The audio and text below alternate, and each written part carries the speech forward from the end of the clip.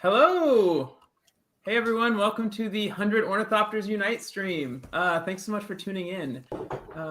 We've got I'm Jesse Robkin, also known as Titty Pills. I'm joined by aspiring Spike. What's up, Spike? Let's go, 100 Ornithopters! We're drafting them. There's no way to win except Ornithopters. We're raising money for charity. Let's go. I unplugged my mic stand. You're just not going to be my stand? We're already off to a great start. The chat. Let's go. Where am I? Okay, I gotta be in the center. Awesome. Yeah, we got a great draft for you guys tonight, and some very fun interviews about the Tabletop Workers United. All proceeds from tonight's stream go to their strike hardship fund. We're going to fight so that they get a fair contract. We've got some commands in the chat.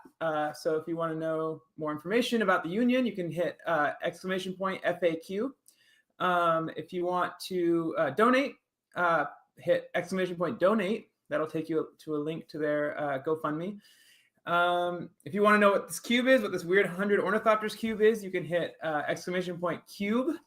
And if you are watching this stream and you're thinking, wow, I would love to unionize my store. My store has shit conditions, or whatever, or anyone can have better conditions than they currently have. Hit ! Action, and you'll be taken to a Google form that will put you in touch with someone who can help you, point you towards resources for how to unionize your store. All that being said, I think we're ready to just jump right in. We're going to start off with an interview with Kit. She is a member of the union, a member of the bargaining committee, and we're going to learn why we're doing this. Let's head on over there. Well, Kit, thanks so much for joining us for this conversation. I guess, first of all, who are you? What store do you work for? How long have you worked there? And what's your affiliation with the union? Yeah, so my name is Kit. I use she, they pronouns. I work at Hex & Co., and I've been working there for about 10 months now. Okay. And I am currently the vice chair of the Hex Workers Union. Oh, amazing. And so what is the Tabletop Workers United Union? And how is it distinct from the Hex Workers Union? Yeah, so Tabletop Workers United consists of 3 different stores. So Hex is one of them, Brooklyn Strategist, and the Uncommons. So it's 3 board game cafes in New York City. Brooklyn Strategist is owned by one person, Uncommons is owned by another, and Hex & Co. is owned by both of them together. And in November 2023, Hex & Co. voted to unionize, and then Brooklyn Strategist and Uncommons followed in December. So now we are all working together for a more fair and equitable workplace. Amazing. Okay, cool. So what are some of the things that you're excited about being a part of this union, what it can do for you and the other employees of these stores? Yeah, I mean, the thing that I'm most excited about is how it brings the community closer together. For example, we had a walkout over the summer, And so that was Hex & Company on the east side, west side, and Union Square. And we managed not to shut the stores down because the management actually had to come in and do our jobs. But we did, at least at West, we stopped at least 80% of people from crossing the picket line, which was very impressive.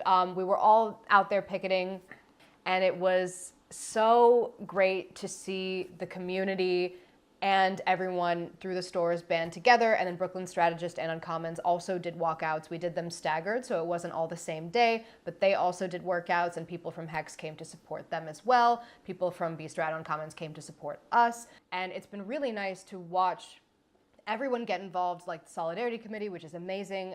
Parents from our after school program have been involved in our bargaining sessions. Local and like specialized gaming news outlets have been involved in things. But I'm so happy that everybody is able to come together for what we think is the greater good, and we prove that we are stronger when we stand together. We actually got the owners to physically and otherwise come back to the bargaining table because of the pressure the walkout put on them. So I'm just really excited that we're able to stand together and support one another because we are stronger as a unit. Yeah, it's amazing what's possible when you're all working together, when you're all fighting for the same thing, fighting for each other, and you prove that they can't do this, they can't run these stores without you guys. So it's so important to have you and to like treat you well. Crazy, I know. But so what are some of your current goals as a union? So some of our current goals, the main one is economics. Right now, we are fighting for a fair and equitable wage for everyone. Hex & Co. and Brooklyn Strategist is also set up the same way, is that we have cafe workers, we have the after-school workers, and we have the DMs and GMs. And we are different sections, so we are not all paid the same. Right now, we are fighting for everyone to be paid in an equitable way according to each other. And we are also fighting for a path to promotions. It's very difficult for after school specifically right now because they are on a tiered system, and most of the people are not on the first tier, which would get promotion and a raise. So after school largely would not be affected by this. Oh no, yeah. That's fucked up. And we're also trying to make sure that this also applies to people who come in after us and not just a flat raise for the people who are already here, so that we're setting a precedent instead of like an immediate fix. We're also working on some no strike, no lockout agreements. And right now what we're stuck on is a speech issue and our ability to organize and promote union activity within the store. We're having a debate right now about what is offensive or provocative versus what is just something the owners don't personally like. We were told that sending out blasts and messages in support of the Strand and their workers unionizing was not at their standards, which we think as a union standing in solidarity is probably kind of our thing and exactly what we do. So we disagree on that. But we're trying to figure out a way to get communication across and bridge the gap there. We're also working on better training standards for people who are already at Hex and for people who are coming in and being onboarded. And we've reached a lot of great tentative agreements, so nothing set in stone, but on health and safety, on gender and diversity, and different things that are very important to us, on holiday pay, on different financial things that are not necessarily the large economics package. We've made so much progress, but it's not set in stone yet, and that's why we want that final push to actually ratify. Gotcha. Well, I'm shocked personally that ownership finds the concept of solidarity offensive, but yeah. Cool. Well, thank you so much for chatting today. I really appreciate you coming out, and hopefully we can support you guys and show our solidarity for you. Yeah, thank you for having us. Amazing.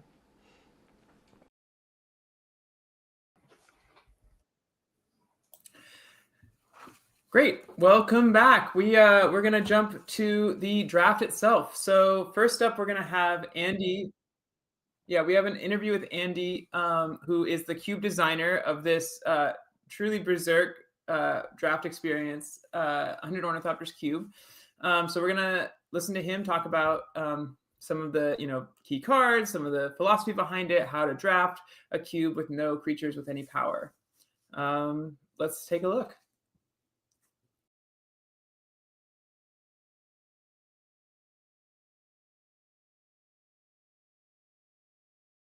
My name is Andy Mangold. My pronouns are he, him, and my connection to the union is none until this event. I'm excited to be helping out in any way that I can. In the Magic community more broadly, I have a Cube podcast and a Cube-focused website.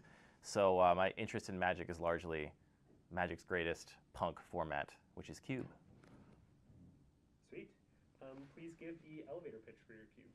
So 100 Ornithopters is a weird experiment in building a cube with no creatures other than the card Ornithopter, Magic's iconic 0-mana 0/2, which is a beloved card, I think partially because it's kind of weird. Like when you discover Magic and you hear about this like card that everyone talks about, it's got this kind of like iconic status, and you realize it doesn't have any power and it can't hurt your opponent. You kind of wonder what it does.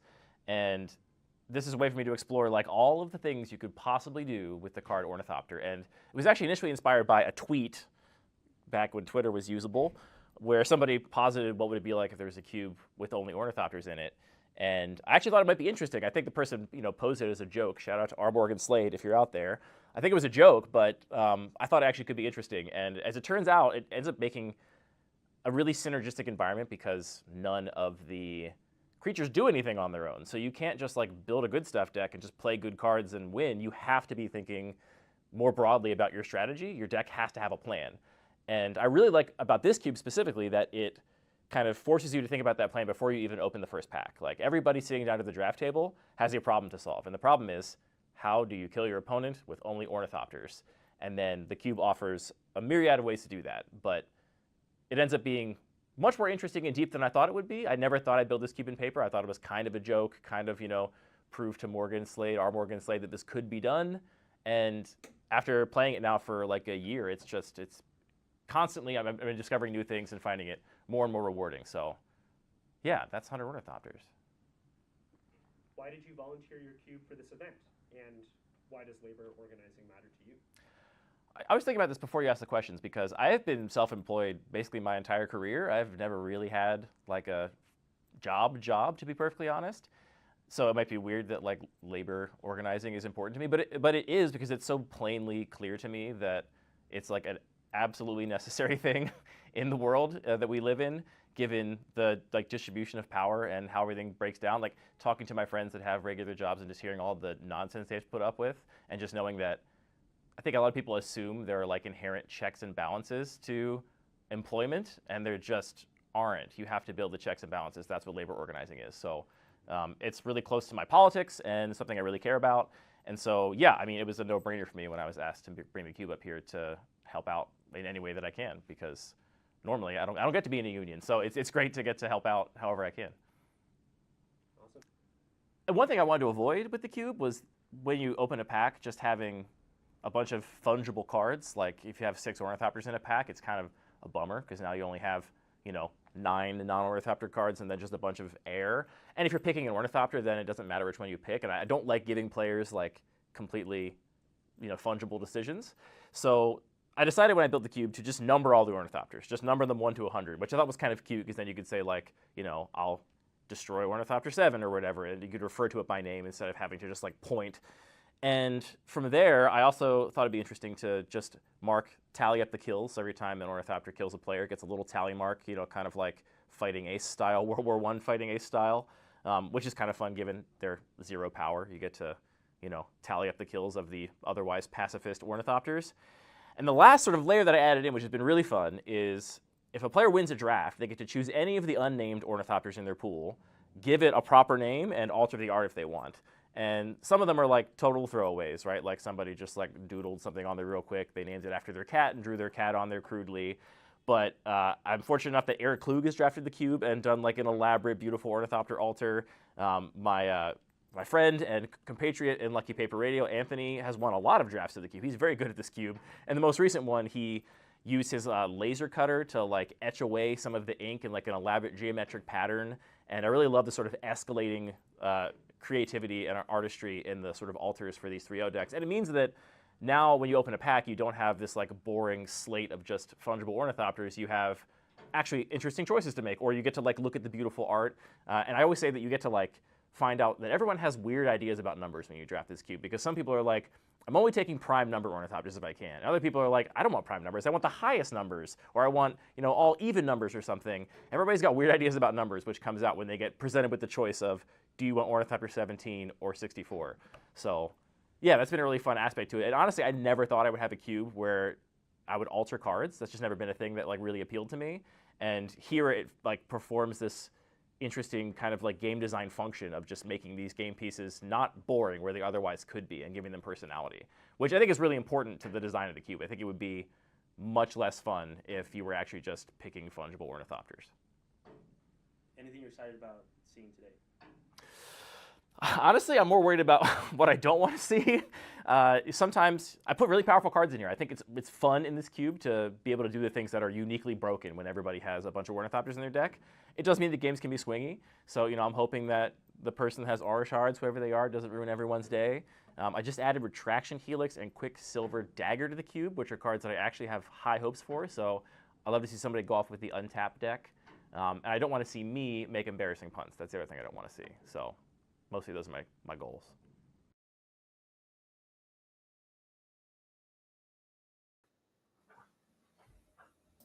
Thanks, Andy. I'm really excited to actually watch people draft this cube. 100 Ornithopters, and the only way you win is with them somehow.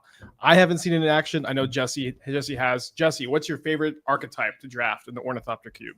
Oh man, well I'm something of a combo fiend. So I love doing like, you know, bouncing all your Ornithopters back into hand and recasting them. You can generate Storm Count, which can't really do much for you in this cube, except you can play like a large Galvanic Relay and then go off again the following turn. There's also Haze of Rage, I think is the card. That's like a storm sort of anthem. But yeah, my favorite thing to do is definitely like the draw a bunch of cards, cast a billion spells in a turn. Yeah, I think like for example, Demonic Tutor is a really powerful card in this cube, which you would think like, oh, you're going to tutor for an Ornithopter, but there's a lot of pretty broken cards here that are then gated by the fact that you're only using Ornithopters to to win the game.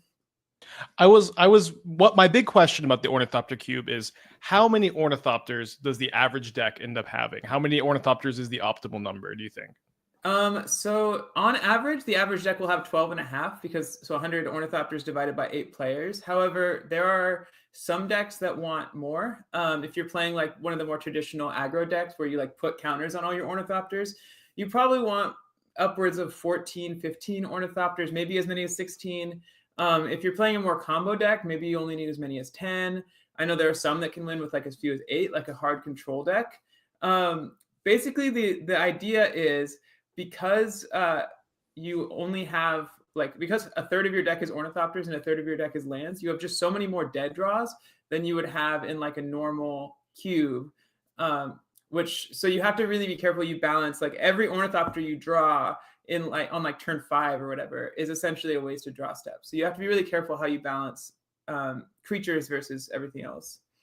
And it's not possible to win without Ornithopters, right? You absolutely need to have some number. Correct. Yeah. And specifically, you're only able to deal damage with the Ornithopters. There was apparently in an early iteration of the cube, my dear card that is near and dear to my heart, Grinding Station, was in the cube, and that was cut because it was way too broken.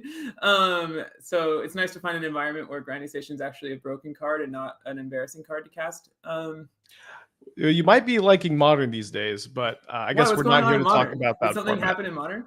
Yeah, Breach is now the best deck in the format again. I don't know if you've been keeping up at all. Yeah, it is. It's a beautiful thing to see. I think WotC was taunting me when they unbanned Mox Opal. Yeah, Mox Opal is kind of like an Ornithopter that taps for mana without Springleaf Drums or anything. Mox Opal's in the cube also. Mox Opal's a very, very good card to first pick because it's basically the only... I mean, there's a little bit of other fast mana, but it is one of the best like fast mana cards. It's so easy, obviously, to get Metalcraft when a third of your deck are 0 mana artifacts. The number one best card in the cube is probably Echoing Boon, which is, for those who are not familiar, it's a conspiracy card. And so it starts in your command zone, so to speak. And whenever you cast an instant or sorcery spell that targets a creature you control, you copy that spell and choose new targets for the copy. So it just doubles every single spell you cast, and it's like an 8th card in your hand. Actually, it's an 8th card in play. Yeah, I used to draft a lot of Conspiracy with my friends, and we ended up putting a lot of the like power play backup plan in our cubes back in the day. And eventually we just started picking those cards over Black Lotus, Ancestral Recall. Yeah. They are just so ridiculously powerful, just kind of quietly some of the best cards in Magic, but no one ever gets to play with them because they're really only cube cards. Absolutely. I mean, they seem like you would look at them and it's like, okay, that's like not that powerful in effect. You double your spells. They're like it's Leyline of Resonance, I guess. But it's like knowing Leyline of Resonance will be in play every single game, and it's not. And you never top deck it, and it's a free 8th card. Yeah, it's truly absurd. But it's not the only broken card. You know, you've got Forcible is really, really strong in this cube because again, people are doing broken stuff. It's one of the only ways to answer a turn 1 Ornithopter on the draw. Yeah, exactly. And another card I really like in this cube is Skull Clamp because it's like it seems a little bit weird, right? Like because it doesn't automatically kill the Ornithopters. You have to work a little harder for the Skull Clamp to draw you to the cards. So you have to pair it with like a sack outlet of some kind, which there are several really strong sack outlets in this cube as well. Is there any way to copy Skull Clamp to just double clamp an Ornithopter, draw 4? That is a good question. I don't know.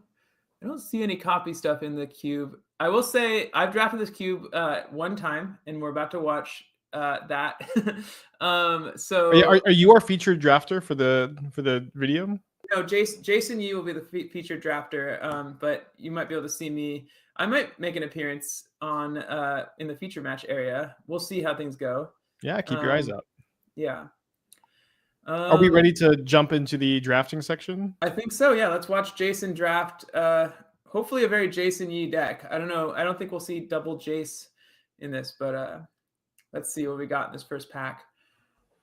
Oh yeah, Paradox Engine is a. Ooh. Yeah, you can untap all your Ornithopters. Oh my god. Oh, Thrumming Stone too. Wow. Thrumming Stone is absurd. That seems to be like one of the better cards of the cube, especially because like one big problem with Thrumming Stone in general is you have to untap with it for it to do anything. Yeah. But being able to play it and just immediately cast all the Ornithopters from your deck seems pretty crazy. Yeah, see, Jason immediately slams that one. Yeah, and it's another good way to. You might take Paradox Engine here. Yeah, I just love that card, and I don't know. Really sick. Yeah, Thrumming Stone probably the better pick, but I just always try to build something beautiful when I cube draft. The one thing with Thrumming Stone, there's so many like really efficient rads in this cube. Like what's the card called? Like Bioblight or Vandal Blast. So you do run a risk with Thrumming Stone that you'll put every single Ornithopter in your deck into play and then just get your board wrapped. So you got to be careful about that. Ooh, Fecundity is a nice one. Fecundity. Did I see an altar on one of the Ornithopters? Yeah, a lot of the Ornithopters are altered. If you win the draft, you get to alter an Ornithopter. Wow. There also are some altars in the cube, Phyrexian Altar and Ashnod's Altar. So, are those altered themselves? No, those are normal. They should really call them Phyrexian normal. Yeah, Song of Freyalise is really nice. It turns all your Ornithopters into Moxen. Yeah, I'm a pretty big fan of that card. And then it gives you a little boost of damage. It's so important to find ways to actually give your Ornithopters power in this cube. I'm looking at the cube list for Gaia's Cradle to see maybe I would have taken that crop rotation. Gaia's Cradle is indeed in the cube, as is Tolarian Academy. Ooh. So those are two of the highest picks as well.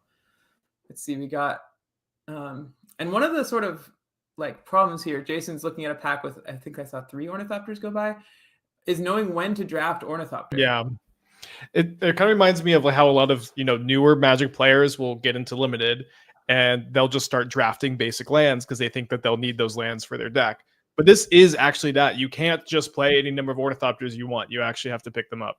Yeah, which is, I think, honestly good design. I think that adds to the complexity of the draft. If you could just fill your deck with Ornithopters, it would be a lot easier. Does Jason take an Ornithopter there? Yeah, Jason does. I honestly feel like I would fall into the victim of not taking Ornithopters fast enough. Yeah, and just end up with just 5. Oh man, Forsaken Monument. Oh, baby. Make all your Ornithopters 2/4s. Oh, Vandablast also seems really gross. Yeah, Vandablast is really nice in this cube. I also think like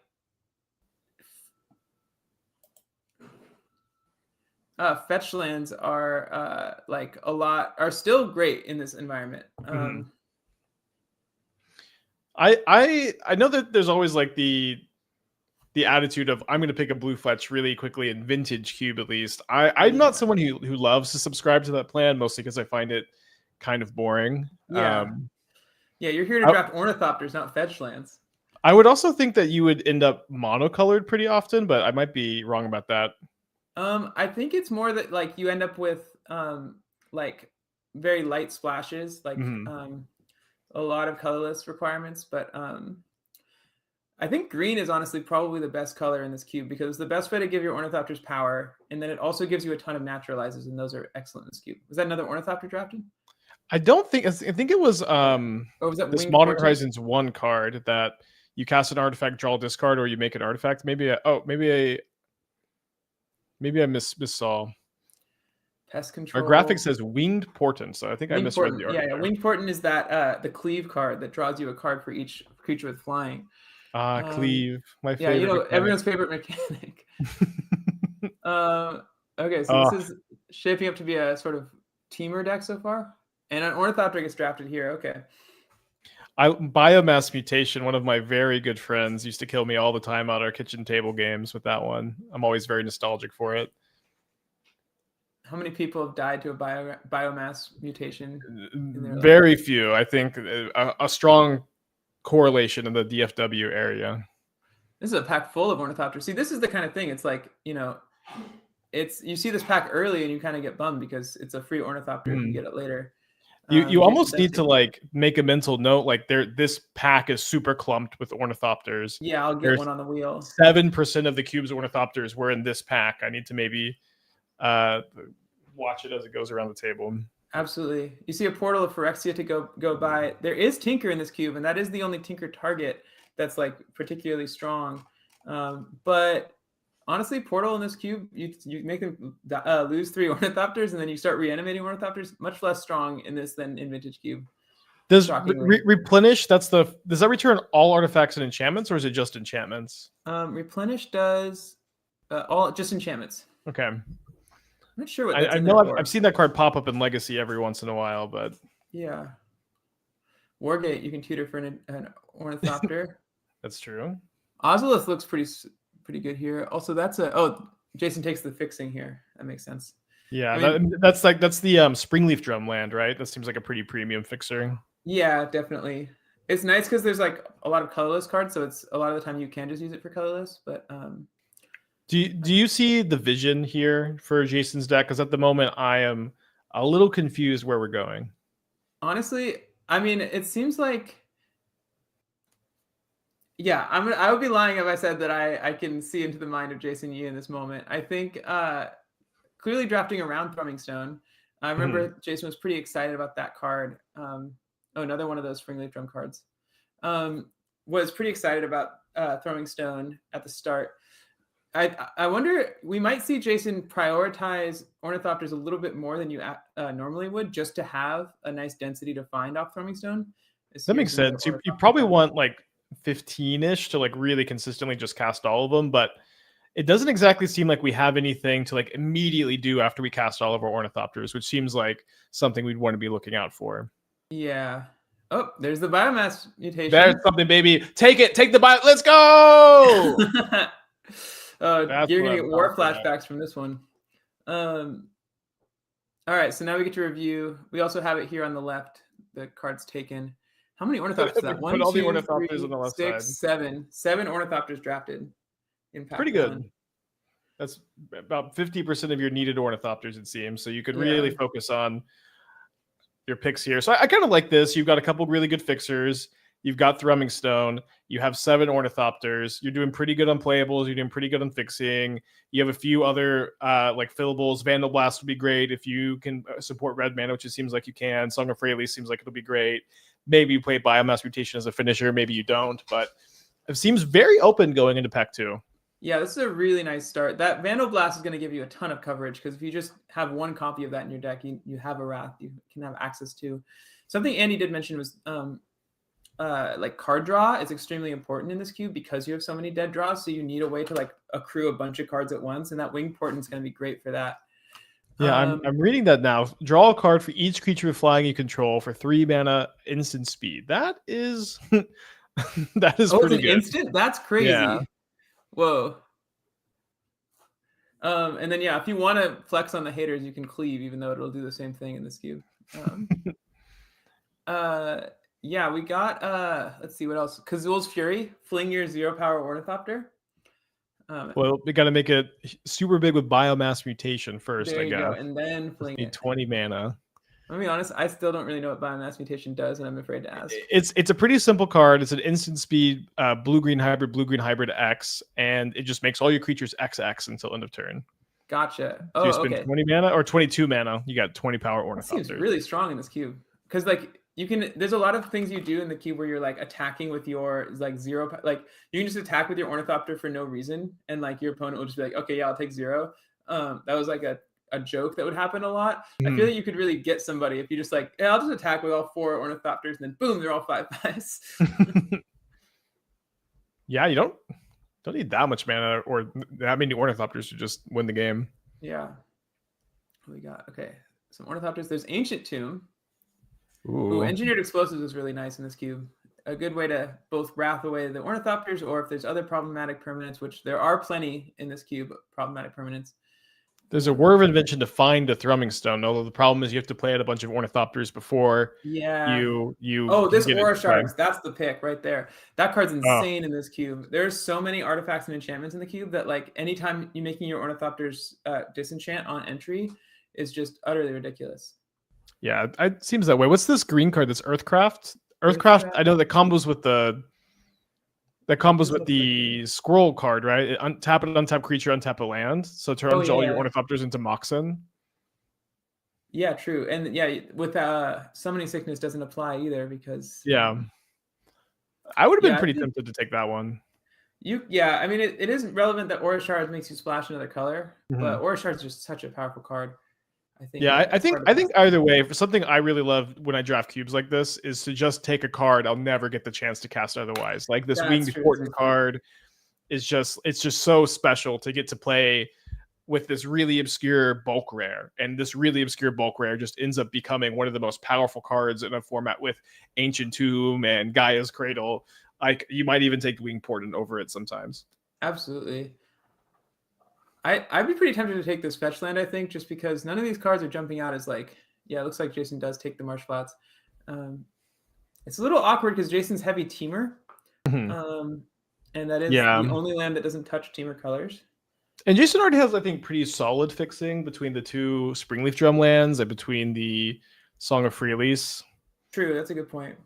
Also, like Bow of Nylea is kind of tempting because it just kills Ornithopters over and over and over again. Yeah, it puts them in sort of in the abyss of like every Ornithopter dies to my Bow of Nylea, and it can pump up your Ornithopters too. I hate to throw a wrench in the Ornithopters, but Bow of Nylea may actually be a win condition that isn't an Ornithopter. I believe you can put cards from your graveyard into the bottom of your library. True. So you can just never deck. Yes, man. I would. If I knew this and I had pack 1, pick 1 Bow of Nylea, I would do my best to just not draft a single Ornithopter. That would be so sick. Just like a control deck around Bow of Nylea, never deck out. Force of Vigor seems pretty nutso. Force of Vigor has got it. Especially I think Jason has a lot of green cards. I think. Yeah, I think Jason's very solidly in green. I would guess. So I would definitely. I mean, Haze of Rage also a nice card, but I think looks like Jason's pulling out cards they would maybe like to wheel. I can't imagine taking anything other than Force here. I've cast Haze of Rage a few times in Modern. Spike, I'm going to tell you right now, I fully believe you. Yeah. I would eat it with Blister Coil Weird. Eat those extra copies. Oh, yeah. That is pretty weird. Yeah. Modern legal card, Faithless Looting. That's right. alongside hiding behind a Mox Opal, hoping no one knows. Oh, there's a Mox Opal in there? No, I'm saying Faithless Oh, Looting sorry. is like modern legal. Oh, it's Faithless Looting in the pack. That's why you said it? Yes. I see. I thought you were talking about Haze of Rage still. Oh, no. Yeah, Enlightened Tutor could maybe be the pick. Grab Aura Shards, grab Thrumming Stone. You're already in white because of the Aura Shards. Enlightened Tutor seems great there. Let's see what else we got.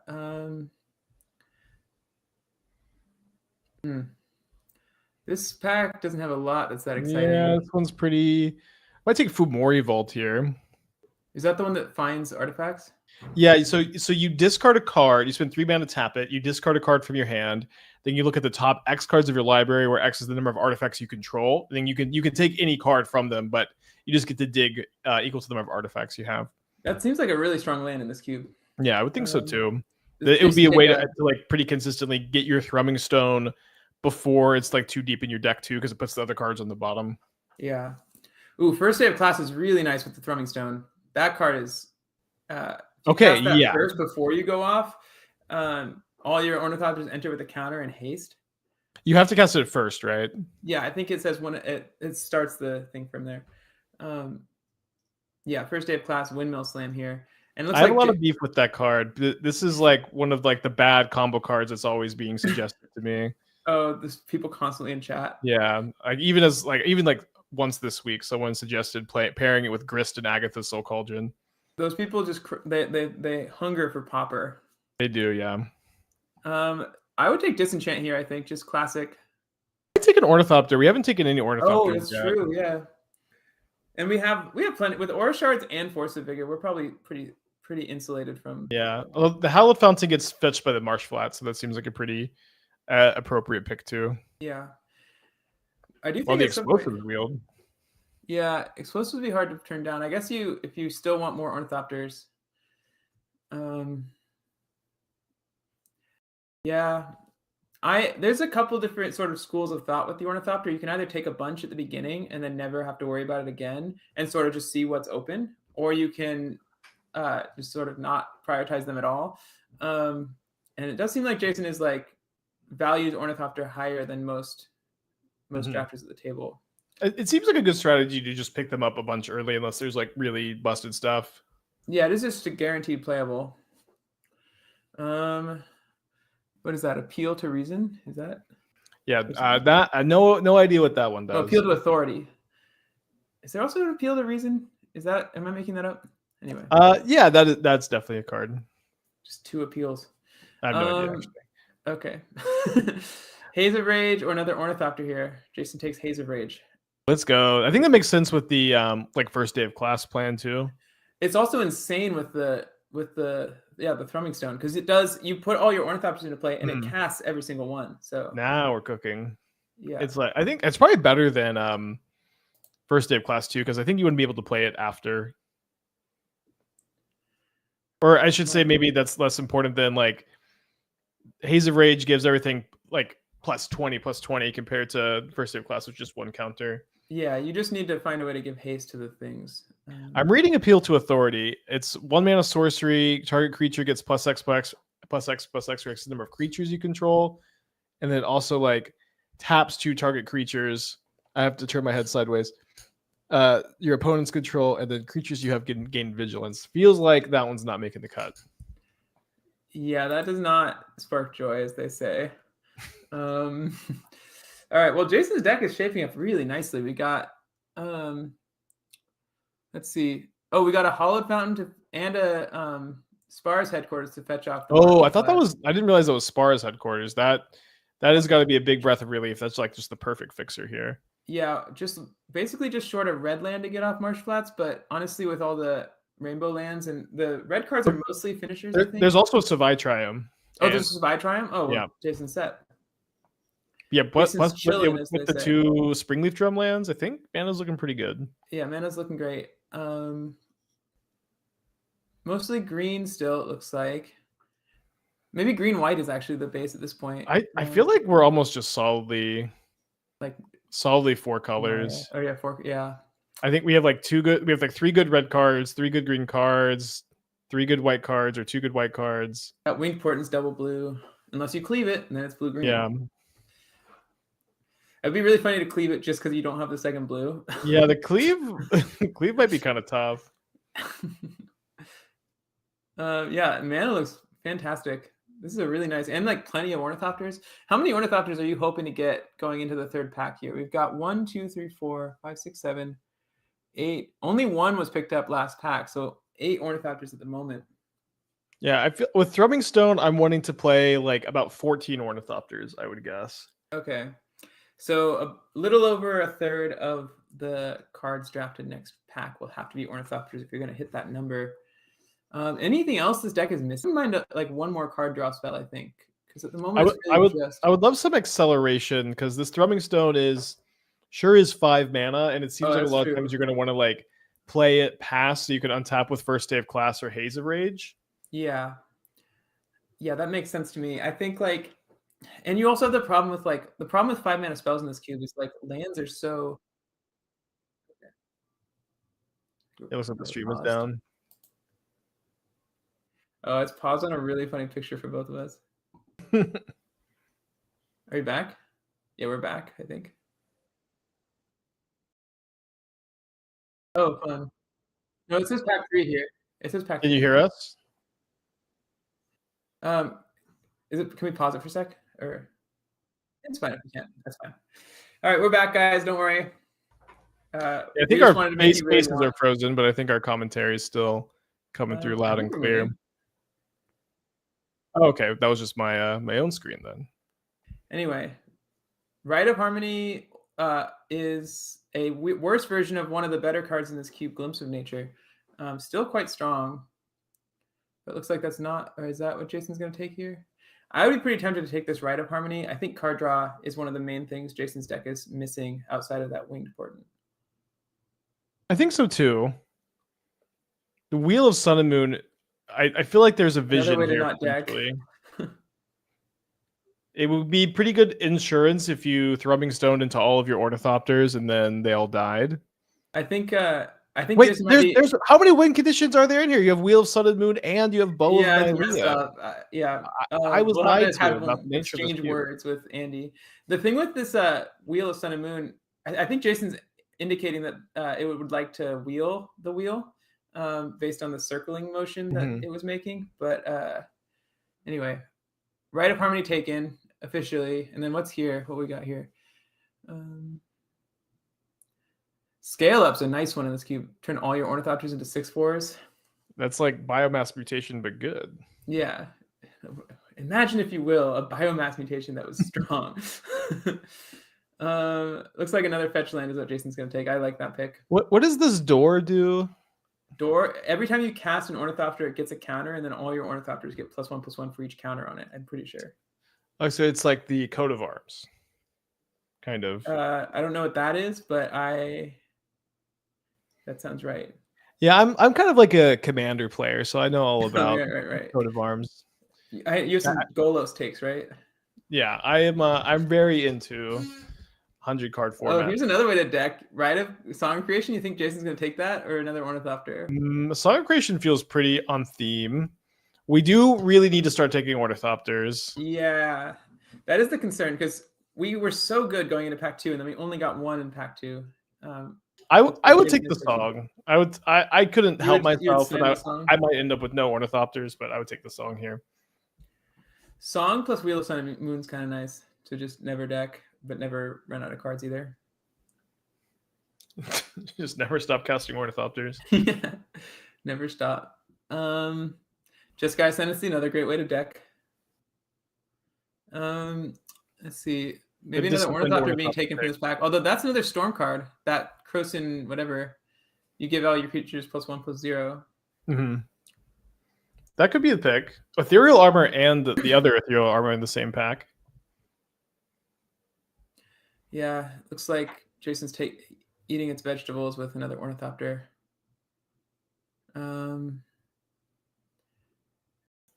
Let's see. Impact Tremors, another nice payoff for the Thrumming Stone that you don't have to untap with. You can just have it in play. I might be worried about not being able to deal enough damage with it, though. That's a good point. Yeah, you'd have to be able to cross. I mean, unless you have 20 Ornithopters in your deck, which Jason is not set up at this point to have. I will say something about another Ornithopter drafted. Yeah, okay, Jason. I think Jason heard us speaking from the future, talking about how more Ornithopters were needed. Oh, there's that skull clamp. Meltdown, another excellent wrath in this cube. What are you One taking mana. here?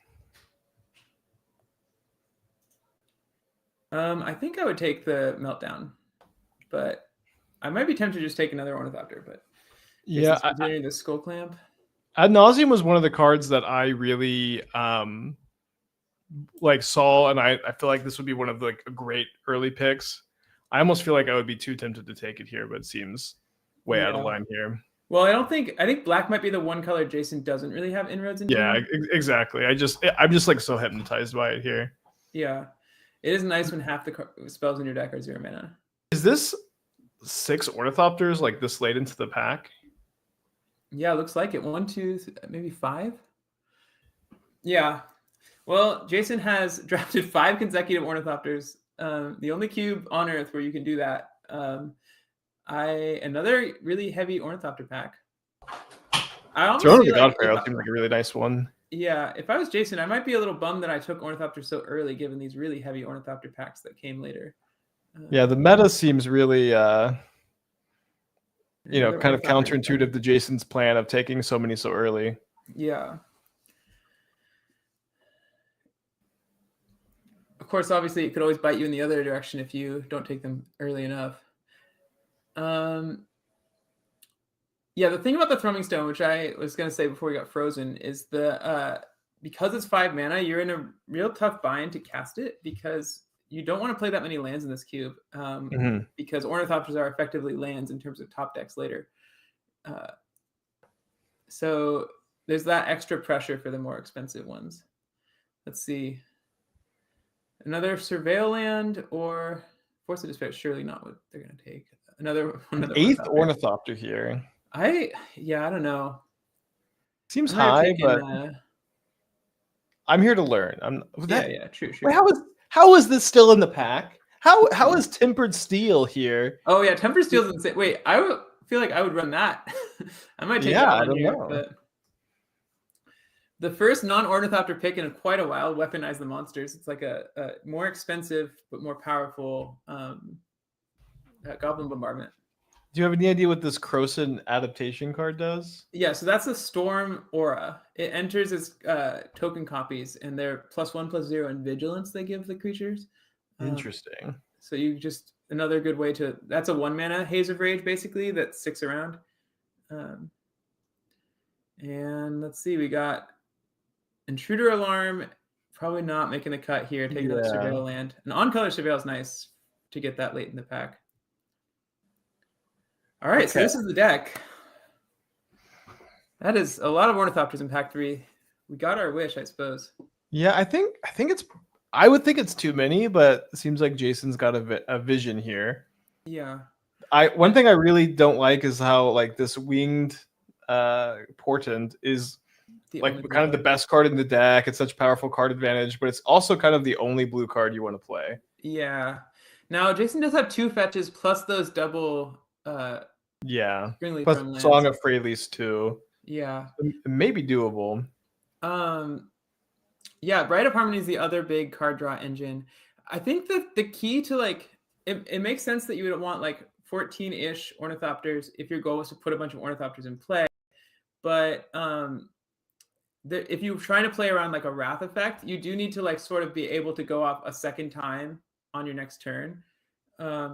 Which makes for some like, maybe you want a little bit more for that reason, but I still think this might be, how many is this? 4, 5, 6, 7, 8. Is this 16 Ornithopters?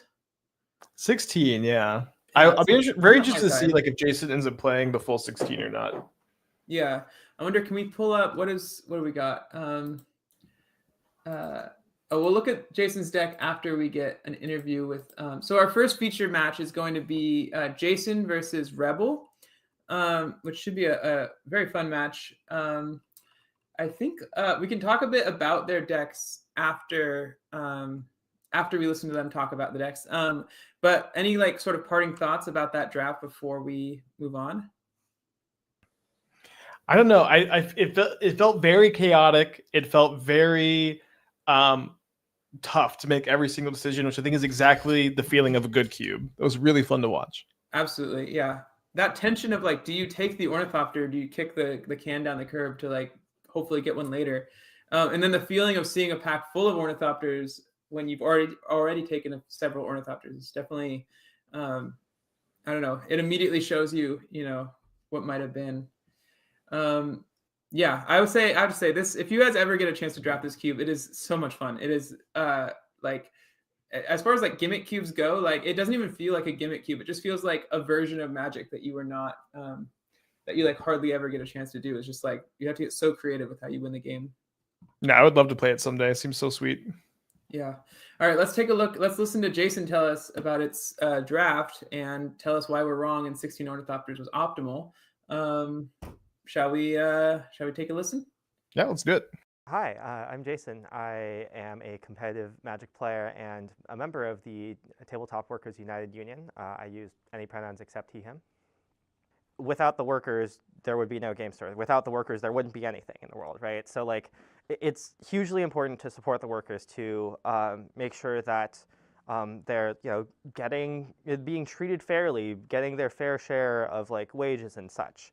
And like, it's honestly really disgraceful how the owners of Hex and Brooklyn Strat and Uncommons have been treating the workers, and like just like really disrespectfully. And I think it's a really important cause, and I would highly recommend supporting the union.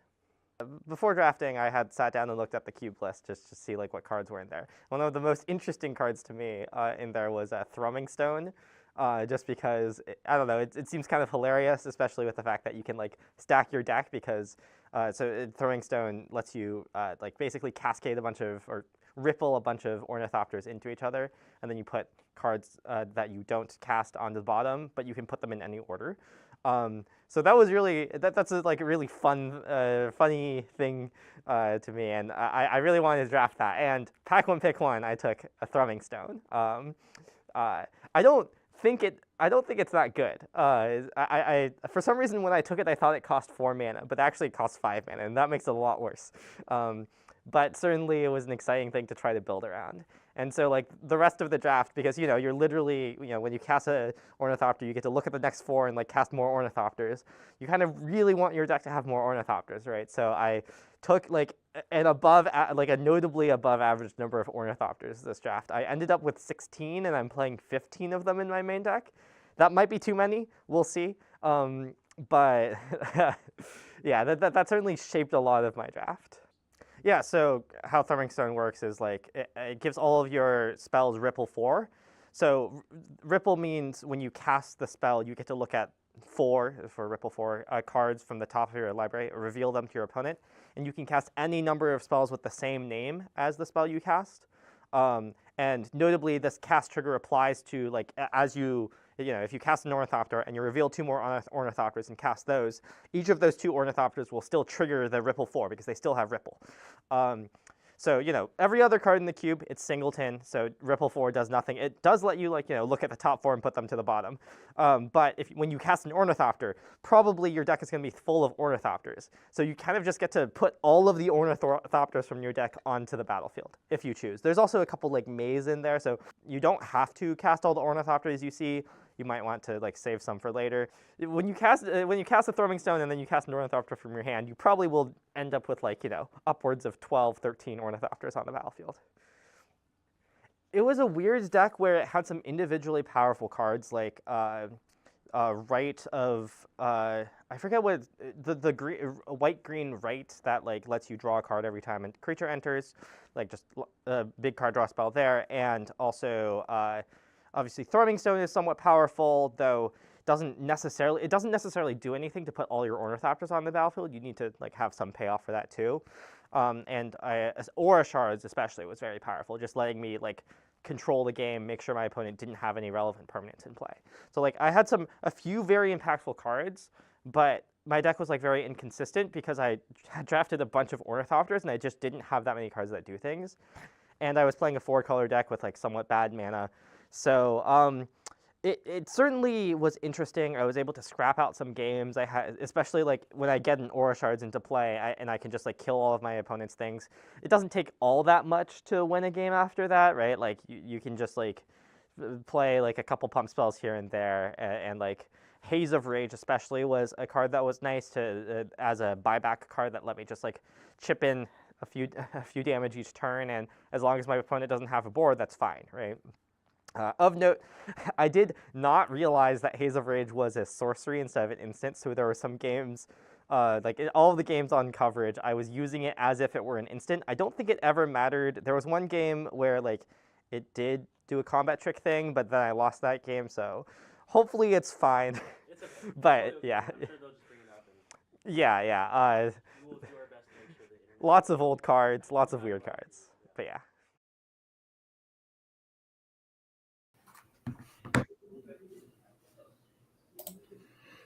Awesome. So yeah, that was Jason's explanation of the deck. I like that Jason agrees with us that 16 Ornithopters is excessive. Yeah. I wonder, like, in the moment, if you like just lose the amount of Ornithopters you have, you know? I can say that I definitely did. So I was also in this draft, and I was surprised. I was like, man, I didn't get enough Ornithopters, and then I realized I just missed that I had 2 more in my pile. I was like, oh great, okay, I'm fine. I'm doing fine. So yeah, that definitely can happen. Specifically, like, I don't know, like once you get above 10, it's a lot harder to keep track of how many you have. But Yeah, I think so. It's like, it's almost just like playing a completely new game for the first time. yeah, really is. And like it's like sort of familiar, and like some cards are just as good as they are in in like normal Magic, and then other ones are just like utterly busted in a way that like you would not expect them to be. And that's one of the coolest things about this cube is you get to see cards in a new light based on the context of like Throwing Stone, for example, casting every Ornithopter in your deck. Yeah, let's so I really hope we see Thrumming Stone like every single game. yeah, I mean, you first picked the card. I think Jason also hopes to see Thrumming Stone every single game. I think, yeah, so Jason will be up against Rebel in round 1. We can take a look at Rebel's deck as well. We didn't get to see her draft it, but let's see what she cooked up. Please tell me your name and pronouns. Rebel, she, her. My connection to the union is I'm a player at a lot of the stores. I've been playing in New York for a really long time, so very supportive of the union and the people who work there, and a lot of them are very good friends of mine. And then my relation to Magic is I create a lot of content for Magic, and also have a lot of friends there. So when it comes to surprises, there is a lot of surprises actually. Here it's like I really have to get my engine and also get the Ornithopters to power that engine. So by my last pack, I counted I had like 8 Ornithopters in my library, so I thought, oh God, I don't get to pick anything this pack. And I just aggressively took Ornithopters, passing some pretty good cards. So that was pretty surprising. The pick that shaped my draft the most is 2 of them. One of them is Paradox Engine. I got that pretty early in pack 1. It's colorless, pretty easy to pick up. I also went into the draft wanting to do a combo deck. I kind of love combos with my CDH background, so I really wanted to try some like Yawgmoth thing or like, I don't know, some sort of Storm thing. And Paradox Engine is like a pretty easy way to like set up something. Then the second thing I picked up was a Gaia's Cradle. That was my second pick on pack 2. So I thought, okay, we're gonna make something happen here, which led me to like pick up stuff like Expedition Map and other stuff like that, and also the Paradise Mantle and 0 Rocks to turn my guys into a draw engine, and then desperately looking for a payoff, which was the Quicksilver Dagger, and then this other red enchantment thing that deals damage. So How I feel about the deck is I don't super love it. It was very difficult to build actually because my pool had a lot of really great cards. Like I had Demonic Tutor, I have Imperial Seal, I have Wargate, like a bunch of tutors, a bunch of draw-like effects like Galvanic Relay, like and all the Storm combo cards you want. But then as I'm assembling it with like some of the blue, white, and green spells, that's kind of my core. And knowing that I have 14 lands, I started to like get kind of concerned I can't support a high color deck. So ultimately, I feel like I don't love my deck because there is a plan, but to get to that plan is like kind of rough. So how it kind of worked out was pretty well, maybe, and then I'll see in the rest of my games.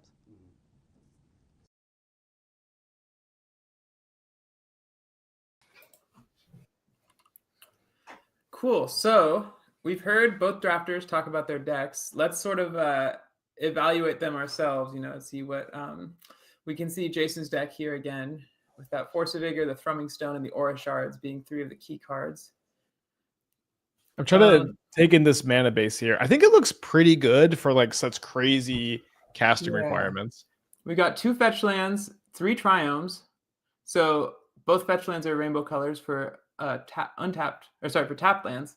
The only untapped fetchable that's not a basic is Hollowed Fountain. So white and blue, a little bit easier to cast when needed. Otherwise, gonna have to fetch end of turn. Yeah, double Surveillance Night. I mean, the mana base is great. It's got the two Springleaf Drum lands. I do feel like Jason's probably gonna be able to cast all of its spells. The red is the most common color, but really none of this there's 4, 8, 12 colored spells in the entire deck, and one of them is castable for free if you have a green card in hand. Yeah, I'm pretty nervous how we're really built around Thrumming Stone. That card sure does cost 5 mana. We probably will not ever be able to win the turn we cast it. And the only way we can accelerate into it is Song of Freyalise, and we can only do that if we already play some of our Ornithopters out. Yeah, that's I would say that's an astute read of the sort of constraints of this deck. I will say, in Rite of Harmony, sort of a pseudo Thrumming Stone, I suppose. That's you true. Don't, which only costs 2 mana, and you can flash it back. I guess the question will be how often will Jason be able to actually cast Thrumming Stone? Number 2, how often will Thrumming Stoning out your entire Ornithopter base work? And then when that's not happening, is Jason able to piece together with Aura Shards vindicating every single thing whenever they cast a card? Will there be a fair win with just a couple Ornithopters in play and maybe a couple Croson adaptations? Those are sort of the questions I would have. Yeah, that seems really critical to have Force of Vigor, Vandal Blast, Aura Shards early, slow your opponent down, and then just hope you can slam Thrumming Stone and pray that it lives. Yeah, this weaponize the monsters is a bit interesting. I think it deals 2 damage each time you sack it, right? Yeah, so that is another alternate win con if you can draw enough Ornithopters to just slowly throw them at your opponent, but that feels so easy to disrupt. So yeah, I'm going to spend my night reading Weaponize the Monsters. 1 mana red enchantment, 2 mana sacrifice a creature, deal 2 damage to any target. Okay, I mean, that's a plan B for sure, or plan C maybe. Yeah. Cool. Let's take a look at Rebels deck one more time before we jump into the match. See what Jason's up against. We've got this Quicksilver Dagger is a nice one. Remind me what Quicksilver Dagger does again. I can't remember from the deck tech. It turns the enchanted creature into a Tim who pings every time you tap it, but you also draw a card. So you pair that with Paradox Engine, and you can just go off Okay, very cool. Yeah. Are there any other combos with the Quicksilver Dagger? Let's see. Any other? There's a Retract, which there's also Retract. Yeah. Wow. Is that also will just go with the Paradox Engine? I think. Oh, I see. No, for some reason I thought Retract was untapped, and no. I think that you would need the Intruder Alarm maybe in order to. I'm not sure. This might be a little. I think Retract is just maybe a mana engine with Earthcraft, you. Oh, sure. Ornithopter a bunch, and then retract them and replay them and make a bunch of mana. Yeah, that's true. Infinite Storm for whatever purpose you have for that. There's also Expedition Map to go get Gaia's Cradle. Mm-hmm. And what is top this is kinda awful crazy. looking red enchantment? This 4-mana red one here. Tap an untapped creature to ping something. Okay. So Okay, that was that's also combo with Retract. yeah, and Paradox Engine. Sensei's Divining Top is also a way to guarantee your killing if you have the Quicksilver Dagger in play. Although I guess it's per mana. I mean, this deck looks really good to me. I guess the one question is the mana base looks a bit awkward. Rebel did not pick up any fetch lands. And this double red card, we've got Paradise Mantle, Sunbaked Canyon. Expedition Surely map. there's another Expedition map for your red. So you have Wait, what? Earthcraft to untap your Sunbaked Canyon. There you go. Okay, wait, but is there any like other rainbow sources? Well, so there's, this is something that I am in a really bad habit of, is just seeing unplayable cards and just I look at them and my eyes glaze over. But what is the symbiotic deployment? just This is looking at that too. skip Skip your 2 mana, draw. skip your draw step, another win condition in the cube. This is like the hidden archetype of don't draft into Ornithopters and don't deck yourself. Yeah, just don't deck. I do think if you're not drawing any cards, you might have a hard time not dying. But hey, I don't know. To each their own, I suppose. We'll write this down for Andy to. Yeah, I think they need to be deleted. This red enchantment seems difficult to cast, but I think overall this deck looks really sick. Yeah. Oh, there's a Springleaf Drum too. I missed the drum. Oh, there's a drum. Okay, so yeah. And maybe it's like one of those things where if you have you'll draw into your way to cast it eventually, since there's a couple ways to like draw your entire deck. Maybe the graphics are off. Like, how is it 3 basic planes? You know what I mean? That is a good question. I don't know. I guess actually I'm gonna call that these planes are mountains instead. That would make more sense. I mean, what is this? What is that other white card? It's just Savine's Reclamation. No, the 1-mana one. Oh, Scapegoat. That's Scapegoat. Sacrifice a creature to return any number of target creatures you control to their hand, to your owner's hand. All right. Well, let's see if we can escape the goat, which is Jason Yee in this round. How's that for a little? No. All right, that's fine. Great. Anyway, if you liked that joke, or if you hated that joke, remember to hit !donate to know how to donate to the GoFundMe. We've got !FAQ to learn more about the cube, and yeah. Anyway, let's jump into the match. Let's go.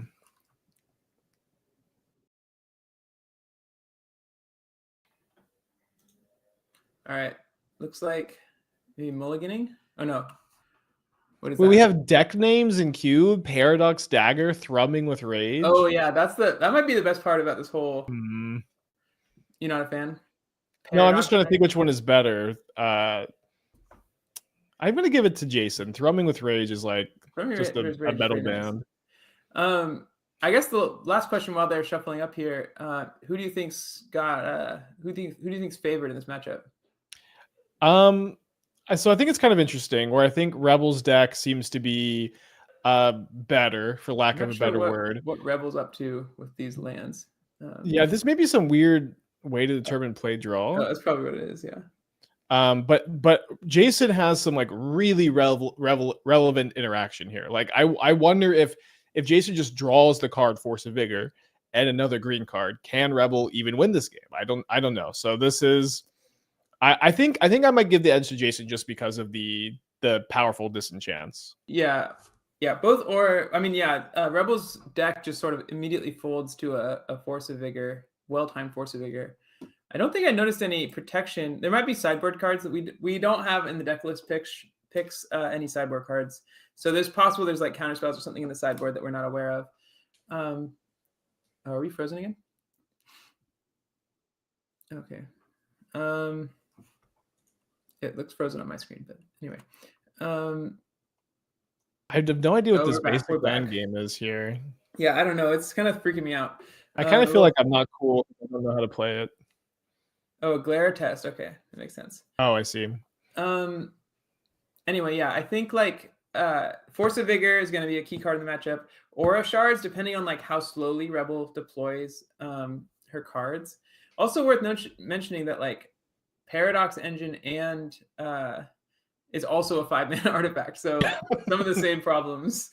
Yeah, it was also in Jason's opening pack. You know, I think you wanted to take the Thrumming Stone, and I wanted to take the Paradox Engine, and now we get to see who is victorious here in round number 1. Yeah. Great. Are we still shuffling?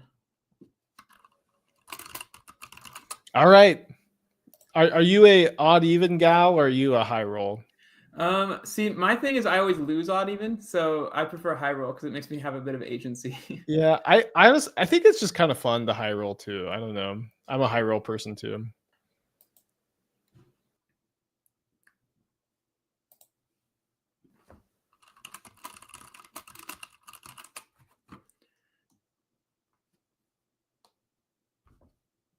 Okay. My stream is currently, I can't view the thing on Discord, so. Yeah, I had to refresh a couple times for it to pop back up. If we can, Niall, if we can throw it on the Ninja, then I'll be able to watch. But I can watch from behind on the thing. Otherwise, Spike, I'll throw it to you too.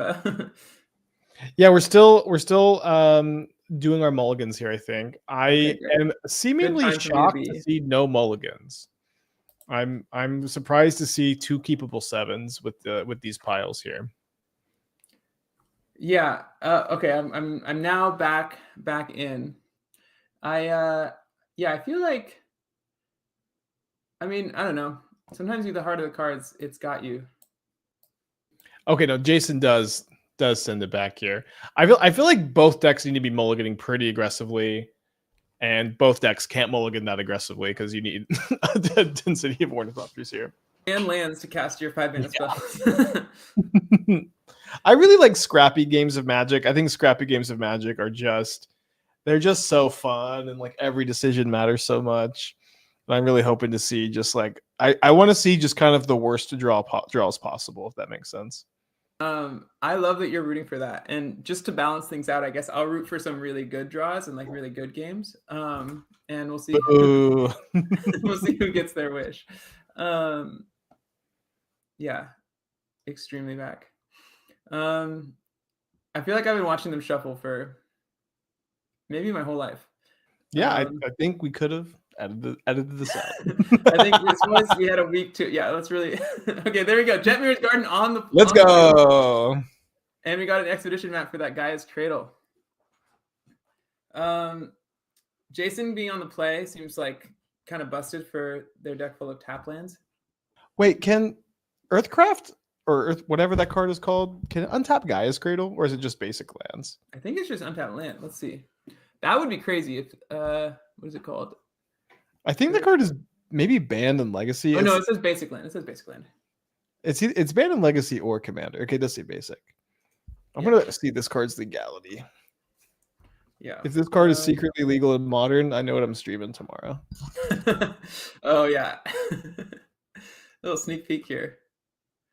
No, all right, it is banned in Legacy, but legal in Commander. I had it backwards. So you're streaming Commander tomorrow, is what you're saying? I think so. Yeah. You heard it here first, folks.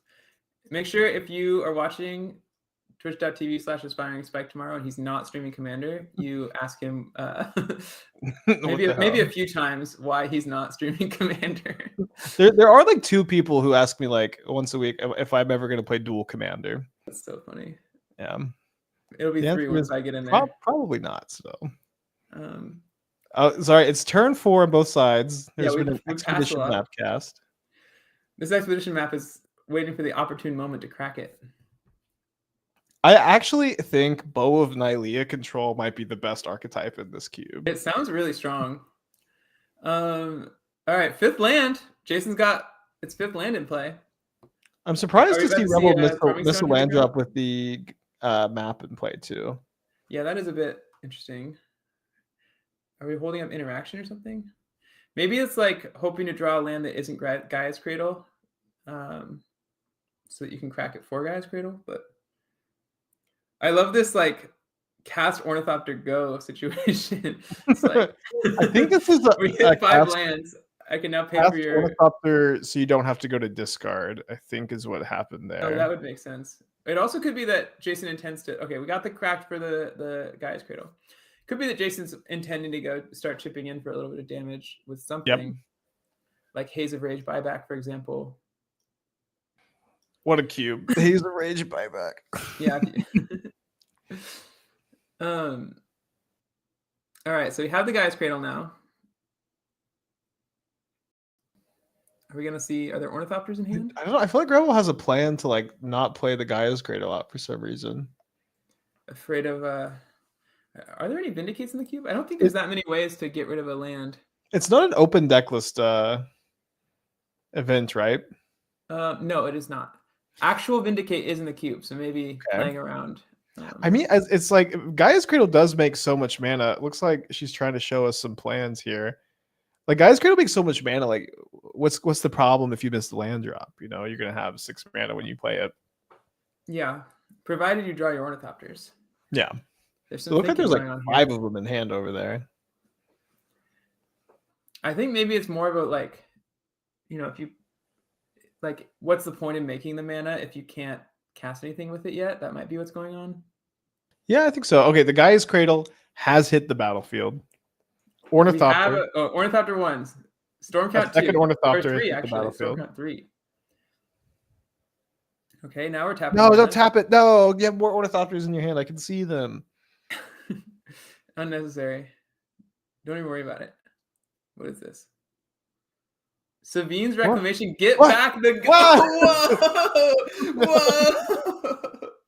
Whoa! Holy cow! Oh, we're about to get a red land. He's getting the Sunbaked Canyon for sure. Yeah, there is definitely a load-bearing Sunbaked Canyon. Oh, I guess I'm gonna be looking closely at Niall's deck list to see if there are basic mountains or if there are basic plains. Because you haven't seen either hit the battlefield yet. Yeah, I mean there has to be, if you want to do the untap a land with the like whatever Earthcraft or whatever the hell it's called. Like, you need a basic mountain. You can't do that with Sunbaked Canyon. Get that double red.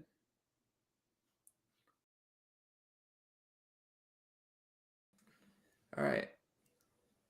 We've got...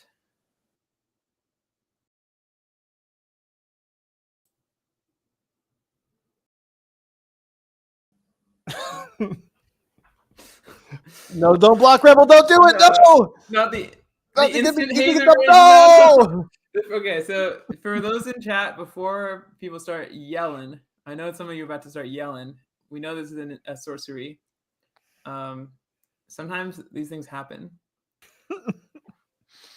You know what? I wonder if anybody would have noticed, because as someone who has played with Haze of Rage in Modern, I also thought it was an instant. Honestly, I also thought it was instant. Okay, we did. Oh, we're not getting almost got the Sunbaked Canyon. Instead, got the Horizon Canopy. Yeah, I think I saw Rebel maybe for a second grab the Sunbaked Canyon. Yeah. And realized that is a load-bearing Sunbaked Canyon. Let's get Horizon Canopy instead so we can cycle it. Wow, yeah. So Savine's Reclamation is 3 plus 2 plus 2. It's 7 mana to draw a card. 3 plus 2 plus 2. Okay, you sack the Horizon Canopy. Yeah, that's the. Okay, let's go. With Gaia's Cradle, that's not too yeah, bad. it is. Rebels made them. You're flexing on mana cost here. Yeah. I'm just turning. I don't know why I feel like turning my head is going to help me see the other cards. You might be able to read the Ornithopter better. Yeah. So it's a 0 mana O2 flyer. It's an artifact creature Thopter. Seems pretty bad. Oh wait, yeah. No, Paradox Engine. Oh, do we have a sighting? A Paradox Engine sighting? That's I'm rewarded for twisting my head over here. See, I didn't twist my head. I had no idea it was coming. So clearly, you know something I don't.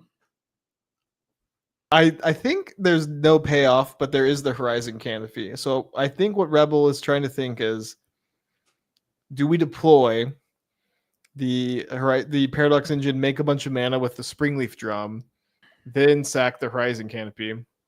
Another kind of interest. I think you should just sack the Horizon Canopy first, because the Ornithopters are like, they make 1 mana if you play them pre Gaia's Cradle. They make 1 mana if you play them post, because of the Paradox Engine. It's interesting the tension too of having to play this Ornithopter before the Paradox engine. Yeah.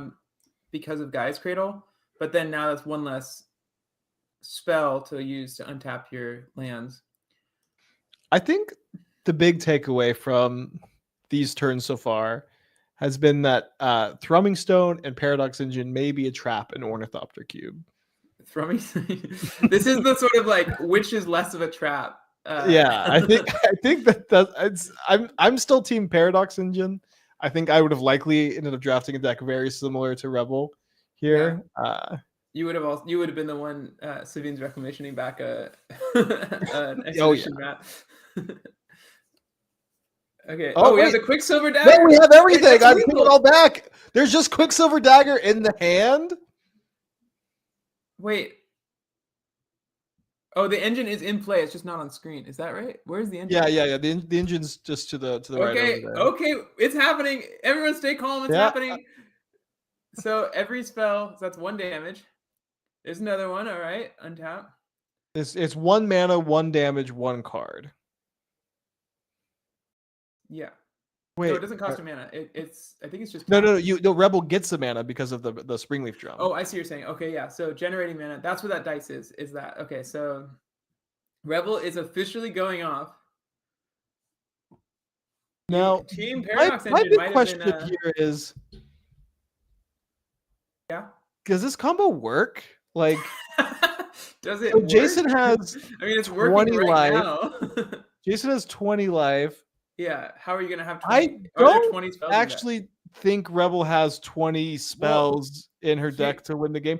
Oh, right, no, but because there's this card. There's this card and there's that card. The scapegoat. Everything's accounted for. You get to return these to your hand to replay them. Okay, never mind. Once again, Rebel is escaping the goat with Scapegoat. Oh wait, although the problem is with Retract, you retract your Ornithopter and then your Quicksilver Dagger falls off. But then you Sabine's Reclamation it back. Oh my gosh! Holy shit! You also could just retract a different Ornithopter, right? Yeah, although then your thing has Summoning Sickness. No, you keep the one in play.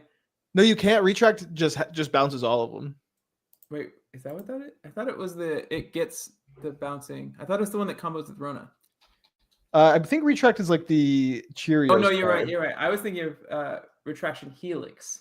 Yeah, I added a Shun and a Helix. I mean, it might is it Retraction Helix in the hand in the deck instead of no? I think it is Retract. I think you're right.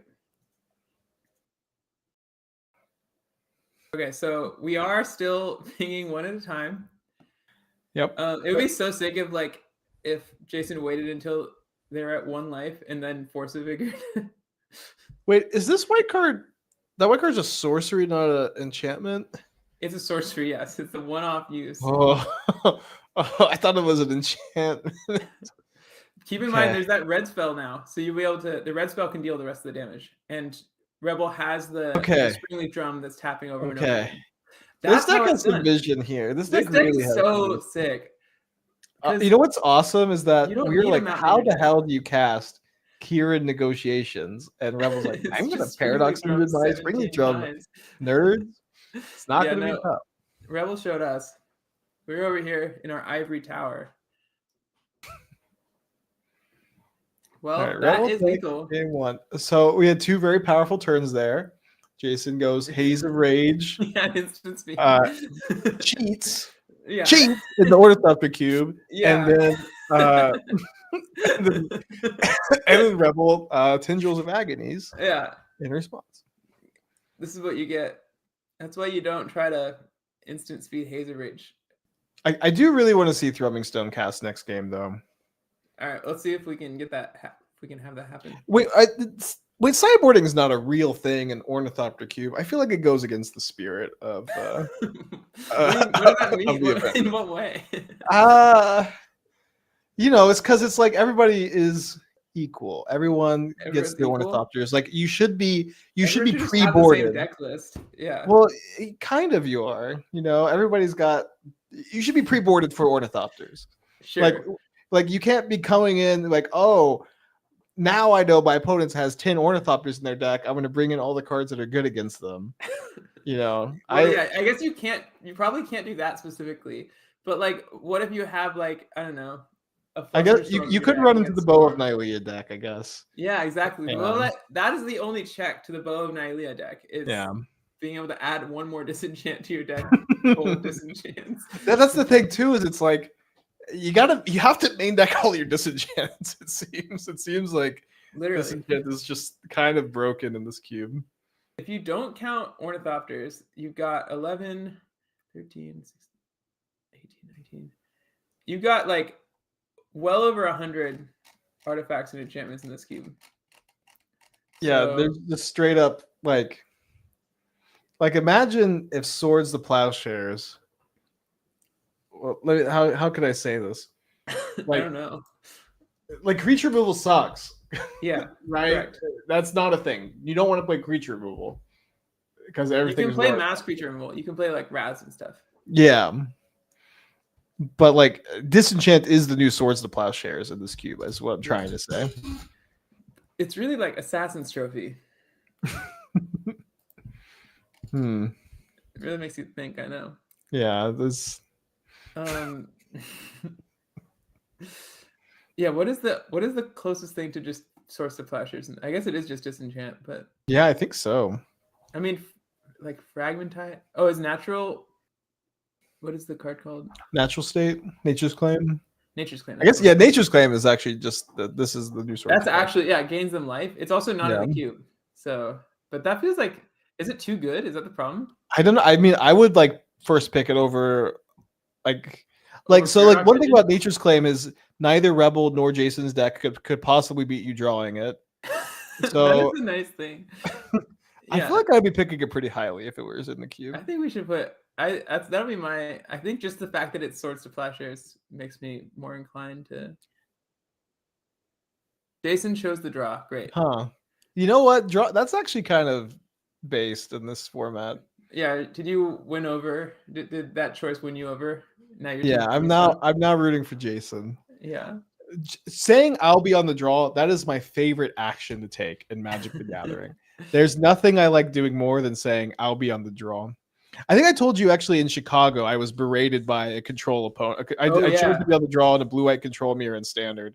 And I did win the game because of it, and then I got berated by my opponent for it, which is the perfect combination. That is my ideal match of Magic the Gathering. The person who's just signed the match slip telling you did it wrong. Yeah. That is definitely the best feeling.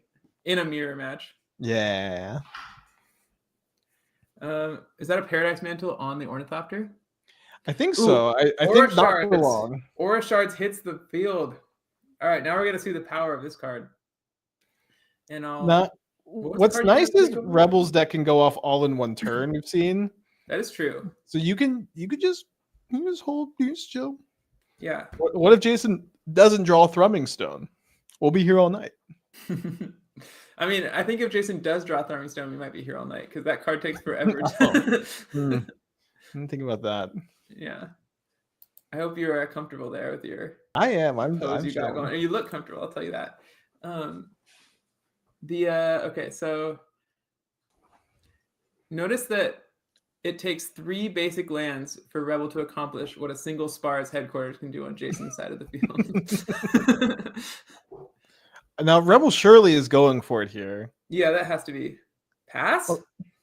What? I don't remember. Are there instants? I mean, again, could this be retract as the unholy sideboard? We don't know what's in it, so it could be. Yeah, that's true. Oh, maybe it will be a retract. Maybe the goal is to like bait out an Ornithopter. Oh, that is a good point. Someone in the chat says that you need a non-summoning sick Ornithopter for the combo. Unless you have the red enchantment can do it without. You can just cheat. Yeah, I don't know. It's Ornithopter Cube, baby. There are no rules. There are no rules in Ornithopter Cube. Except don't talk about Ornithopter Cube. Yeah. Oh, we got the weaponize the monsters. Are we gonna see a fair win, 2 points at a time? Spike, now's your time. I'm quizzing you. Do you remember what weaponize the monsters does? I do. You know, I was actually thinking this card. Why doesn't it have cycling? It's an Akora card, the cycling set. This is like a perfect card to put cycling on. That's a really but it spends 2 mana to sack out a creature, deal 2 damage to any target. This also seems to be a card that Rebel maybe can't beat because her entire combo is putting a 3-mana aura on a 2 toughness creature. Yeah. So maybe we'll see Jason tap out for Thrumming Stone, and then Rebel can do the combo again. What do we got here? Oh, we got the storm aura.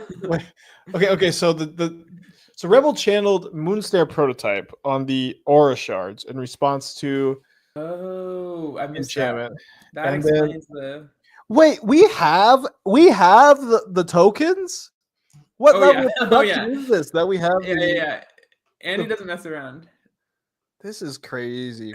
Imagine how productive you could be as a human being if you didn't build an Ornithopter cube and you put this level of but what would be the point? effort into anything? What's the point of productivity if you can't build an Ornithopter cube? I mean, that's fair. I mean, Croson adaptation tokens. Listen, and who am I to talk? I'm the guy watching the Ornithopter cube. That's even worse than building it. Yeah. We fully turned you against Ornithopter Cube halfway through the first match. No, these are my favorite kinds of Magic the Gathering games. Just with multiple tokens of Croson adaptation. Like you're just struggling, literally struggling to do anything. Is just such a cool feeling in the game. Yeah. I do think channel aura shards with Moonsnare Prototype is such a Chadley move. It's like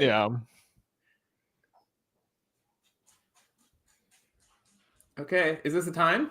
Here we go. It's happening. So lucky. Pass with so lucky. Wait, no pass. Wait. So the order charge is gone. It's in the hand. It's on right now. It's on the top of Jason's deck after Jason drew, right? So if Jason doesn't have any more, this is Rebel's saying do you have a Ornithopter in your hand right now? Look, she's shaking with excitement. This is great. The stakes have never been higher. Attack for 3 vigilance. Attack for 3 vigilance. You know what this shake is? This is I need to top deck red mana. This is exactly what it is. You're so right. I've done that shake many times myself. So kills an Ornithopter, trades an Ornithopter, I should say, to reduce the guy's cradle mana by 1. They're really weaponizing the monster that is Ornithopter. Okay, this gets red mana. This gets red mana.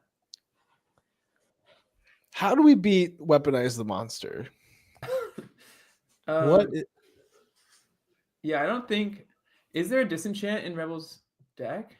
I don't know. What's so funny is we saw pack 3, pick 10 disenchant, and you were like, "Oh, maybe Jason should take that." And I was like, "Nah."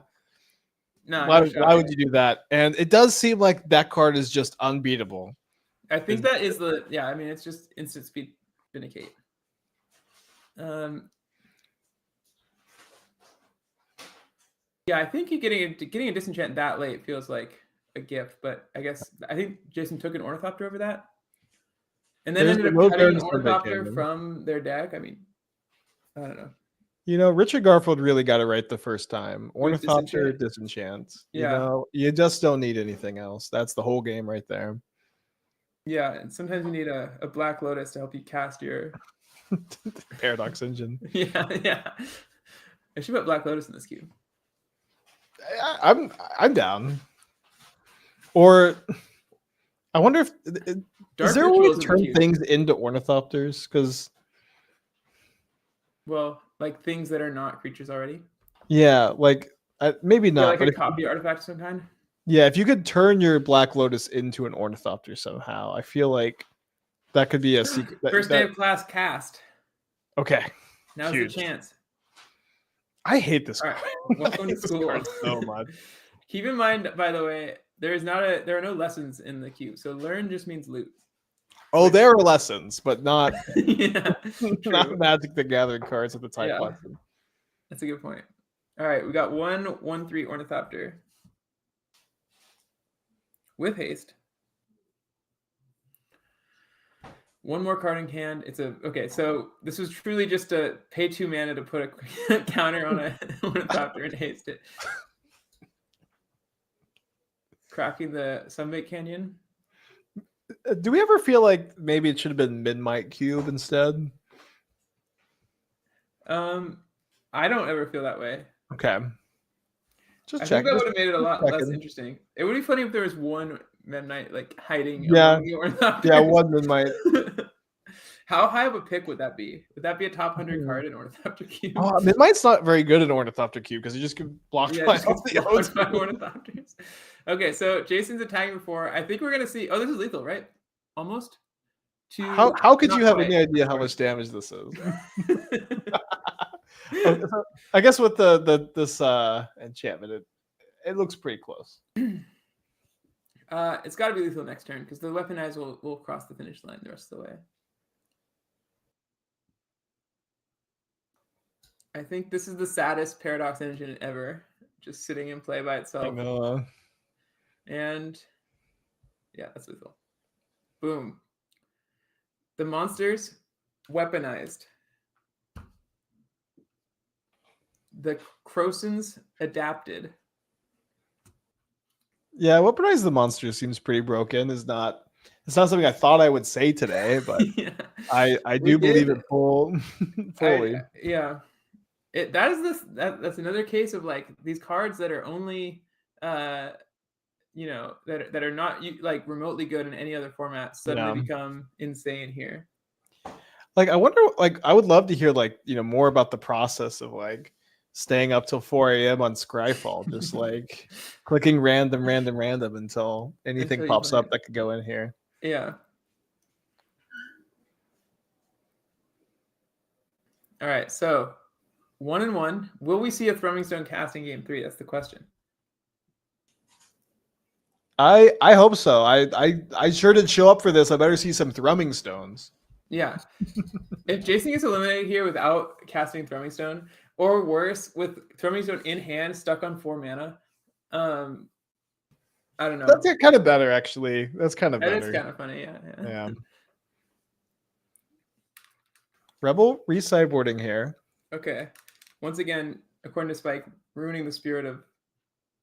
But I think so. I think sideboarding, not the Ornithopter Cube way. we'll take that under advisement. Yeah, was Weaponize the Monsters even good in limited? I guess it probably was. 1 mana. Maybe. Was there like a Mardu sack? Was that a thing? I don't know. I mean, that was, we talk a lot about Magic the Gathering design. Like that was the bad times. That card, yeah, that set was. I mean, the limited environment was kind of fun, but yeah, I don't think I played any of that limited, but Ikora kind of the worst set of all time. Maybe like top 5 easily. I think the like blue-black control deck with Luris that had no way to win except for I think maybe there was Snapcaster Mage in the deck was just so disgusting. Yeah, I played so many builds like that.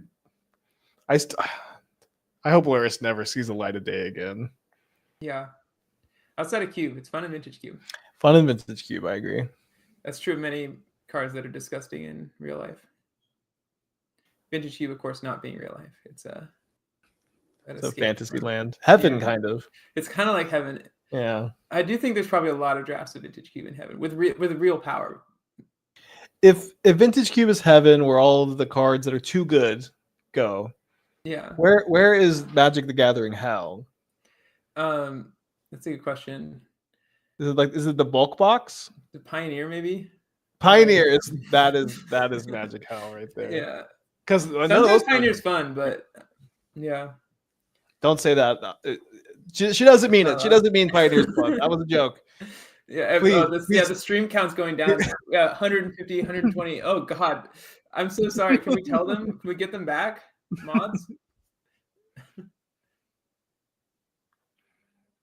All right. Turn 1. Wait, is this turn 1 Paradox Engine? Please.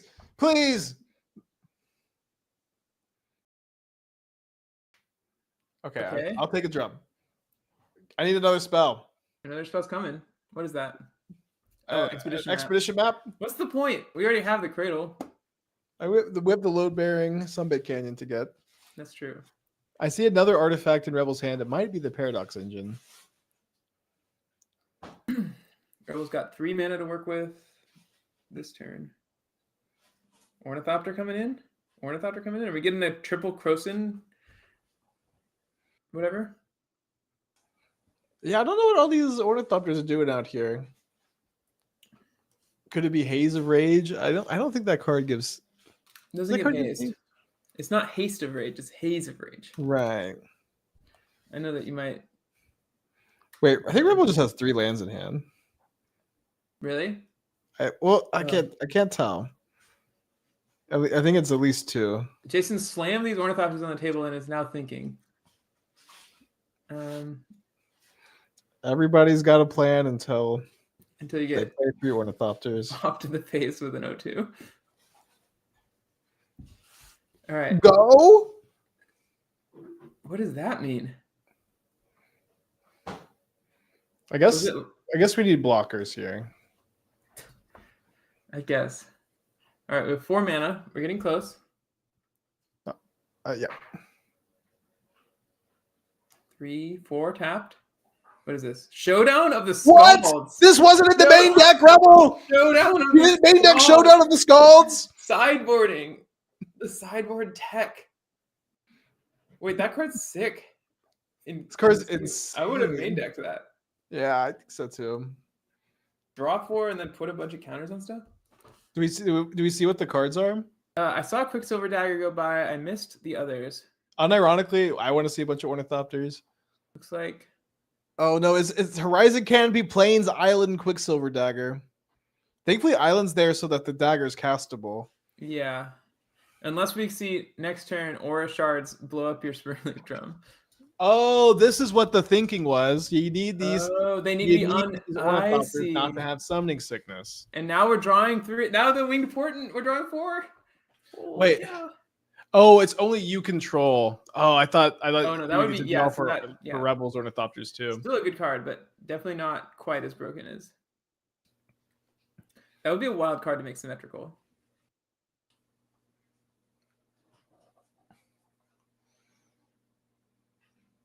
Okay, so refueled, but now the Quicksilver Dagger begins. I don't think Rebel has Paradox Injured in hand. No, But if I she think that was does, well slammed. It's Although, over. wait, I don't think she has exactly 5 mana right now, so I don't think the engine would get cast this turn anyway. I think you would just play the. I guess so. Quicksilver Dagger Yeah. And wait until next turn. I think there's a Ornithopter. I think Rebel's hand is Island Plains Ornithopter. Okay, so the Ornithopter does give her 1 more counter to put on stuff, but she can also do that next turn.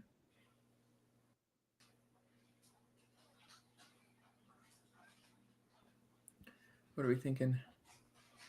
I guess like Jason has a fresh set of cards in hand. This Quicksilver Dagger, I mean, you have to cast the Quicksilver Dagger, right? Like, you're just going to let it stay in exile? Yeah, I think so. I mean... Okay, so this gets a counter on something. Then you put the dagger on the other one, put another counter on the first Ornithopter, then attack for 2, I assume? I think Rebel's just trying to think what she could draw off the Quicksilver Dagger and like how she should tap her mana here. Yeah, that tracks. Okay, so I assume you attack for 2. There's So not a just card being that says basically whenever you Ornithopters. deal damage to an opponent, untap it, right? I'm trying to brew with Quicksilver Dagger over here. Yeah, is that a modern legal card? I mean, it's in the modern frame, but you know that used to mean something. Doesn't mean anything anymore. No, that's just Okay, there is. Hold on, there's an Eldrazi, Nettle Drone. I think you should step one should be making sure it's modern legal before you get too excited. Well, okay, Nettle Drone. Whenever you cast a colorless spell and tap it, but it taps to deal damage. Okay, I'm gonna keep brewing. Okay. I'll keep monitoring. It is not modern legal, so That's never stopped me. Okay, that stopped me a few times actually. can you put a Tim under the cauldron? Wait, how is it not legal? That's a Dominaria United frame. Quicksilver Dagger.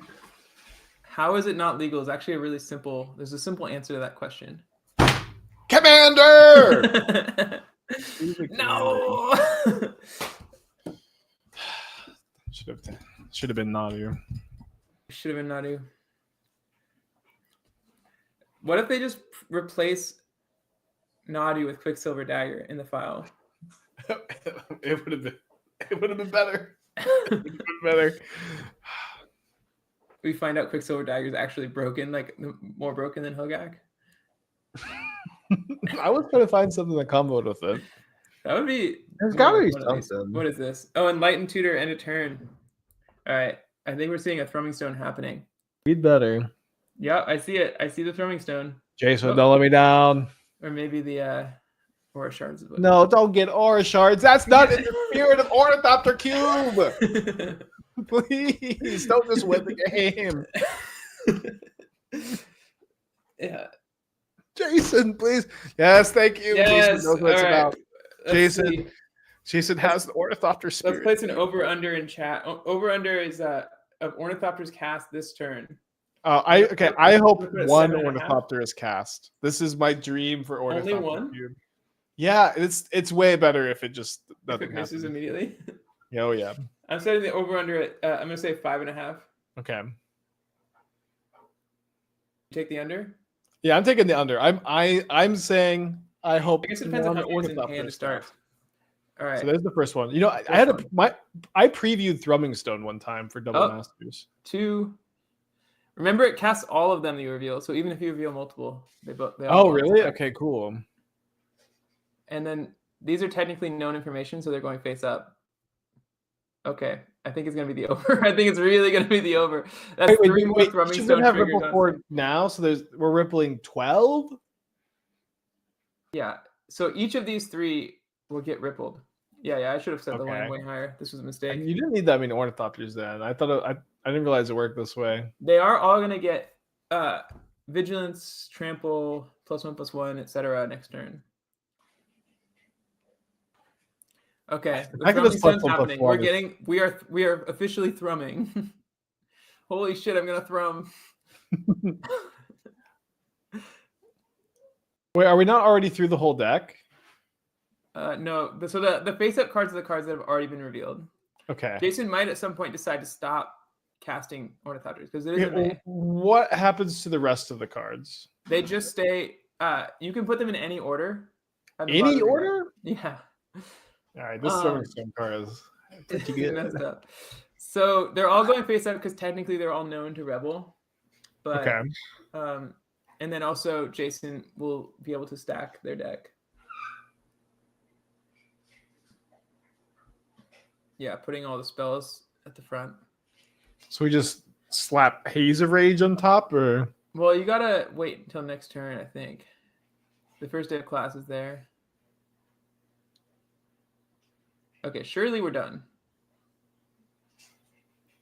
I think that's how many. oh, you don't get to stack your deck. You sort get of to do. stack it You in stack groups of 4 at a 4s. time. I see. Yeah. But you also can't do it now, right? Like you have to, because you now. I you have kind of hate information. Thrumming Stone. Wow, you've been on a real emotional. I roller coaster. really turned on Thrumming Stone after watching it in play once. Yeah. Is this So- what Commander is like? I know not, but maybe not. I mean, literally Thrumming with Stone probably specifically. I would guess no, but No, maybe- no. Surely people play like those stupid like rat cards where you could have like a million. Oh, rats in your rat deck. Thrumming Stone is nice. That's a good point. Like, but Or the guys that tap to mill, the mhm. advisors. Oh, the advisors. I love those. Okay, I'm back in on You're Thrumming back Stone. in Thrumming Stone. I'm back. As a I'm thing on with board the again. advisors. That would be a really funny. You like tell your stream, we're gonna do dual commander, guys, and then it's just that deck. They gave me With Thrumming Thrumming Stone as a preview card for Double Masters, and people kept wanting me to do it, and I was like, I'm not fucking doing this shit, and I never got another preview card again. Wow. It's crazy when like something happens and then a consequence occurs. Yeah, I don't know. I've never figured that out. Yeah. Okay, so Jason has all of their Ornithopters in play, I think. 2, 4, 6, 8. An incalculable amount of Ornithopters. Yeah, it's like E to the 17 or whatever Ornithopters. Yeah, we're playing Balatro. yeah, exactly. I did just look at a Balatro screenshot like an hour ago. Okay, what's happening on Rebel side? We're cracking the map.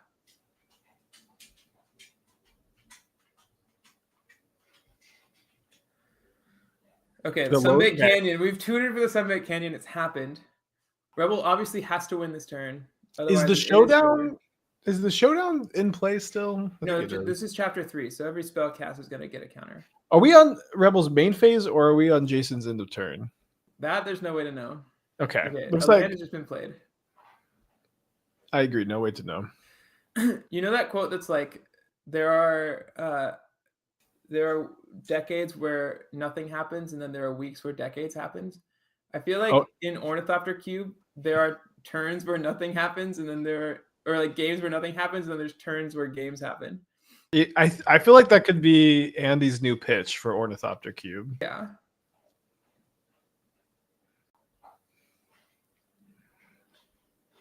Okay, so all these Ornithopters have turn. They have +1, +0. They have Vigilance. They have Trample. Yes. Do they have Indestructible? I don't think so. Let's see. Oh, they have Indestructible too. Vigilance, Trample, Indestructible. And here comes the Vandal Blast. Oh, singular, not overloaded Vandal Blast. Attack for, I guess, 12 or something. Wait, how is this? And then here comes going to be another instant speed rage. There we go. All right, there we go. That's what it's all about, baby. Already, but you know what? Let's just take a Sharpie. Let's scratch out the 3. Let's put instant. Nobody will care. Yeah. It'll be totally fine.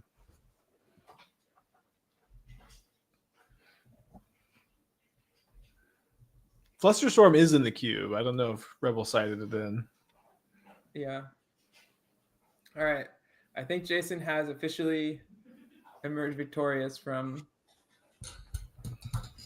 I guess. All right. I guess you were right. Not to beat a dead goat, but did not escape the goat after all.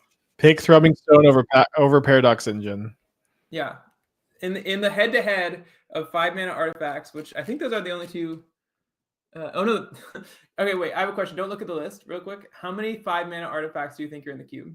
Okay, I remember the coat of arms card at the door, and I remember also the Casticarlo list, gain 2 life, +2/+2. So I'm going to say that there's probably one more I forgot, so I'm going to say there are 5. You nailed it. The last one you forgot is Memory Jar. Let's go. I did see Memory Jar. Cool. All right, so in that head-to-head matchup, we got to see the other 3 in action so that we can say which one's the definitive best one in the cube. But we're going into an interview with Caleb next. Is that right? Yeah. Wait, let me look at the.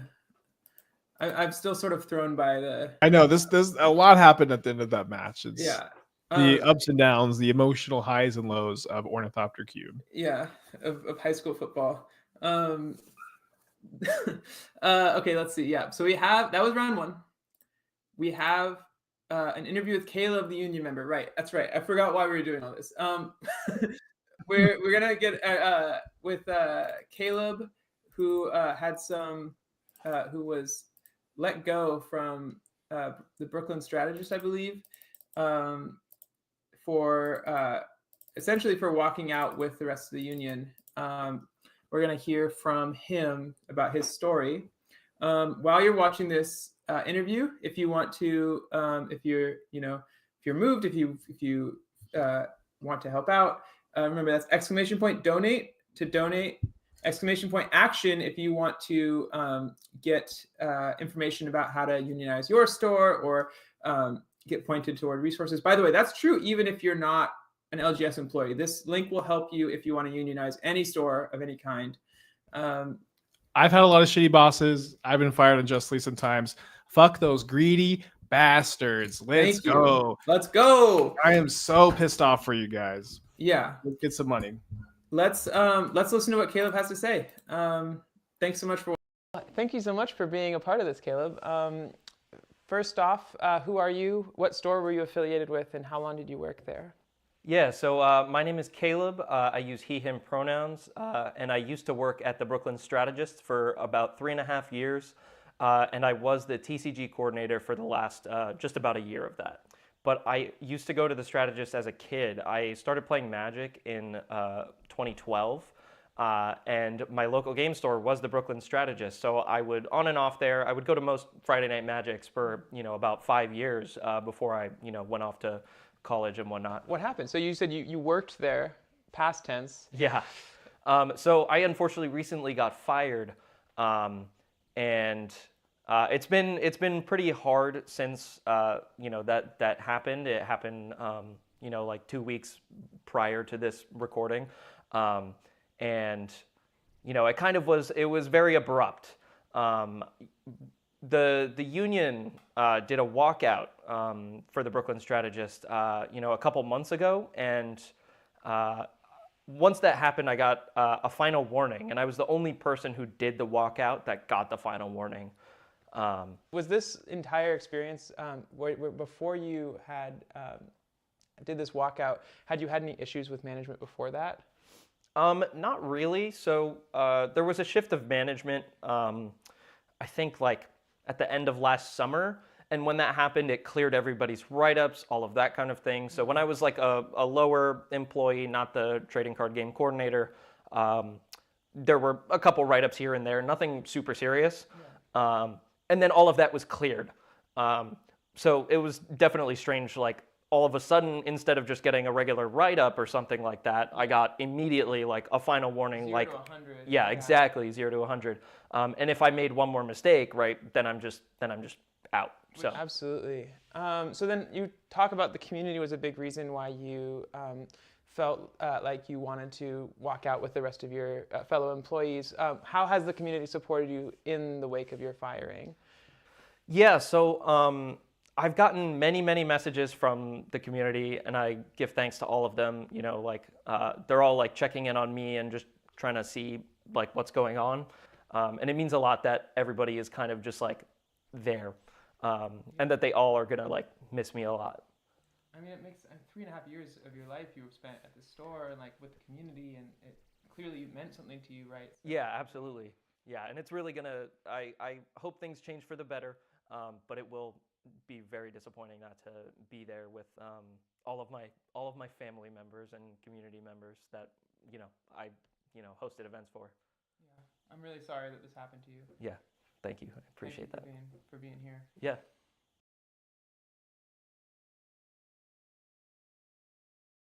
Well, thank you so much for being a part of this, Caleb.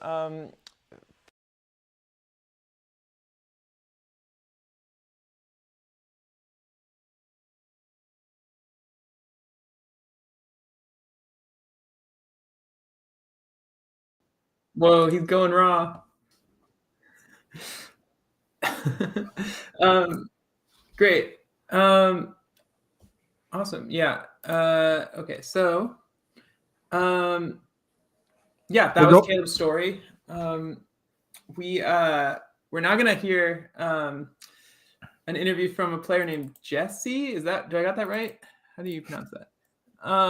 We've got so I also was drafting this cube, and I am, spoiler alert, in the next feature match. So we're gonna hear me talk about my deck a little bit, and then I will, I'll come out and tell me why I was wrong once we get to the deck pick. So yeah, I'm really excited to hear your thought process behind everything that happened with your draft. Yeah, and we'll get to see the deck I drafted, which I'll tell you right now, it was a banger. Let's take a look. My name is Jesse Robkin. My pronouns are she, her. My connection to the union is I helped organize this event, this fundraiser, and I am a former competitive player and the writer for Tolarian Community College. A member of the Tabletop Solidarity Committee reached out to me and asked if I could help with fundraising for a potential strike for the Tabletop Workers United. And I said, of course. And yeah, I just got introduced to the crew of people and evolved from there. Sweet. What did you think coming into drafting this cube? Were there any surprises? I didn't really have any particular like expectations with the cube. I didn't look that closely at the list or anything like that. But I was very like intrigued by how one wins the game if their only creatures are ornithopters. I had heard from people who had drafted the cube before that it's like a little more combo oriented than you might expect from a cube like this. So I went in with that in mind. Honestly, I learned a lot just from the pack one pick ones that we were like posting in the lead up to the event. I'm like, oh, what would I pick from this pack? Because these all look like random cards to me. Yeah, I went in sort of. I prefer to draft combo when I'm drafting a cube just because I think it's more fun than turning creatures sideways. So I went in certainly with like a bias toward combo, and kind of paid off. Sweet. Which pick shaped your draft the most? I got a gift in the third pack, I think, which was a very late Goblin Bombardment. My deck didn't really do anything for the first 2/3 of the draft. I first picked a Echoing Return, which is a really powerful regrowth effect, or like raised dead effect in this cube. It just brings all your Ornithopters back for 1 mana. And I knew I wanted to do like that sort of thing, but I had no way to actually like win the game until like somewhere in pack 3, I got past Goblin Bombardment. And fortunately, my mana was pretty good. I had taken a few fetch lands, and I had some triomes. So I windmill slammed that. And by the end of the draft, I thought my deck didn't really function. And then I like played some Goldfish games, and I was like, oh, it's like kind of working. And then as I started playing more throughout the event, I was like, oh, my deck is like good. So that was a bit of a surprise. Honestly, I think my deck is, I don't know how good it is. Maybe it's like a 7 out of 10. But it was extremely fun to play. I felt like I had a lot of redundancy with like lots of card draw. Plumb the Forbidden was awesome. Diabolic Intent came up quite a lot. Really easy to turn that on with all the Ornithopters. Honestly, the thing I found most like fun about my deck was anytime I had Blood Bond March, and that's a really hard card to say, and Goblin Bombardment in play, and any Ornithopters in play. Not only was I like, anytime I cast an Ornithopter, I was able to just like deal damage to all my opponents like for each of them. But then if I ran out and I like ran out of gas, I just like had this engine in play that my opponent couldn't cast Ornithopters, because then I could just sack all my stuff in response with the trigger on the stack from the Blood Bond March and then bring them all back. And so in round 1, I was playing against a really powerful like Tolarian Academy, like wheel combo deck, and my opponent like made a like basically infinite mana, was basically drawing their deck, but because I had these 2 cards in play and 5 Ornithopters, he just couldn't win. Like he was at 10, I had 5 Ornithopters in play, and if he cast a single Ornithopter, I just sack them, deal him 5, they'd all come back, and I deal him 5 again. So then he just couldn't win the game.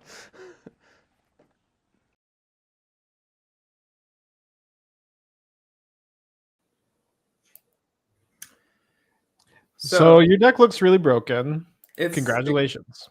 It's extremely fucked up. Yeah. I first picked the Echoing Boon and went all in. So yeah, I got the Adnaz that you wanted. Yeah, I know you got that really late. I know you passed it at least once, but congratulations. It seems great in your deck. Wait, when did you get Paradoxical Outcome? I think it was like mid pack 1. Yeah. That card was nice. That card is real nice. Basically what happened was I was debating between Echoing Return or what's the Prof's Eidetic Memory, Pioneer Staple, Prof's Eidetic Memory. I know that one. Which put counters on stuff equal to how many cards you drew. I was like debating between those for like a really long time. Finally landed on Echoing Return because I just thought this kind of deck was so cool to like sack all your stuff to Goblin Bombardment, bring it all back, do it again. And I did not think I had a deck until halfway through match 1. It took until like I was playing it and I was like, oh, actually, like this deck really works. Yeah, that's one of the best feelings in Magic, is just learning from actually playing.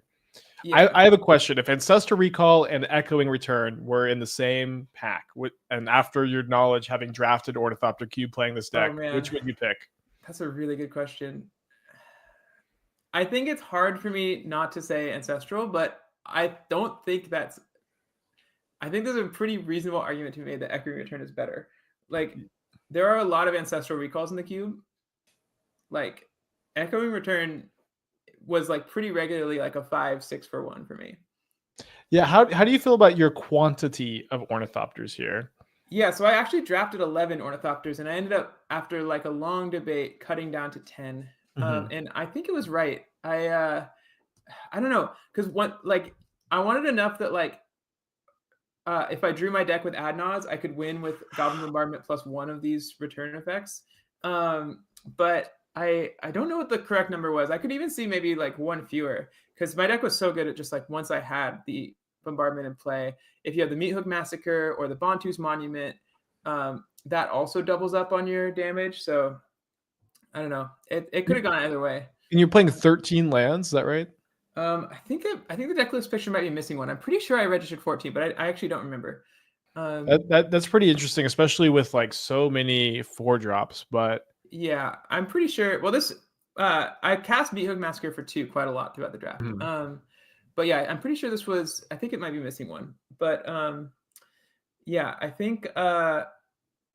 Let's see. Any other? Oh, the last card I want to highlight real quick. Plumb the Forbidden is so good in my deck. It was regularly like a 2-mana draw 3 or 4 at instant speed. Really, really nice card. I am very excited for this one here. Yeah, let's. I think we can throw it on to the match. Remember, guys, if you hit !donate, you'll be able to pull up the GoFundMe to raise money for the Tabletop Solidarity Committee's Strike Hardship Fund for the Tabletop Workers United. Yeah, let's see. So and also something, I didn't have this last match, but we have some game notes here that of what we keep game 1. So I ended up mulliganing in game 1, round 2, and keep a Flooded Strand, a Nurturing Peatland, a Swamp, Plumb the Forbidden, and 2 Ornithopters. So I kept 3 lands, Plumb the Forbidden, and then a draw 3, basically. That's a pretty good hand right there. And I'm getting word that we've raised over $2,000 so far. Let's go! Incredible. Hell yeah! That's amazing. You guys are amazing. Thank you. Yeah, let's keep coming. Good job, guys. Yeah. Let's see. So yeah, I keep. So my hand here, 3 lands. One of them's a Nurturing Peatland, and Ornithopter, 2 Ornithopters and a Plumb the Forbidden. Jason keeps Savai Triumph Forest, Rite of Harmony, Vandal Blast, Force of Vigor, and an Ornithopter. So yeah, they have the Rite of Harmony to start drawing some cards, but only 1 Ornithopter to start with. Yeah, it's kind of scary to just fire that off on turn 2 and hope you chain them together there. Yeah, absolutely. I'm not sure I would do it if I only had 1 in hand. I might hold it. But then again, if you don't have a land, because Jason keeps only 2 lands, so if they don't hit a 3rd land, then they might have to. And you might. But it is a play maybe you could do on turn 3, wait and see if you naturally draw that 3rd land. I think if you rip that 2nd Ornithopter off the top, I don't know, you just go for it turn 2.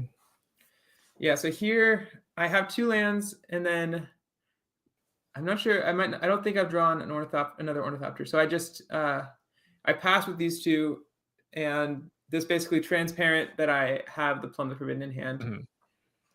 Rite of Harmony cast. Okay. So I noticed that Jason is on the draw here. Did they choose to be on the draw like last match, or is this a dice roll situation? I think I win this die roll and take the play. I'm pretty sure, but I'm not. I honestly don't remember. Wow, 4 Ornithopters, 4 cards. That's pretty good.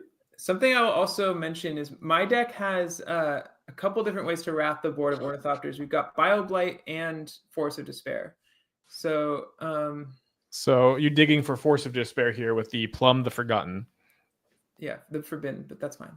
Oh. But nobody noticed, don't worry. Yeah, so I decided not to play that land. You're allowed to do that, everybody. Yeah, I say that on stream sometimes, that you're allowed to like replay lands in competitive tournaments, and it like blows people's minds every single time. Yeah. I am not believing.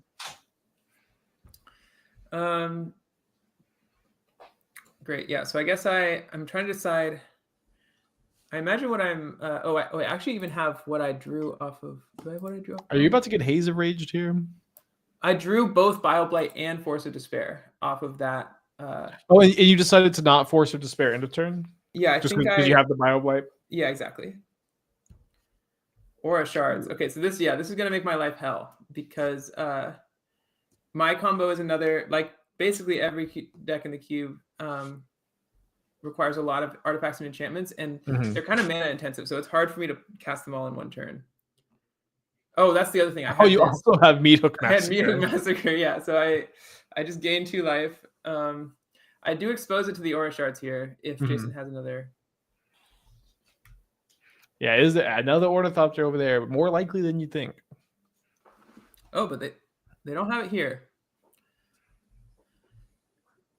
Now, 4 mana didn't cast the Ornithopter to blow up the thing. I think that might be a case of like the single Meat Hook Massacre isn't that scary yet. And now here I'm running out more stuff. Still probably waiting for a sack outlet. Not the first line of text, not that relevant. Black creatures cost 1 less, but still, it seems like a pretty powerful card in Ornithopter Cube overall. Yeah. Are all the monuments in the cube, or is it just this one? I think it's this one and one other, maybe. I think it's the green one as well. I'll do a quick monument and Rona's monument. Yeah, the green one. The green one says whenever you cast a creature spell, target creature you control gets +2/+2 and gains trample until end of turn. Okay, so Ornithopter comes down, blows up my Meat Hook Massacre. Interesting. I feel like I would be going after the monument, maybe. Yeah, they kind of do the same thing, right? I guess the key is like if I'm sacking multiple stuff, then you're gonna get more damage off the thing. The monument's a nice way to gain some life as well. Both these cards gain life. Jason's stuck on 4 lands. Oh, here we go. 5 lands. Let's go. I'm gonna guess my Bantu's Monument is not long for this world. What's funny is we talked about how you played this match and you're like, maybe I'll pretend I'm not sure what's going on, but I think you actually just forgot what's going on. I'd fully forgotten what happened. So I'm learning alongside you. It looks like Jason just said go after casting it, but then I didn't have anything to do. If I was me, I would have probably done something on my turn, but I guess not. I mean, I think you're just going to BioBlight all the Ornithopters after. Oh, that's probably the plan. Yeah, that was my plan. I remember now. My thought was like, if I draw the entire deck, or if Jason puts their entire Ornithopter array into play, I have both Force of Rage and BioBlight in hand. Seems pretty good. Yeah. I think past Jesse's really... Wait. Flashback Rite of Harmony? Wow. Oh my God. Drawing the whole deck. Oh God. Wait, no, I actually think you still can't lose.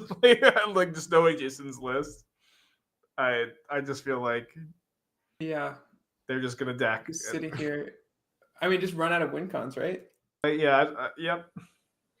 All right, another Throwing Stone on the stack. Now the Rite of Harmony is on draw, so they aren't gonna draw their cards until after all of these Ornithopters have resolved, which will happen after all of the rippling. This is all right, here we go. Jason seems a little too experienced resolving Thrumming Stone. I've been thinking this the whole time. It's pretty sus. Me, I'd never seen the card cast before, so I'll have you know that right now.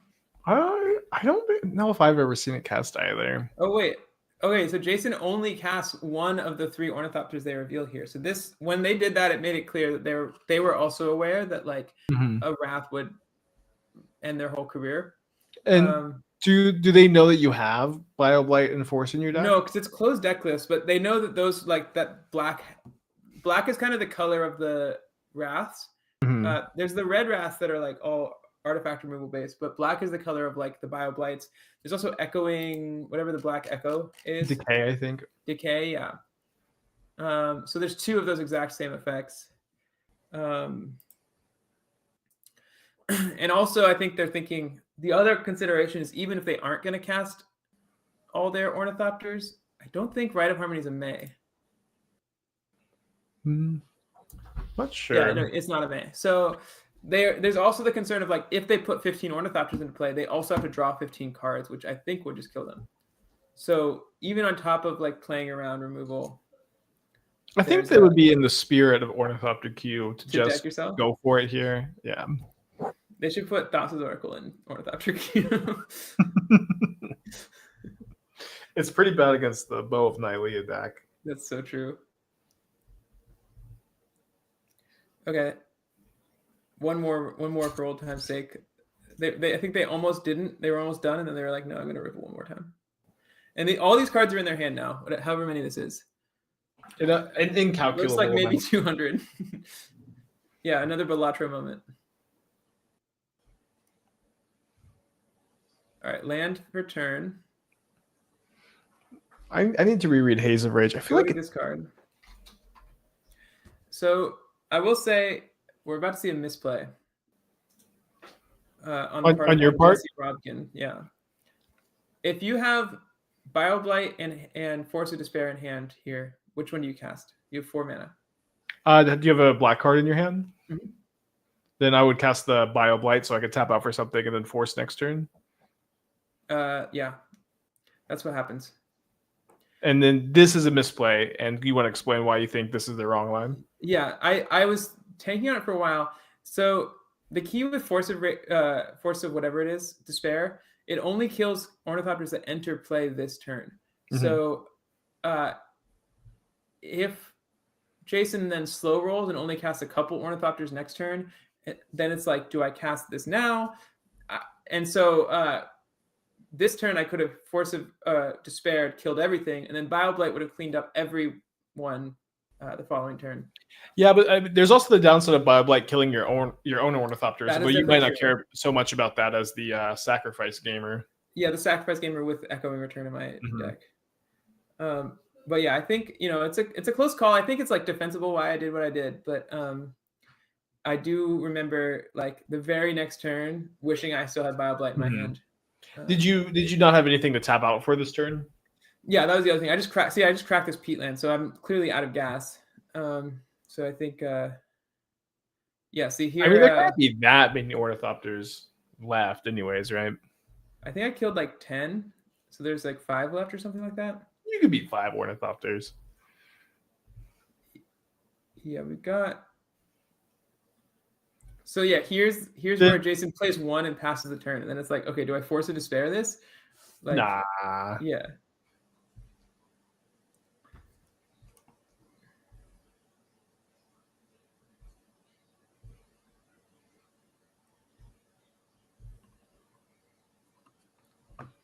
Okay, so I fetch.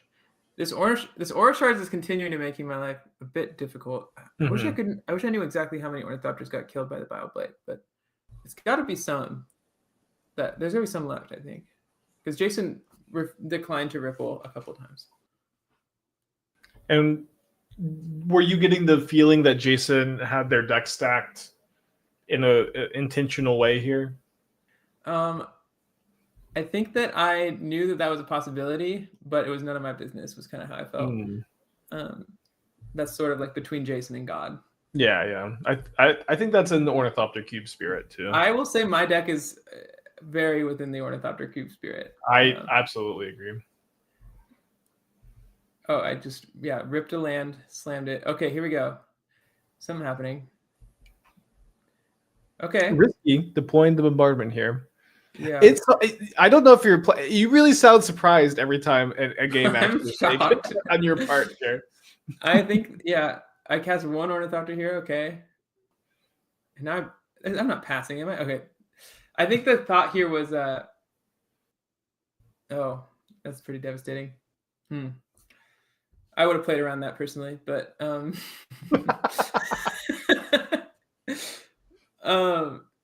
yeah, I think my plan was, I can't Force a Despair anymore because this thing's dead. My only way to remove it is to put 2 Ornithopters in play and kill it. But that doesn't work against Force of Vigor. Man, Jason's really good. Yeah, I would not have had it in me to play around anything in Ornithopter. Yeah. I do think playing around things also not in the spirit of Ornithopter Cube. All right. Okay, so Haze of Rage 2. It's happening. So you, And now here I'm pretty sure I'm forced to spend this Force of Despair to kill the other one, hoping to eventually find an answer to this first one. I really think that mid Thrumming Stone going off, I was pretty sure I was going to win because I had 2 Rads in my hand. And then here just felt, like a fool. clear inexperience of the format. Yeah. Me too. I had the same inclination you had too. Yeah, that's the thing is, it's, yeah. I also will say that might have been my first time ever casting Force of Despair. It's been a very rare card for me to cast too. It's technically has playability now that Splinter Twin is legal. Yeah, I played it a couple times back when Cascade was super popular because it's like post Violent Outburst Rage. Yeah. They would just put a ton of power and play at sorcery speed, and so I would occasionally have like 1 or 2 inside boards, but it's pretty sick. It's kind of a nice card, even though it's not very good. It's like well designed. Unlike the ban all 0 mana spells. Let's ban every 0 mana spell ever yeah, printed. I mean, Ornithopter included. No. Ornithopter bites the dust. Okay, Weaponize the Monsters comes into play. I think at this point I'm mostly just cooked. With the Haze of Rage still in hand. Do you have any idea what's in your hand at the moment? Nothing too relevant, probably. Yeah, as Andrew Ellenbogen says, like probably the Ace of Clubs, maybe a Yu-Gi-Oh card, and that's pretty good. Yeah, I might in a different game maybe. I might steal that actually. That's pretty. Yeah, good. it's not bad. It's a pretty. Yeah. Yeah, I have all 5 pieces of Exodia in my hand.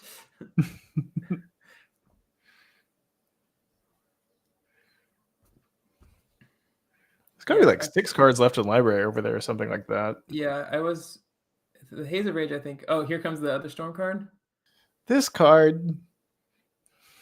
I vote to remove this one from the queue. This is too crazy. I guess you went through the trouble of getting all these extra copies of it. Yeah, I think that one's the last card ever. You gotta in the queue. keep it, I guess, if you have them already. Yeah, and I'm sure they're all real. Yeah. Oh yeah. There was never a doubt in my mind. Okay. Yeah.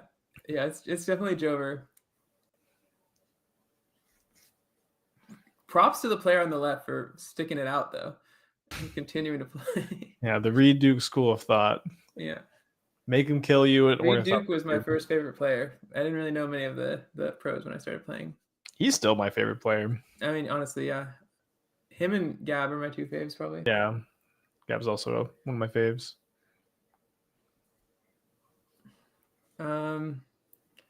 Yeah, I was a Jund girl in my LGS when I first started. Yeah, everyone goes through a Jund phase at some point in their life. It's just like it's normal magic, so yeah, it's like good Christian magic. Cool. Okay, the monsters were weaponized at the end. I cannot believe you lost that game. That is just I know it's kind of unbelievable. The question is Jason a master or am I a freaking like servant? You know what I mean? Like no shade. I actually think you just got totally outplayed, which is I think that's definitely possible. It does seem that way. I mean, like, yeah. I think it was aware. I would have been outplayed the same way too. I would have also just biobladed first. Look away, Spike. I'm sideboarding a little bit. Yeah, I don't know. You're not playing there. around second Thrumming Stone. You're sideboarding in Cube. You like Pioneer. Yeah, you're learning a lot about me that our relationship will never be the same. I don't think so. But it's all for the good of the cause. So I'm willing to tarnish my reputation with aspiring Spike to raise I'll some grip my good teeth. cause. Yeah.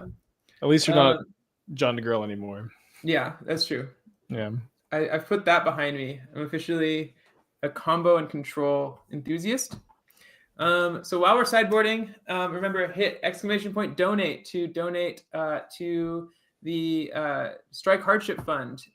We're deep into contract negotiations at this point, and we need as much like leverage as possible in case of a strike. It looks like highly possible in February. So !donate. And if you want to learn how to, unionize, organize your workplace, !action will get you the Google form, which will put you in touch with organizing member of Tabletop Workers United, who can point you in the direction of resources sort of specific to your needs. And Jason's showing off a hand that they're mulliganing 6 ornithopters and a enlightened. Esther told me not to swear anymore, so I won't chime in for your plug here. Wow, Esther, what's Esther's beef? I don't know. She keeps me on a tight leash over here. Yeah, that's fair. You and Athena. Mm-hmm. I honestly, what Esther wants, Esther gets. I almost called her Esper. You know where my heart is. Yeah. It's a cute nickname. Yeah, Esper. Esther Control. Yeah, she actually I had to explain that to her one time. That her name is close to Esper. Esper Control versus Esther Control. Yeah. Will you tell her I say hi, please? Jesse says hi. Hi, Jesse. And so does chat. Nice. Esther says donate, chat. Exclamation point donate. Exclamation donut. To get put in touch with Krispy Kreme. Oh yeah. I Sponsored. don't know if they're canceled or not. Donate. I can never keep track anymore. Hi. Hi. Donate. Oh my gosh. Exclamation point, donate. Yeah. Exclamation point, FAQ. Exclamation point, cube. Exclamation point, action. And then exclamation point, donate. You should be commentating. Yeah, she's Esther, do you want to fly out to New York and take my spot? We'll see you and Spike on the I don't know anything, no. Well, I mean, honestly, we don't know anything either. It's just clearly like I don't know anything. Like this is literally like Oh. just playing a completely different game. This is almost just not Magic the Gathering. It's Ornithopter Cube. It's Ornithopter the Gathering. Yeah. But You're aren't you gathering commentating on your own? Yeah, what's so funny is Well, it's hard to we say. start this and Jesse's like, I'm gonna have to pretend like I don't know what's going on, and then Jesse actually forgot everything. I have no memory whatsoever of any single It's very situation, funny. except for the one misplay. I remember that. Yeah. Okay, so game 2. Oh, Jason mulled a 5. Yeah, that's starting out of 6 Ornithopters and Enlightened Tutor. Not brave enough to keep. Keeps Kazul's Fury, Aura Shards, Croson Adaptation, Force of Vigor, and Double Ornithopter. So 1 land and it's a Kazul's Fury. So this one might not be as... Yeah, this one's going to be tough, I think.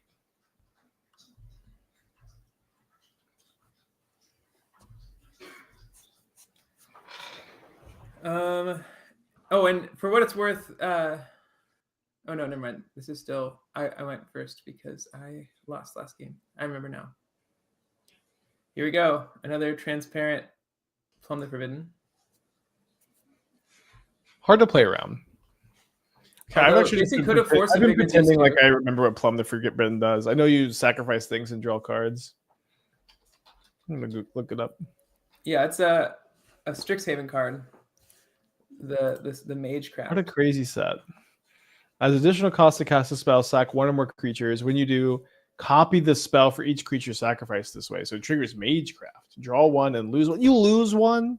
Yeah, I know. Come on. Yes. Black doesn't know how to draw cards without losing life. I know.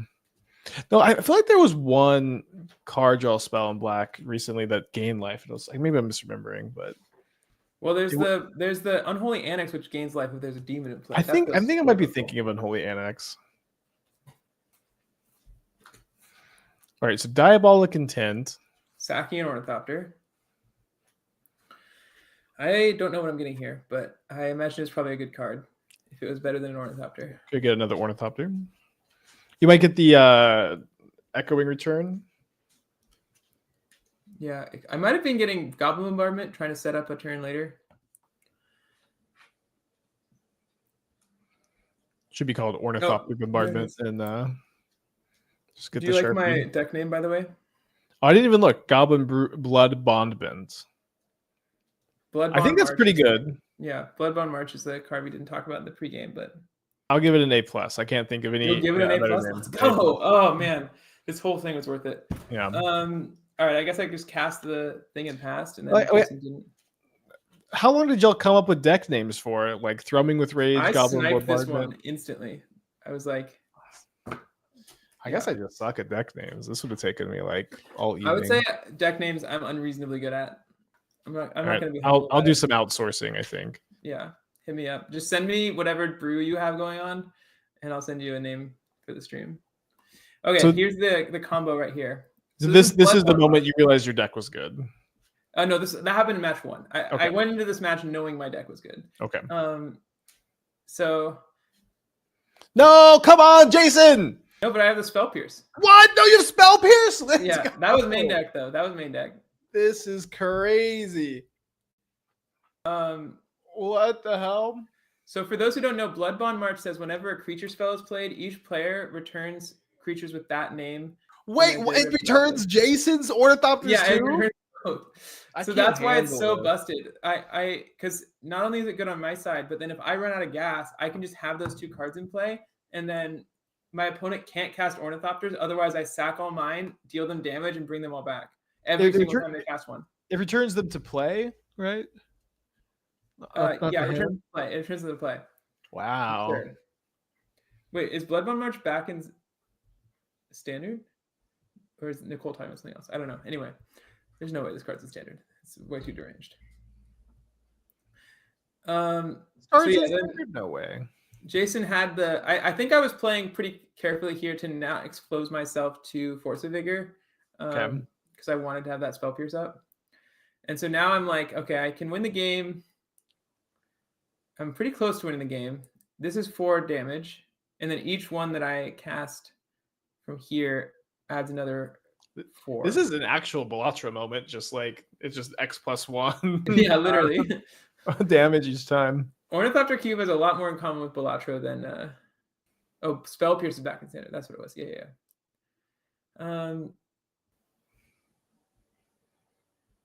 Cracking a peatland.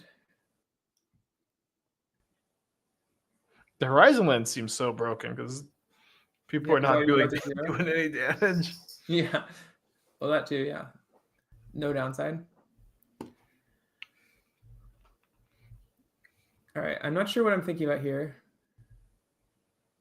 I mean, there's a lot to think about. You got freaking Yeah, I Blood got- Bond, whatever. Yeah, Goblin Blood Bondment in play.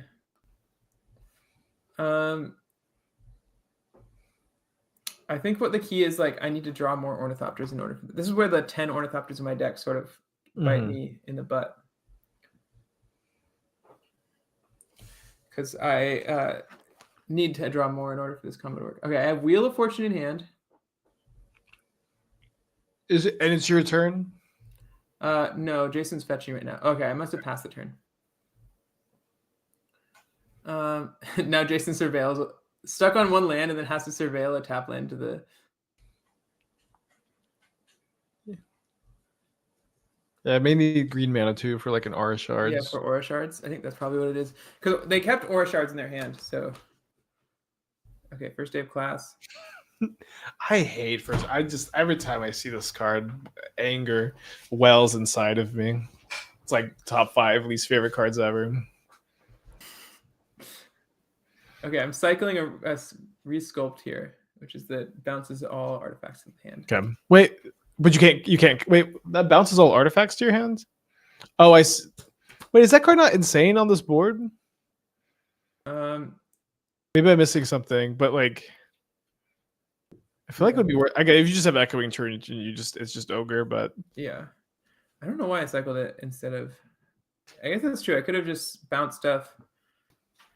That would have been another 1, 2, 3, 6, 10 damage. It would have been 10 damage. I think maybe I just short of lethal or something, and I wanted to. yeah. Do you know if you already had the Echoing Return in your hand, or if I you? think I cycled into it. If I had the Echoing Return, I think I had lethal. I mean, that's a pretty good way to do it. Great. So I'm now. We're going to game 3.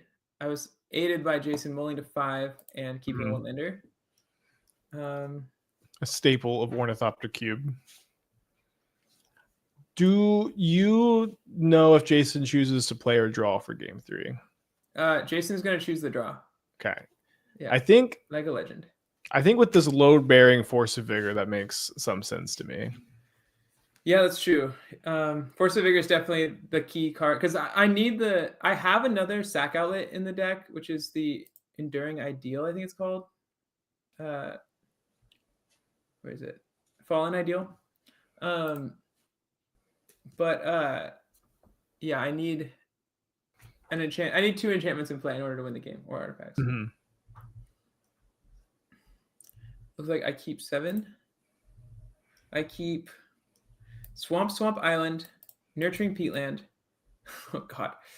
Negate Ornithopter. I think I kept this hand off the back of being able to counter a Yeah, aura yeah, shards. I would keep a negate. Yeah. I also negate is just like it's so good. like in it's the cube. throbbing stone. Like I mean, negate's just insane in the cube generally. Yeah. As is duress. yeah, when we started the stream, you said duress is the second best black card in cube, and I was like, okay, Jesse, okay, sure. No, but after seeing some games, now you get it. I understand. I mean, there are no creatures in the cube, so it's just Thoughtseize that doesn't lose you life. Yeah, duress is the new Thoughtseize. I don't know. It is weird how this is like this cube, which is named for a creature, is not really about creatures at all. No. You can do the we haven't seen a true counters deck really. I mean, Jason sort of does that with the Croson, whatever they're called. Mm-hmm. But we haven't seen a true aggro deck yet. Did you play against any in the off-stream matches? I did play one. But I also played against a Tildarian Academy wheel deck, Echo of Aeons deck. That sounds pretty sick. Yeah, it was a nice one, and that was the one where the Bloodbond March and Goblin Bombardment lock came up because my opponent was at 10. I had 5 Ornithopters in play, and they just could not cast an Ornithopter or they'd lose the game. Nice.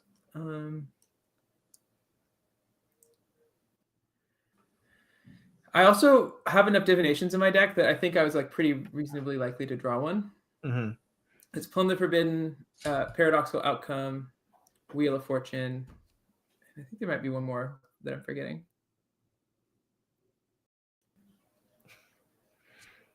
I'm looking at the cube list a little bit. I see Vraska Golgari Queen. Yeah, that one has an emblem. Whenever a creature deals combat damage to a player, that player loses the game, which is one of the funniest abilities you can have in Ornithopter Cube, I think. Yeah. It's not quite wins the game. You still need the Ornithopter to cross the finish line. It's pretty sick. Yeah, there's 4 Planeswalkers in the cube. 2 of them are War of the Spark ones that don't have win conditions. And then and there's Tomio, I see. Which is one of them. Dak Faden is one of them. Steal a Oh man, imagine your opponent casts Throwing Stone and you cast you cast Dak Faden to steal it. So disgusting. Dak Faden goes well in my Bow of Nylea deck because I can target opponents with it to make them deck faster. That's true. Yeah, another win condition actually. I'm studying for when I get to draft this cube one day. I do get to I Paradoxical Outcome for 3 at least. So I got some. I'm yapping and I missed Paradoxical Outcome. Damn it! Here comes the Bantu's Monument, holding up the negate. Oh, and oh my God, Jesus Christ! Wow. I bonked you 6 times, Jason. What do you got?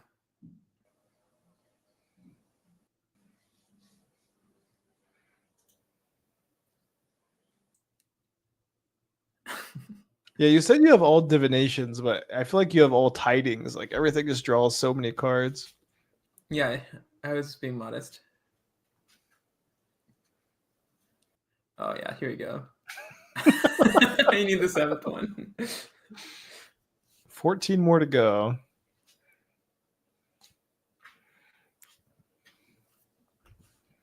I don't know if I'm hoping Jason casts Vandal Blast or not here. Oh, why would you put that evil into the world? Well, I have the negate though. I have the negate. You have the negate. You also have the Echoing Return somewhere in there. That's true. You've got a reader. Yeah, I don't know what Song of Fairlies does. I still don't really. I'm gonna be honest. That's a lot. I know what it does because it's 2 of the modes are the same. All right. Oh, Winged Portent cast. Okay, well, this is a real game. We got some Yeah, there's some We got back and some forth here. tidings. Is it tidings or tithings? I think it's tight. I'm doubting myself here. Hmm. Tidings doesn't really make any sense, but I Oh, thought I that counter was- the winged portent here. So I had to spend the negate on a draw 4 instead of a. Yeah, I think you got to do that. Do you have any, do you know if you have the spell pierce in your hand or if you're just totally shields down? How many cards in my hand? I remember what I have soon. I don't know what I have in this exact moment. I think the problem with spell pierce is with disciple with the Fraley's song in the hand. It's not really very easy to. Oh, here's the Thrumming Stone. Okay, Thrumming Stone pass. Oh no. Okay, plumbing for 8. Here we go. Okay. You lose 8, but thankfully you had the Bantu's monument to pad your life total a bit. I wish you had drawn the Wheel of Fortune game 1. I think you could have decked Jason in like one of those turns. Yeah, another way to win the game. Dude, the deck is really coming together. The Wheel of Fortune Nylea's monument or Nylea's bow. Yeah, both Nylea deck. All right. Goblin Varmints hit play. Okay. I can confirm I have Spell Pierce in hand, and I also have Flusterstorm at this point. Let's go. And the force is already dealt with too. Yeah. No, the That's force a has bit- not been dealt with. The force has not been cast yet. Oh, that was game 2. Yeah. Okay. Jason has 2 cards in hand.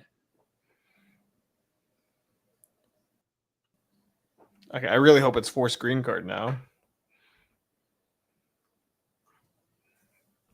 Yeah, so Storm counts 2 at the moment. So force green card would get through the Flusterstorm. Jason has seen the Spell Pierce. Oh, Has not right, seen because the Flusterstorm. Ornithopters. Wait, can the Ornithopters still tap for mana? Yes, they can. Okay, I didn't realize the timing. Until your on- next turn, yeah. I see. So these Ornithopters are.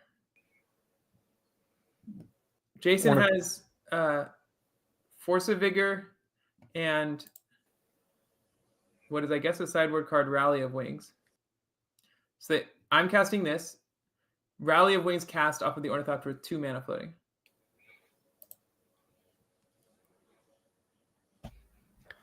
So this is a ritual to cast Force of Vigor. With Spell Pierce backup. Without like while being able to pay for Spell Pierce. But not pay for Flusterstorm. But they was not able to pay for Flusterstorm. Let's go. That Really was sick. cool. That Yeah, was really really cool. cool.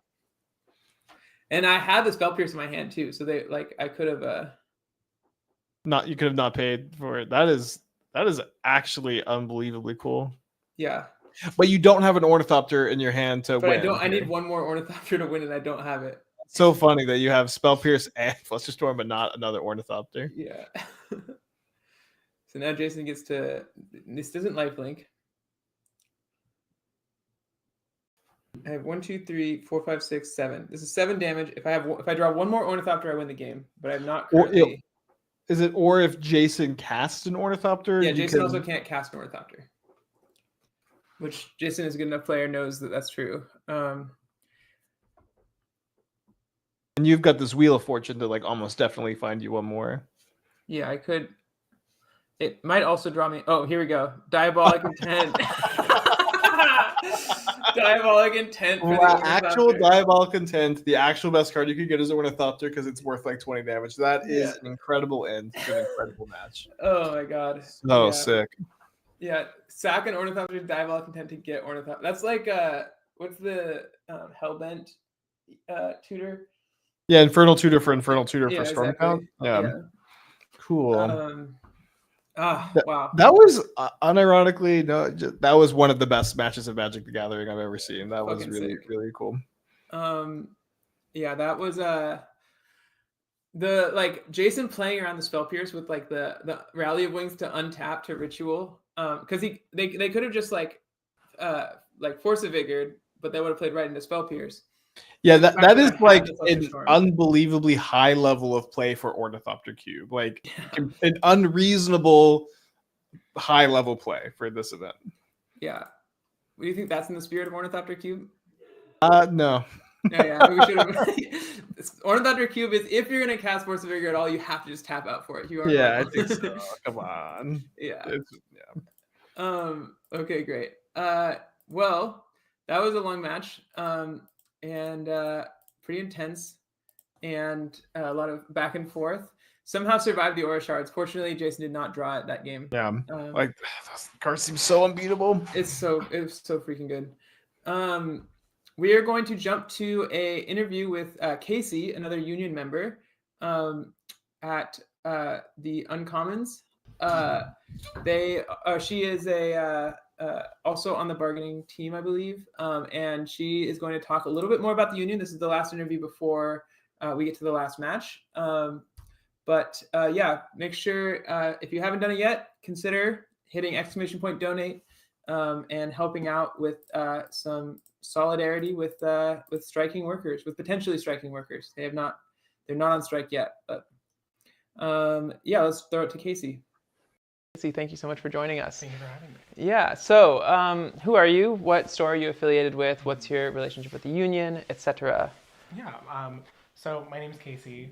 I use she, her pronouns. I work at the Uncommons in the village, and I am the unit chair at the Uncommons, meaning I in a lot of meetings that do with big decisions that happen with the unit at the store, and I'm in a lot of different meetings for various things regarding the tabletop workers. Awesome. So how did the union start? What was the history of this? Yeah,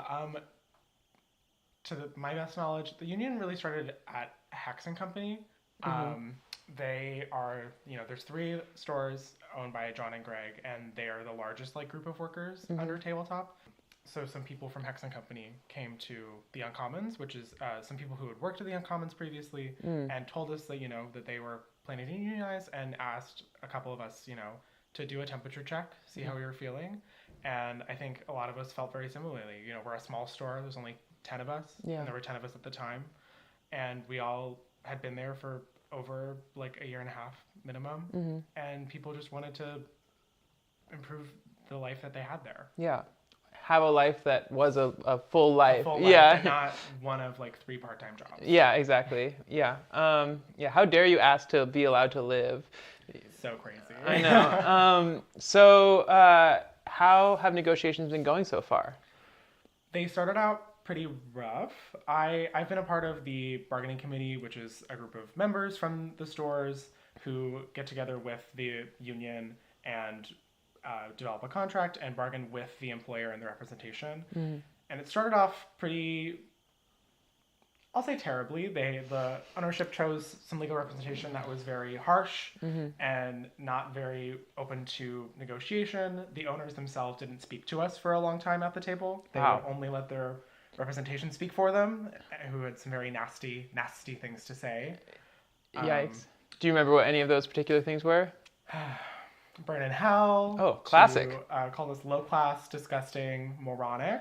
Nice. And there's not that there's anything wrong with being stupid or moronic, but I think at a professional level probably shouldn't. Ideally, not the start of a negotiation that's going anywhere. Exactly. And their communication in general was just very bad for this first couple of months. They kind of took a summer vacation, as it were, and just didn't respond to our emails for a little while over the summer. We had very few negotiation sessions over the summer. And luckily, for the past couple of months over the fall, things have ramped up. We've managed to actually make some progress at the table, get some more tentative agreements signed. And it's in no small part thanks to the community support and the people in the membership working actively to make sure that the owners see us and respect us. But there's still a lot of work to be done, and there's still a lot of things a lot of rights we deserve that they don't want us to have. So what are some of your current goals you guys have at the moment, as a union? The biggest goal we have right now is to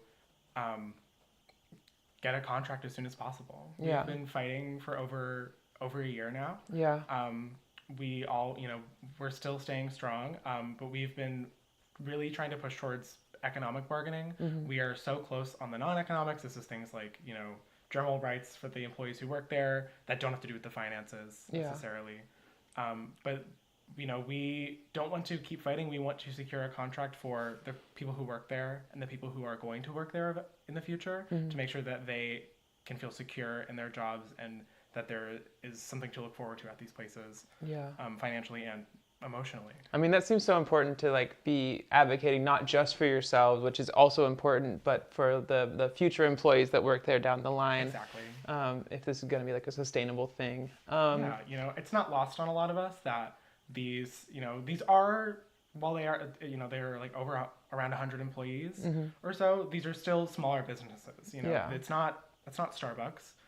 There are people will come and go, and we can't just prioritize the people who are already there. We need to prioritize the future of the workers and make sure that owners can't continue to exploit people who really, really care about the communities that these places bring in. Yeah. What would you say if someone were to ask you, like, okay, if this is like a small store, like you mentioned, the Uncommons has like 10 employees. Yeah. If someone says, well, these are like, you know, local businesses, and like, why are you asking them to pay you more money if like they, you know, these are small scale operations? How would you respond to something like that? I think it's a common misconception that small businesses shouldn't or can't unionize. You know, people unionize for a variety of reasons. Money is often one thing, especially here in New York, where it's so tough to live. Yeah. But also just for workers organize for better protections. You know, there have been many safety issues that have come across the Uncommons over the years, and we have often felt unheard or unaddressed by ownership.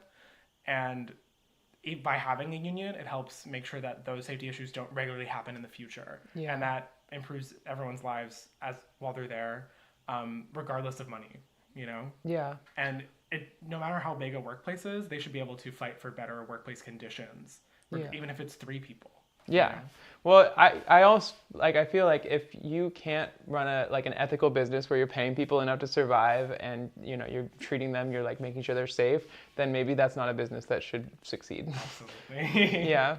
And then let's say for people who don't live in New York, or who have a little bit of, you know, they want to show their support. Is there a thing that like people who are watching right now can do to help? Yeah, absolutely.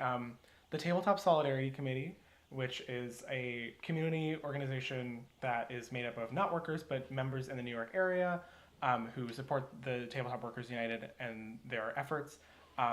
The Tabletop Solidarity Committee has a fund that you can donate to help the workers in case they need to go on strike, or any other labor actions that would require some sort of funding, because you know these are community efforts, and they need all the money they can get to make these efforts happen and to earn the rights they deserve with their contract. Mm-hmm. So it's like covering lost wages. It's helping with like rent and food. Anything and you stuff. can think of that a worker might need during a strike, like lost wages, rent, food, any sort of expenses that they will not have access to from work during that time can be covered with the strike fund. So last question, what's so exciting to you about this union? Is there something in particular that you feel? Yeah.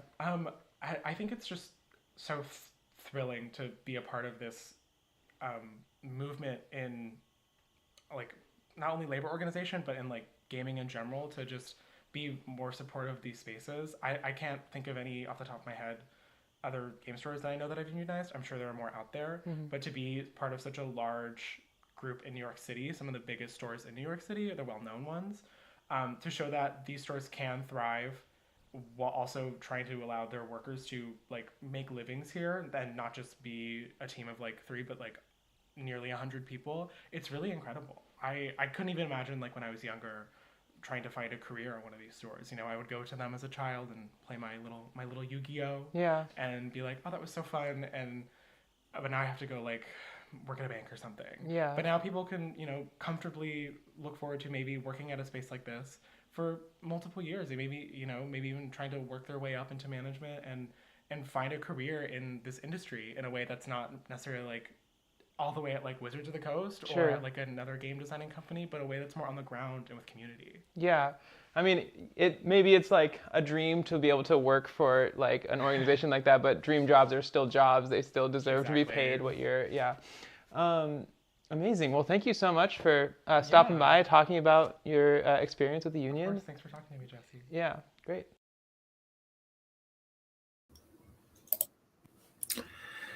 Great. Well, what a delight was to talk to Casey. She's so knowledgeable. She's doing such great work with the union. We are currently stagnating a little bit on donations. So if anybody has been waiting for their moment to hit _donate and then donate, now's the time. I feel like this is the call to arms. We're about to get an interview with our last feature match player. It's Andy, the creator of the cube, snuck into the final round, the 3-0 match against me. So here we go. But yeah, !donate to get taken to the GoFundMe to, we're talking raising money for rent, for food, for any other hardship thing. If an employee gets like unfairly fired, like Caleb did, just all sorts of, to give the union the like leverage it needs to go into this final contract push. Yeah. Let's go! !donate, guys! Come on, let's get the energy up! !donate. Let's chance. Cool. And then, yeah, while you guys are doing that, we'll put some background noise on. Andy talking about his deck. Every time you play a cube, you learn things about it as a cube designer. So I hope to learn new things every time I go into a draft. And yeah, this cube is like, there are a lot of little cards woven in there that I hope will do a thing someday that just haven't come up yet, at least in our own play group. Like Wheel of Sun and Moon is one. I feel like I was surprised seeing somebody build a whole Wheel of Sun and Moon combo deck, which is something I've always wanted someone to do, but nobody in my local play group has ever dared to venture to do that.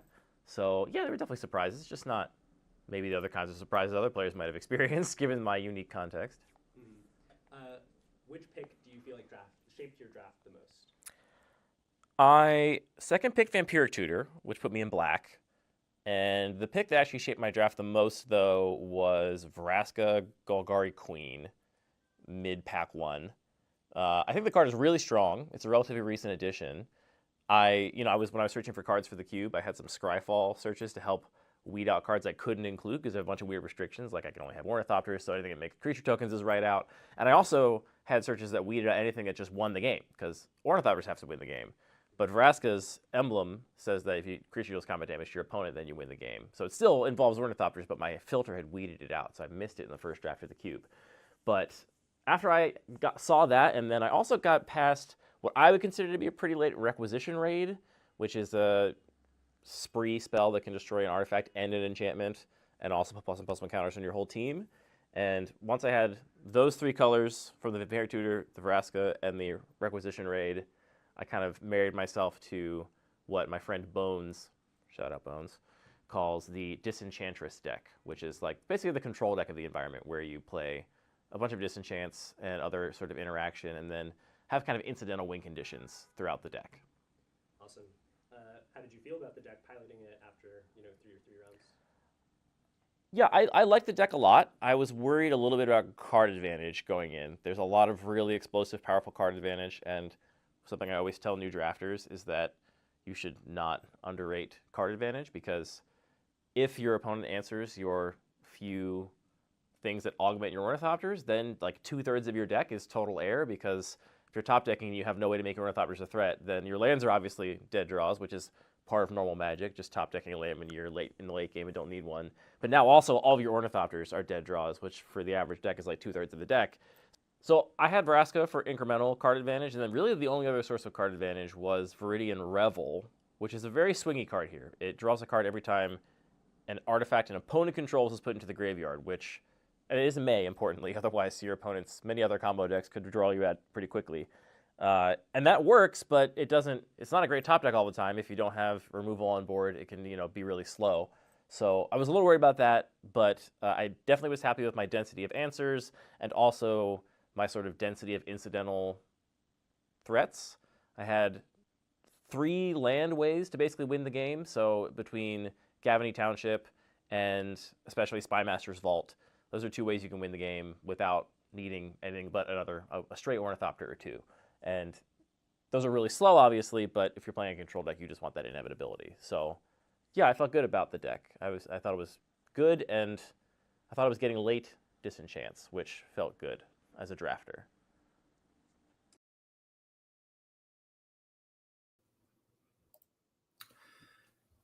Cool. So Spike, notice any specific card in this deck? My favorite Ornithopter Cube card, Bow of Nylea.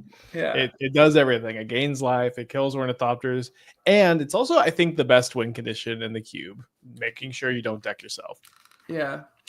Yeah, Bow of Nylea is I didn't really totally understand it, like its power until I saw it in action. That card is crazy in this cube. Just like the repeated activation every time.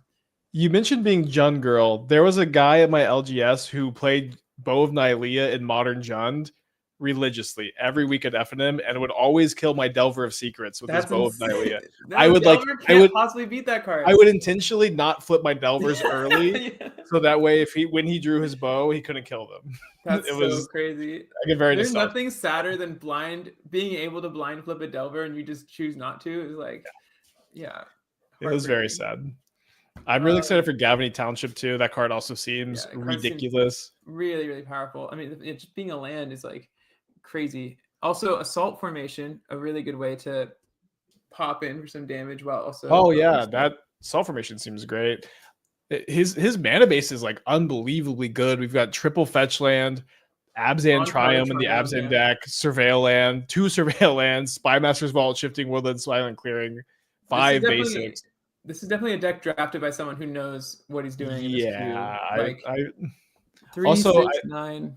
Only 9 Ornithopters. Yeah, I was about to say the Ornithopter count is very interesting. I don't know if he had a lot to say about the Ornithopter count in his interview, but I think the idea with control decks, I'm pretty sure, is like if you have the card advantage engine, which I will say he's got that Viridian Revel, but other than that is like a bit short on card advantage. I think this kind of deck wants that Enchantress's presence. It wants something else, you know. But outside of that, I feel like with a control deck, you're so good at like keeping the board clear because disenchants are just so powerful in this cube that you can just like build this like Abzan deck that just keeps the board clear, and then eventually you'll win with your Ornithopter. He showed us before the draft. He showed us a control deck that had what's the card called? Kessig Wolfrun as like the win condition, and only like 6 Ornithopters, I think. And it's just like eventually you'll just Kessig Wolfrun them out of the game after controlling the board. So yeah, that sounds just so sweet. I actually, you know, your deck is really cool. I think Andy's deck is my favorite of the ones we've seen so far. I'm not offended by that. I think this is a very sick deck. He's got Duress, you know, everyone knows the best card in the cube. So yeah, let's take a look at what he's got. And actually, one last thing. Also, if you are watching this like after the fact, if you're watching on YouTube and the VOD, and you're like, oh, I wish I had a chance to donate to you know, the Tabletop Workers United. Such a bummer I wasn't there. That means I can't donate. You're wrong. You can donate. You can still donate. The link will still be up. Go to the GoFundMe.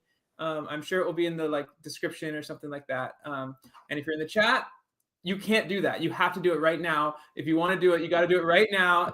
Exclamation point donate. You're not going to get a chance. It's just the people watching later. Yeah, your donations count double if you're here. Yeah, that's it. Yeah, that is legally binding, by the way. Yeah. Oh no. Can we cut? We gotta get off stream. You can sue me if it doesn't happen. You can sue Spike. Personally. Hit up Spike at. Anyway. Okay. Here we go. Jumping in. Junk Disenchantress Control. There's a deck name right there. Junk. Not fun. Just tells you what it is. Oh wait, Disenchantress. Dang it! Nice. No, it is fun. It is fun. Dang it! Who are you, Wizards of the Coast in current year? They don't like fun deck names anymore.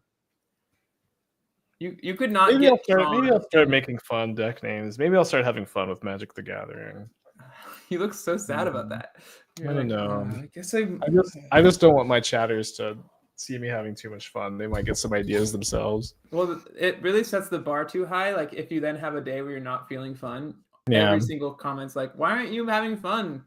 Yeah, exactly. So I like to keep it very mellow. Yeah.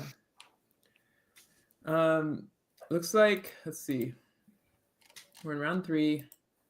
1, 2, 3, 4, 5, 6. Oh man, my keep is nice in this one. Are you ready? I'm ready. Swamp, Flooded Strand, Echoing Return, Ornithopter, Ornithopter, Ornithopter, Ornithopter.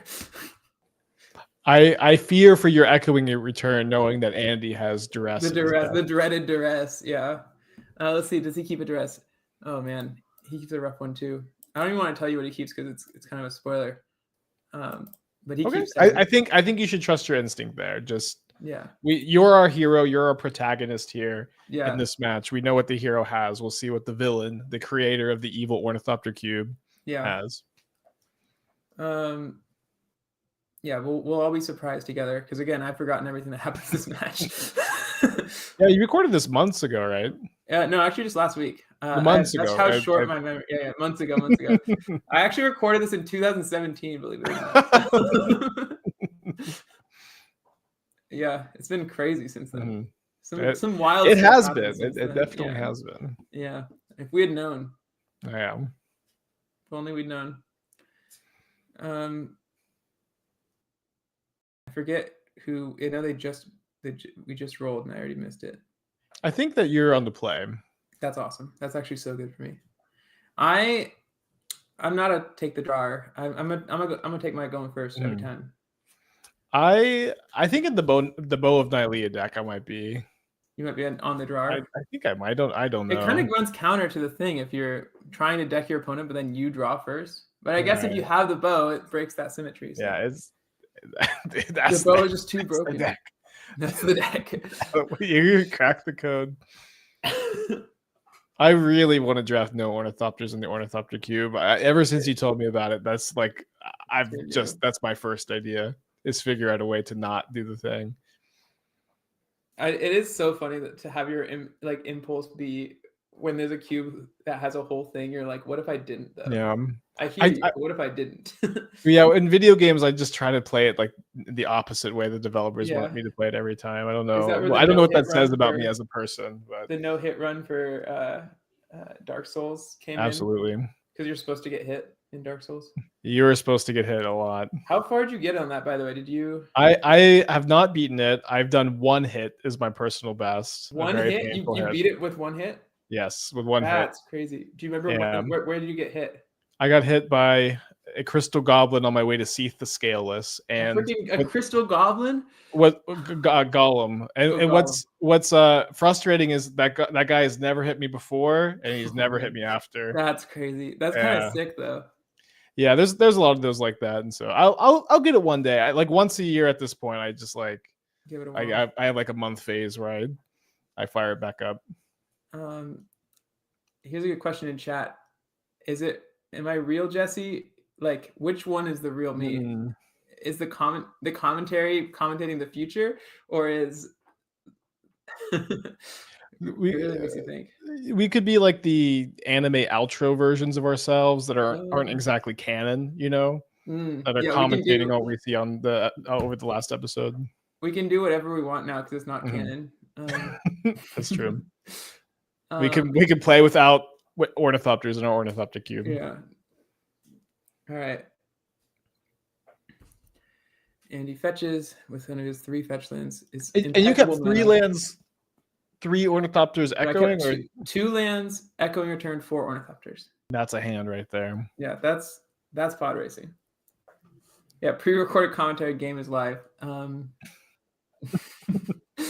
want to see that happen. You say it can be done.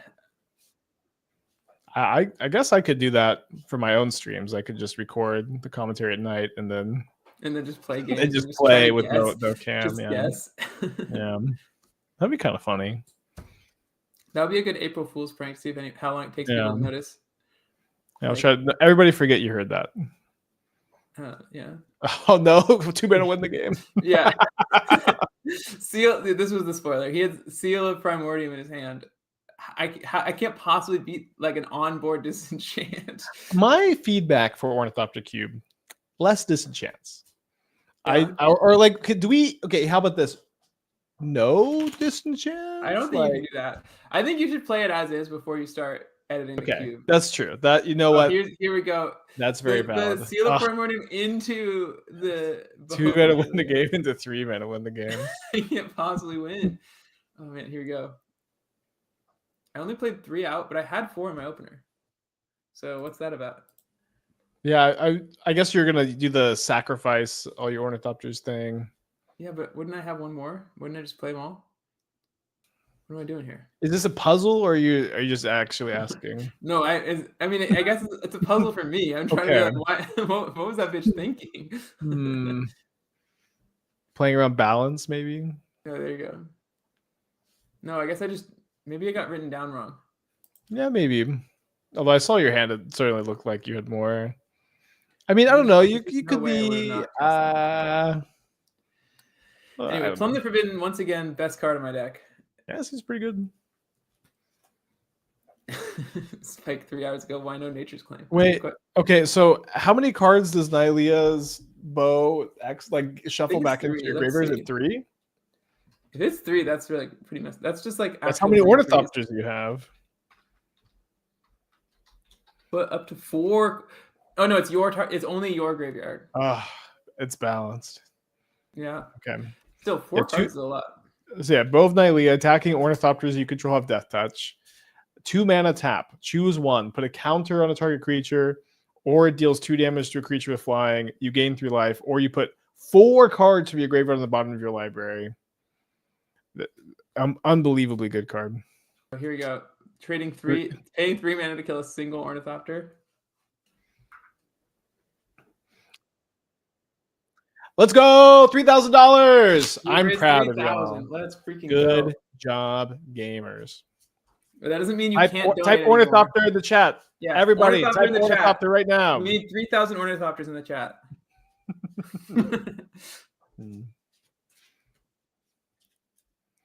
Okay, Vampiric Tutor.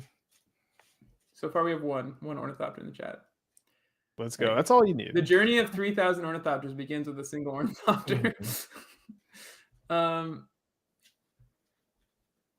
Okay, so I cast Murder on a single.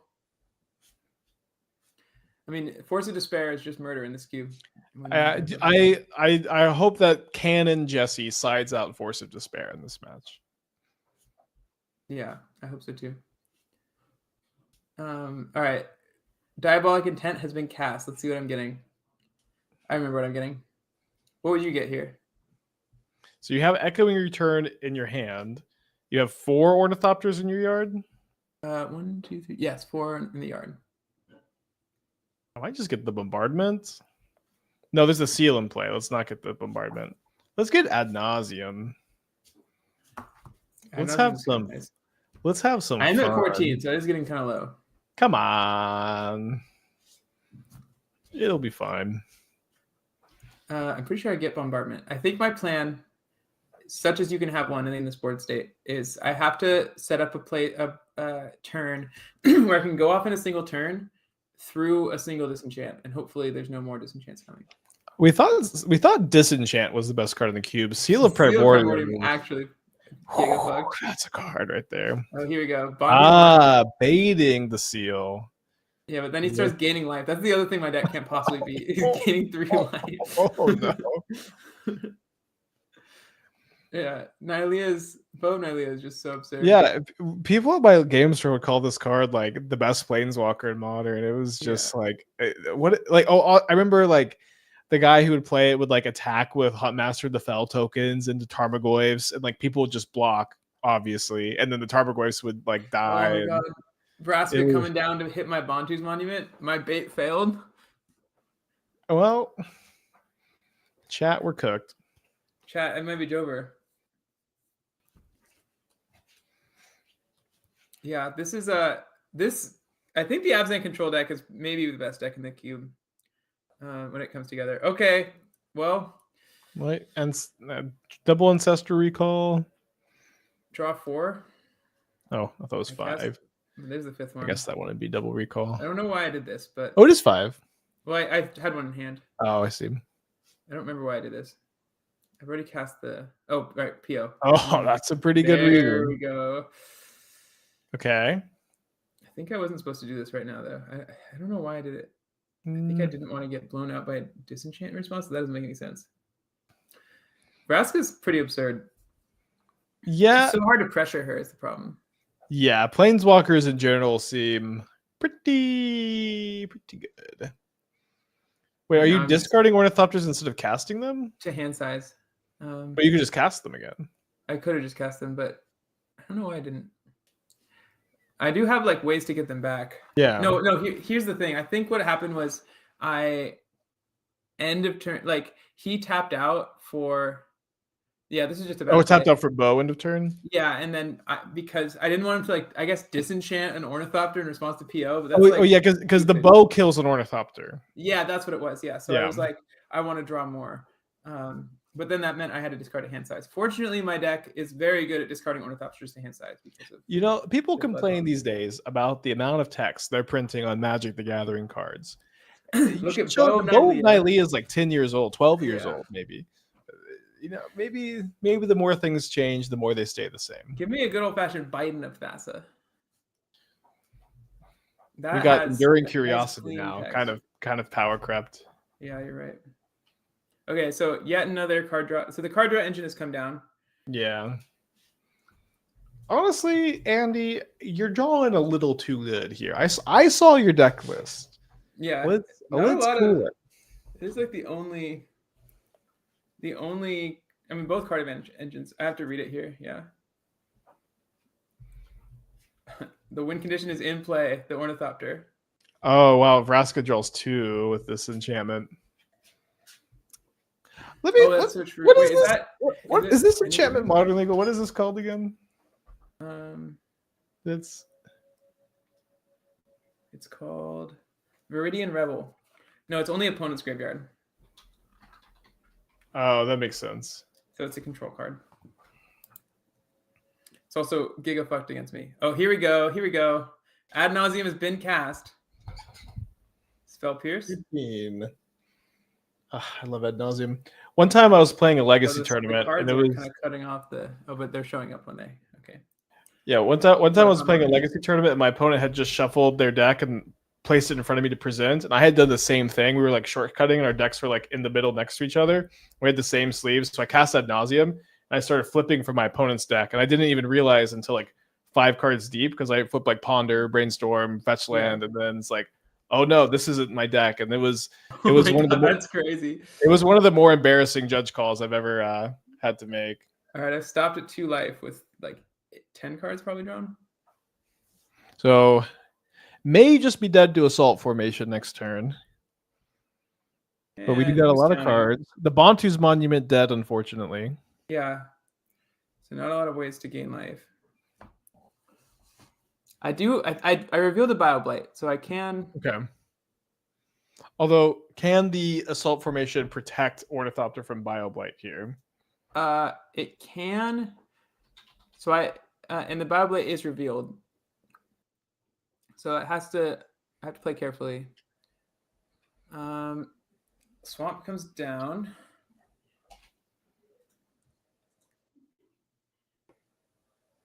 Let's see, Assault Formation, they would have to have 5 mana.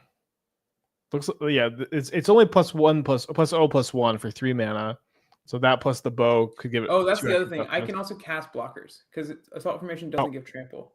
So I have all these Ornithopters in my hand. I didn't even think about blocking in this format. That makes a lot of sense. Yeah. Ornithopters famously 2 toughness. Oh, and this brings all of them back. So I sequence this so that I cast 1 Ornithopter and then all the ones I discarded earlier come back. There we go. Bloodbond March also notably 4 mana, so Vraska can't Abrupt Decay it.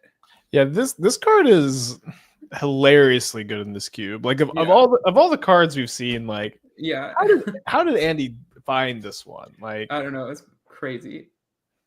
I mean, surely there's like Scryfall search for same name or something like that. Yeah.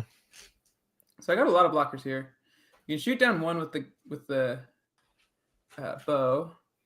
I guess you don't have the bombardment in your hand. Oh, but there's the seal. I do have the bombardment in hand, but yeah, I can't play. I have to play around the seal. So I'm basically I'm trying to set up a turn where I can like fight through the seal. Basically, that's like the plan, such as it is. But with only 1 other sack outlet in your deck, or do you even have another sack outlet to like? It's the Fallen Ideal. So Fallen Ideal is a 3 mana enchant. It's an aura. It says sack a creature to give enchanted creature +2/+1. Until end of turn. So you could maybe try to bait the Seal of Primordium on that somehow, but I don't know if they would fall for it. Well, yeah, I think it would have to be. I would have to force the hand. I think. Like, Mhm. I don't think Andy's gonna do it when. But on board we've got 2 activations of the bow plus seal plus Vraska, so that's 4. So I am actually dead to a disenchant here.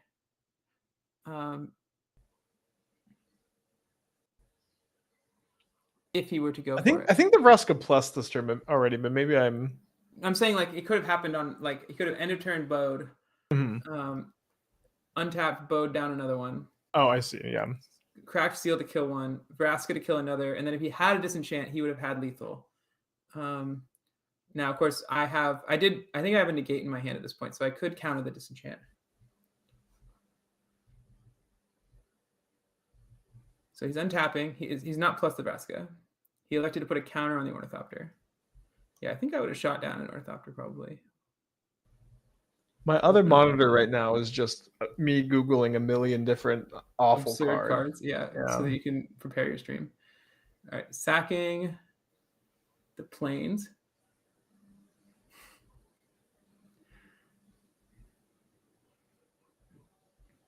This 3-man enchantment is so good against you. It's so much better against you than like any other. Yeah, it's so absurd. Okay. Oh, requisition raid. Here we go. There's the double disenchant, but I have the negate for this. Okay, huge. So my Bloodbond March lives to fight another day. We're attacking, blocking 2.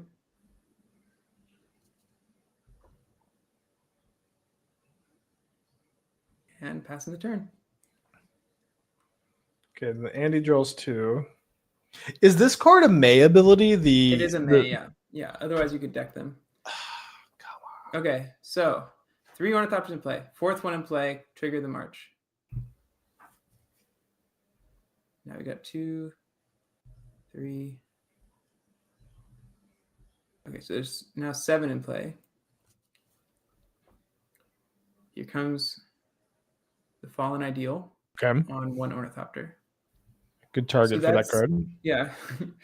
And then Andy has foolishly tapped his Ornithopters here. Yeah, so no blockers on Andy's side. 1 mana up, theoretically, for a fatal push, but I don't think that's in the cube. Do you know how many Ornithopters you have in your hand at the moment? I don't. I think I have at least 1. Meteor Massacre. Okay, cool. I also have the Goblin Bombardment in hand. So now the Meteor Massacre comes down. This is lethal if... I am so shocked by the level of play required by Ornithopter Cube here. It really makes you think so hard. And I know really makes you think is a thing that, I mean, I personally like to say quite a lot, but here we go. Okay, casting another one. So trigger on the stack. Sack all the Ornithopters. Yeah. So it gets this 2, 6 or 4, 7. 6, 8, 10, 12, plus 12, plus 6.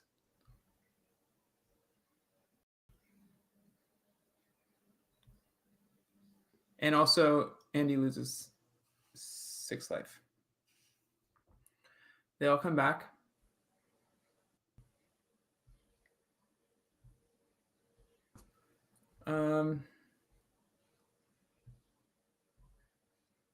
So this is on the stack. Andy's considering whether or not to so the Bloodbond March trigger is on the stack. Andy is considering whether or not to blow this up. To blow up anything on board right now. And Andy only has 1 mana available, so can't use the Bow of Nylea. Yeah, I'm not sure what this is. Oh, he draws all these cards from Viridian. Yeah. Oh. Yeah, hold on. I'm gonna draw 6 real quick. Yeah, let me think. I guess I'll draw 6. Okay, I'm gonna keep thinking. It's good that the Force of Vigor is already accounted for here. Yeah. So now I'm attacking. For right now, it's a 12. Wait, there was a blocker? Oh no, this is the seal. Okay. Seal blows up the Ornithopter. Okay. Fallen Ideal returns to my hand. Another creature dies. Andy loses 1. Andy does Andy miss the draw trigger? Probably not that relevant. Yeah. Goblin Bombardment comes down. 3, 4, 5, 6, 7. Sack 7. Okay, so that's Sorry, 14. cast an Let's go! Ornithopter. I didn't know you had the other Ornithopter. Wow. Turn 2, Seal of Unbelievable Cleansing. game. I really didn't think we'd have a better game than game 2, match 3, but match 2, game 3. This was incredible. On board. Yeah. This is like just higher level technical play and maneuverability than you see in like your average Pro Tour game. This is just crazy. Yeah, when that card came down, I considered scooping on turn 2. I was like, I can't possibly beat that. And then I was like, well, I guess I just have to like force through it. And so I was setting that up for I Diabolic Intented for the Goblin Bombardment on like turn 4 or something. Yeah. And just like held it in hand until I could, Amazing. Force the hand with the Fallen Ideal. Had the Meat Hook Massacre in play to double up on some of the triggers. Yeah, I totally forgot about Meat Hook Massacre, even in your deck list. That was very well played. Good job, Ken and Jess. Thank you. Yeah, this is again all worth it for that moment. That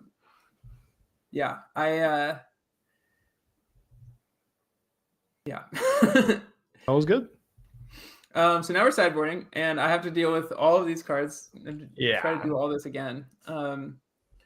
I think my plan here was just to sideboard some like generic like beaters in. I think I have like that Bone Sabers card, which is a Warhammer card. Do you know what Bone Sabers does, Spike? Oh, no, I have no idea. It's a 3-mana green artifact equipment, and whenever an equipped creature attacks, put 4+1/+1 counters on it. So yeah. It seems like a card to bring in. The problem is like the so many disenchants, obviously. Mm-hmm. Also, my deck, crucially, does not have a disenchant of its own, so I can't get any disenchants off the bat. Yeah, not being in green or white seems pretty tough. That was definitely a mistake I would not make again. I mean, I'm technically in green, but yeah, it is not. It seems hard to draft the cube without. I kind of think like the cube. I don't know. This is not in the cube, but Feed the Swarm could be a fun card to have. Yeah, I got a few different variants of that one now. It's like Withering Torment too. Withering Torment's a nice one. Feed the Swarm's kind of funny because if you kill an Ornithopter, it deals you no damage. Okay, that's enough for me to pick Feed the Swarm over Withering Torment.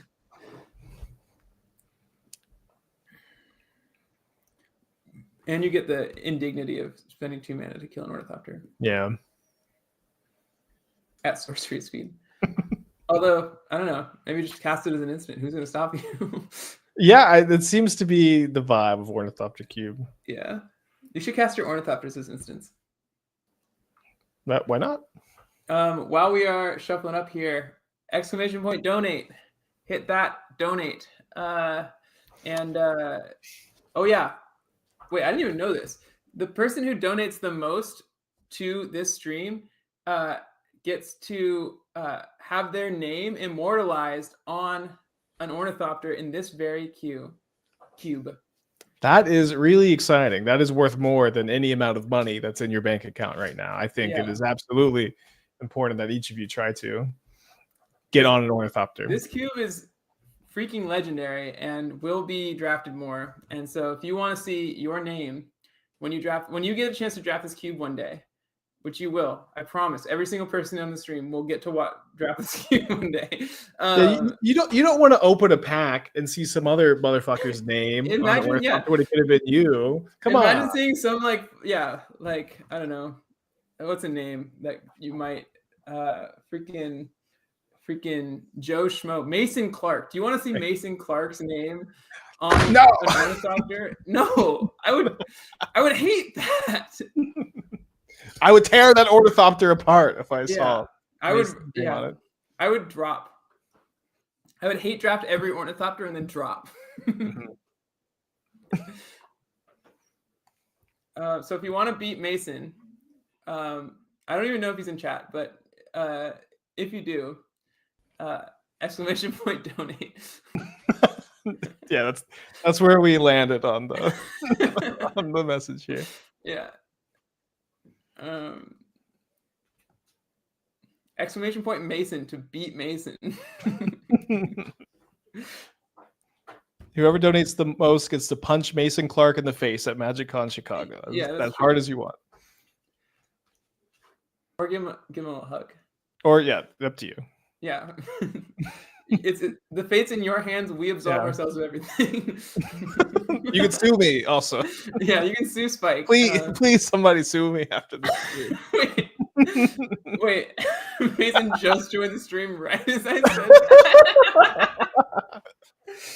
Mason hit exclamation point donate to avoid getting punched. Mason, there's a lot on the line here, buddy. Yeah. Or hugged if you want to avoid getting hugged. I know which one Mason would pick. Yeah, we all know which one Mason would pick. Okay. Game 2. Let's see. We got game 2. Swamp, Nurturing Peatland, Diabolic Intent, Echoing Return, Chainsaw. You ever put one of those on an ornithopter? I don't know why the image of an ornithopter holding a chainsaw is so funny to me. It's just in. Mason will let someone slap him for a $20 donation. So you gotta up that number, Mason. Yeah, I mean, I just assume it's not like capped at one instance. So wait, did Andy play Deafening Silence and then Explosives in the same turn? Yeah, yeah. Andy, the judge caught this. Andy. Okay, good. Deafening Silence, gonna say, really good against me. I think the whole like playing around. Yeah. This Deafening Silence seems pretty tricky. I will say this card no longer in the cube, Deafening Silence. So. Oh, good. Good. Yeah, Spike got his preemptive wish. Mason's gonna get slapped so many times. You should have maybe said. Yeah, it should have been like $25 at least. I'm gonna say on Mason's behalf that you can slap his hand with your hand if you would like to not slap his face. Gently, both hands extended in the air. Yeah. Mason won it. Okay. Or yes, Claire won it. Sorry to anyone who donated afterward thinking that they would get to slap Mason. You're gonna have to find another more organic reason to do it. What is this charity for again? Yeah, what's the we go on the picket line and everyone's just slapping Mason across the face. All right. So trying to beat a Deafening Silence now.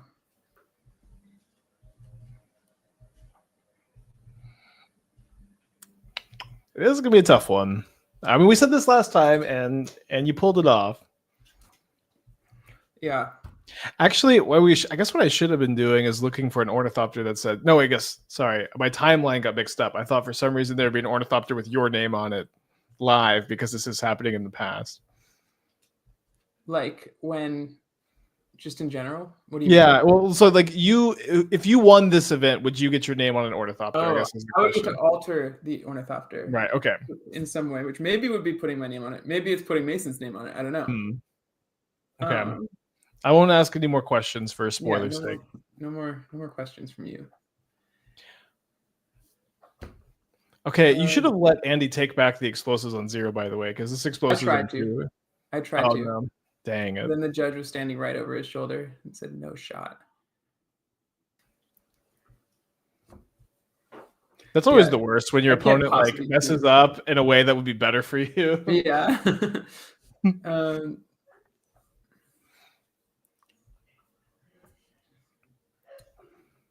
Yeah, once again, explosives on 2. Not a card I can remove in my deck. Yeah, Andy's got just non-stop unbeatables. Oh, but you beat him. It's going to be Jover. Oh, but he doesn't activate it. Oh, that's a Shadowy Backstreet. He can't activate it. Yeah, this is probably the nightmare matchup. I do think this matchup gets a lot better if I had remembered that disenchants were good and drafted one.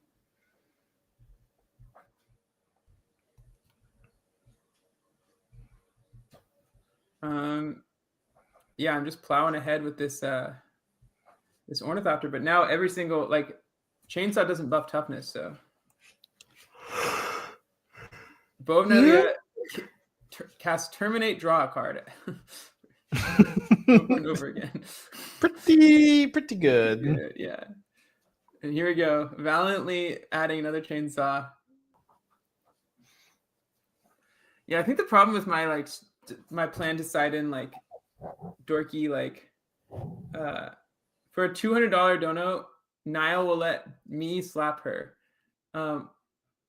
Yeah, and which I don't want to do. So that feels like extra worth. You can kind of put both of us in a bad position. I was just trying to be funny, guys. I'm sorry for starting all this. No, it's fine. It's fine. It is what it is, you know. No rest for the wicked, and money does not grow on trees. Okay, I haven't read this one yet. Somehow, sacrifice this, and then the text went down. Let me pull it up for you. Yeah, we're teaching Spike about so many cards that I know. I am so This excited was for all of my modern new brews. If only any of these cards are legal in modern. Wait, no, maybe it's not modern legal. Okay, I guess I would know them if they were probably. All right, so this is an enchantment. Sacrifice no rest for the wicked. Return to your hand all creatures. It's funny that the wording. No, it's is modern legal. It was in 10th edition. Ooh. Stream. All cards from your hand put in the graveyard from play this turn. We are skirting TOS. Yeah, we were just kidding. Nobody is getting any money for slapping anybody. Don't worry. Sue me. Sue Spike. Sue aspiring Spike. That's Everett Mohan. Yeah, I believe it, man.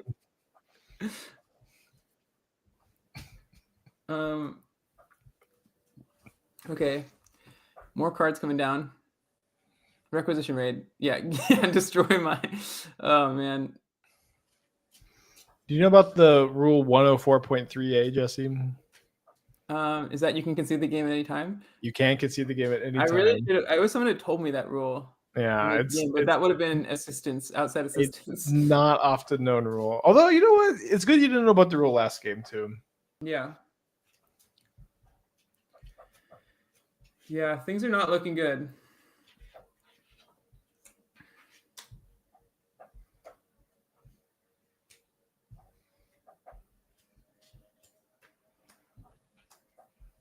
I do have this bio blight, so I'm That's good. I mean, unironically, like it's Ornithopter Cube. You know, Andy could just deck. Yeah. No, there's both Nylian in play. Never mind. never mind. Well, yeah. Yeah, it's true. It's Bow of Nylia. Forgot about that. Because I do have Wheel of Fortune in my deck, so I could also force him to draw. Okay. Like, it's kind of real. That's like. Oh, here we go. Adnon's happening. Okay. This deafening silence is so sad. Yeah. That one definitely immediately after this game was over, and he was like, maybe that card might be not quite in the spirit of Ornithopter Cube. Much like playing well. I agree. It's over. Not for Ornithopter Cube. The levels of play is really too high. Yeah. Yeah, I should have just died on turn 2 last game. It's a lot like gold stake Balatro. I feel like it needs to be a little bit more like white stake Balatro. Mm-hmm. And I do know what that means. I finished all my gold stickers from Balatro today. I'm very. I know what that means as well. I have watched multiple games of Balatro now. It's good. It's good. I have not played, but I sort of get the gist at this point. I have a hard time seeing why it's better than poker, but it's not even similar in the slightest. I guess it would be. It's like poker's like a PvP game, and Balatro's a psychedelic experience. I don't know. It's like snorting a line of digital cocaine. Yeah, that's exactly how I'd put it. I mean that sounds fun. So yeah, I'm on board again. Yeah. I would say Ornithopter Cube is like paper mushrooms. Okay, I think that is also pretty accurate. Paper planes. I cannot wait to draft this cube again. I'm not gonna lie. it was Yeah, I might have to move to New York City, huh? yeah. Cube lives in Baltimore, but you can move to New York anyway.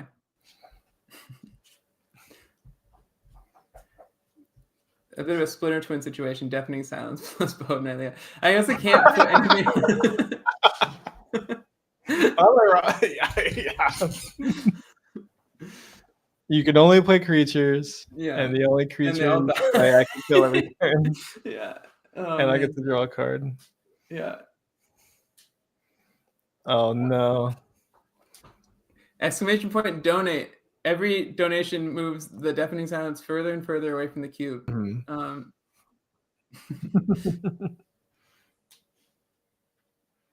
What is this? We got. Oh, I'm getting duress now. Cool.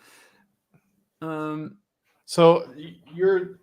I don't feel like this is the duress that broke Jesse's spirit. I feel like that might have to happen in game 3. I wish my spirit was broken sooner. Honestly. I mean, after game 1, you just can never concede in these. I mean, that was basically my takeaway. I was like, okay, I've done it once.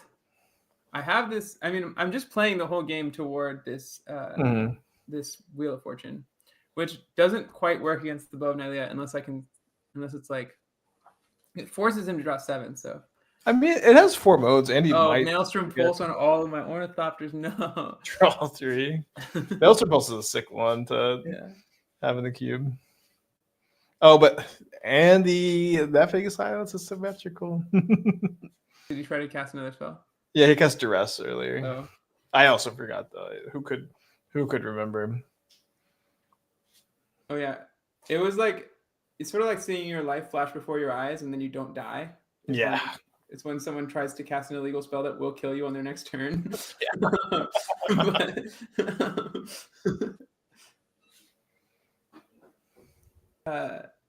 Yeah, Bob and Cheese. I am actually just guessing. The games are live, and we're commentating from the past.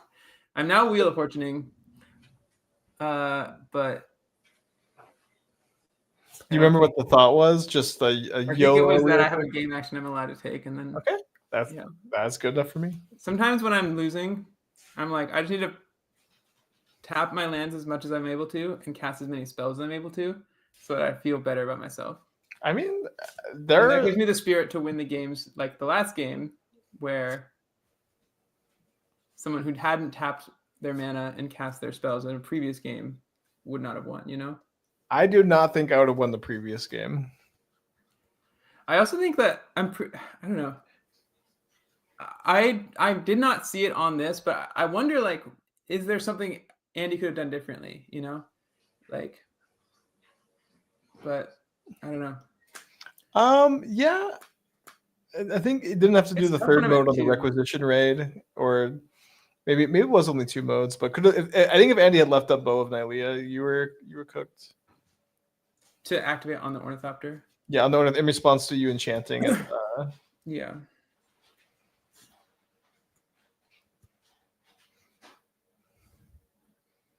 Negate on. Slam the negate down. I'm not gonna get hit with it. No. I slammed that negate like it won me the game.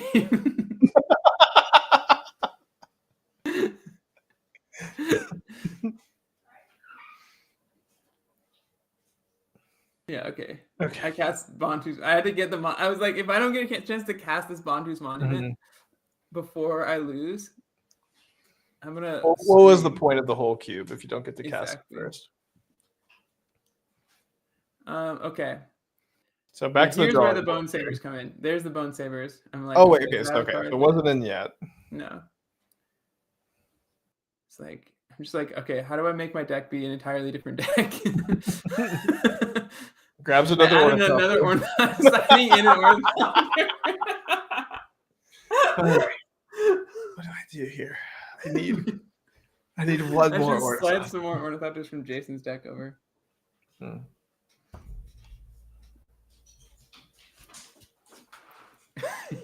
Yeah. I just tried to negate so hard that my opponent lost 20 life. That was a very confident negate. It was good. Yeah.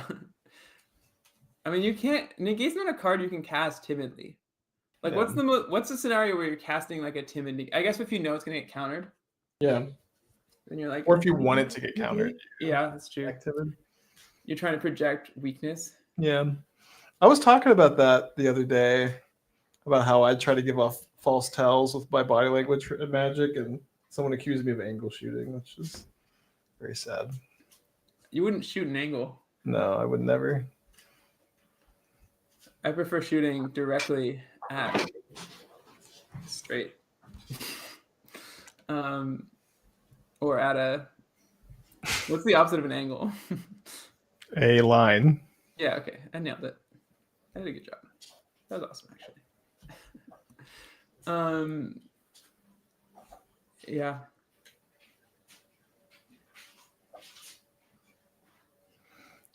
I don't think Andy sideboarded at all. Maybe I miss.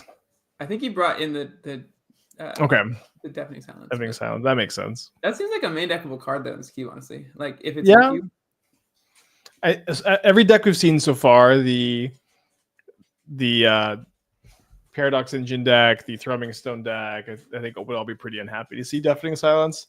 Also, I don't think like, as it's sort of badly like as virtual. It's like virtual card advantage, right? Like it makes it so your opponents can't cast all their spells. So it's sort of like in a control deck.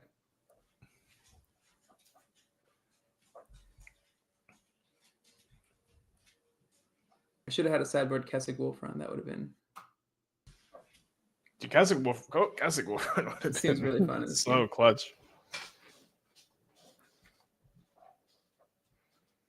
Do you know what your hand here is for game 3? Yeah, let's see. I got. I board out the No Rest for the Wicked, the feature card of Spike's next stream. Okay. And board in Bone Sabers. My opening hand is Forest. I boarded in Forest as well. Forest, Zeotor's Proving Ground, Zagoth Triumph, Fallen Ideal, which is perhaps the worst card in my deck at this point, Meathook Massacre, and Double Ornithopter. Yeah, Fallen Ideal is simultaneously the worst card in your deck and so necessary. Yeah.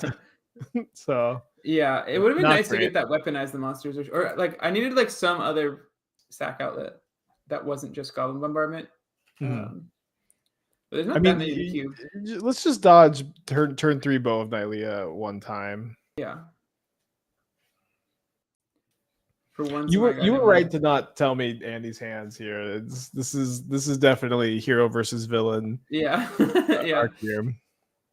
I actually don't even have his hand for this. Wait, no, I do. I won't tell you though. I kind of am expecting duress to wreck you turn 1 in this game. Duress, turn 1 duress, turn 2 deafening silence, duress. The second duress of the game.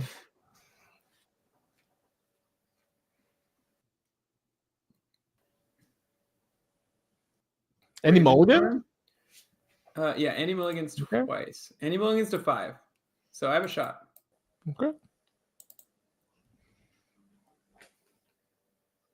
I won't tell you what keeps in his 5 card hand. I'll tell you he bottoms 2 Ornithopters. Okay. Honestly, Ornithopter seems awful in Andy's deck. Yeah, it's like, I mean, we all know that you would draft 0 Ornithopters when you have Boa Nylea in your deck, so. I would try so hard. I don't know if how you just have to have all removal spells, I guess, but it would be so fun. You need your divinations. You need your. Yeah.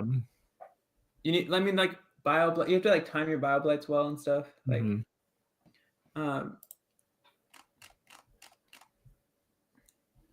The other way to deck people, you can also just like gain 3 life a bunch too. Like that's also really good against. Yeah, the gain 3 life has seemed really, really solid. Oh, Ornithopter cast. Am I gonna go straight for the turn 3 ideal?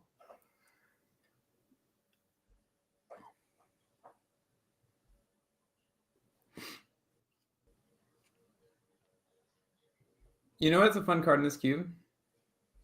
Embercleave. I'm trying to visualize it. Attack with 4 Ornithopters. Give one of them +1/+1 double strike and trample. I guess it does win the Ornithopter on Ornithopter Combat. Yeah, true. Yeah, Bovnalia has got to be a top 20 card in the cube. I think so. I did think it disenchanted as one of the modes, and that would have been insane. Oh, I got my Plum the Forbidden. That's become one of my favorite cards in this cube. Yeah, it seems really sweet.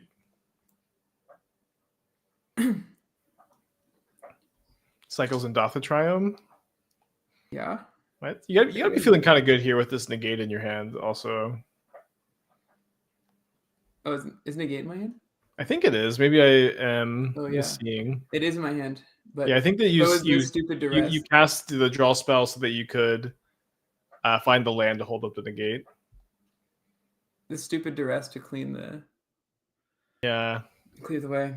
Duress. That's the duress that maybe broke my spirit, was forcing out my. Yeah, I think so. I think it went from you're feeling really good to feeling not so good with that duress on the stack.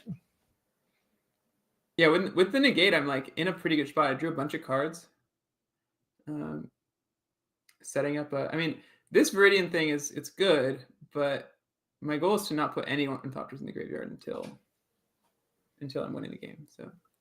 Yeah, thankfully this came down the turn after you sacked 3. Yeah. Oh my god. Can you imagine? I draw 4, you draw 3. Like, oh god. All right.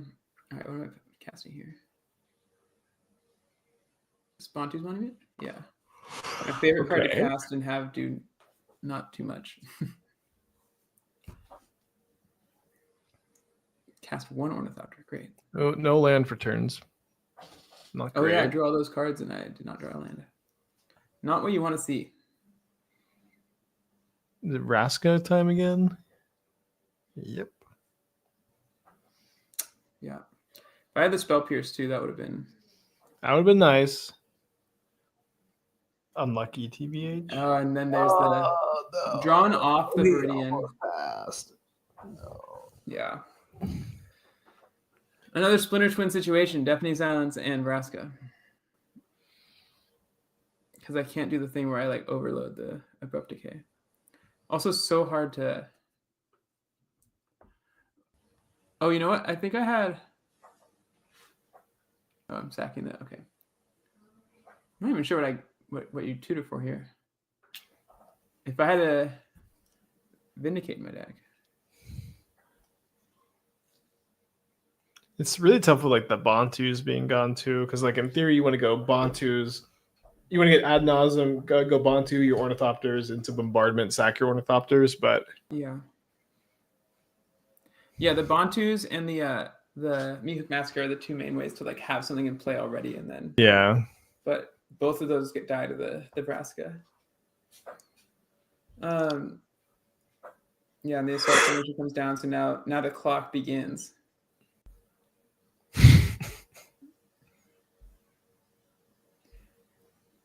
No Bovnalia so far, though. You got your wish on that. It's good, yeah. I also once again, pretty sure that I don't know if it's happened yet, but at some point my out becomes like I need to. I mean, at all points, basically with the Deafening Silence in play, it's like, can I deck you with Wheel of Fortune? It's like, my main way out, especially with the Viridian thing in play, because Andy's not. I based on the way he's playing, it's not like I don't think Wheel of Fortune was like on his radar, which I don't know why it even would be. So I was basically like, okay, yeah, you can draw all these cards, and I will hopefully set up a situation where you have fewer cards in deck. So is that what you tutored with the intent? Was the Wheel of Fortune? It's not. I do remember that. I probably should have just tutored for that and then set that up sooner. So I must not have had that read yet that I could do that. Good job playing around the assault formation ability here. Yeah, clutch. Paying 1 extra mana. Assault formation is a really nice card in this cube. Yeah, I like the high alert stuff. There's all those like. I thought Tempered Steel was a good card, but assault formation is just like 1 less mana and is just better too. Yeah.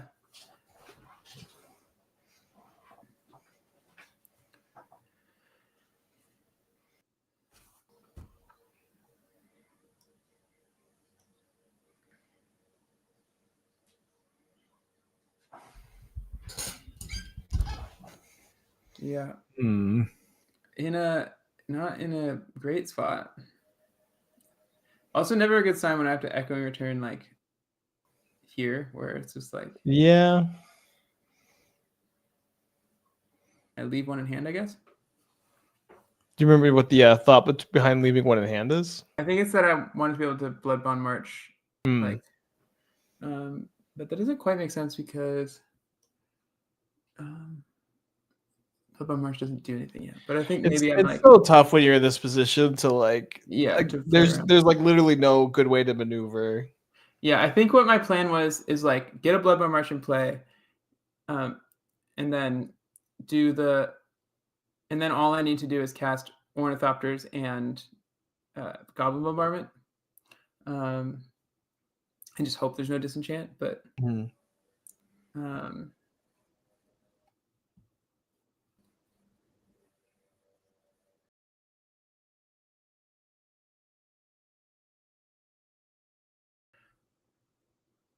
this Vraska is also just like going to be taking up every single turn because I can't really threaten it.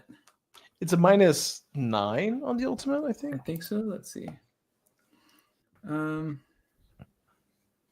Yeah, -9.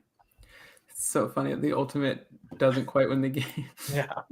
The other one that would be funny would be the ultimate, the other Vraska that ultimates to put your life total at 1, but that one makes pirates, so it's against the spirit. Yeah. Can't possibly come in. No, not allowed.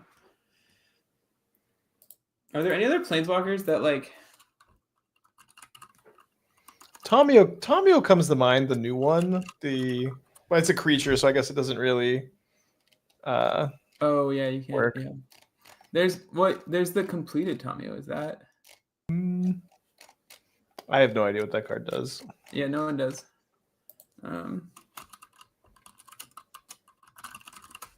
Let's see.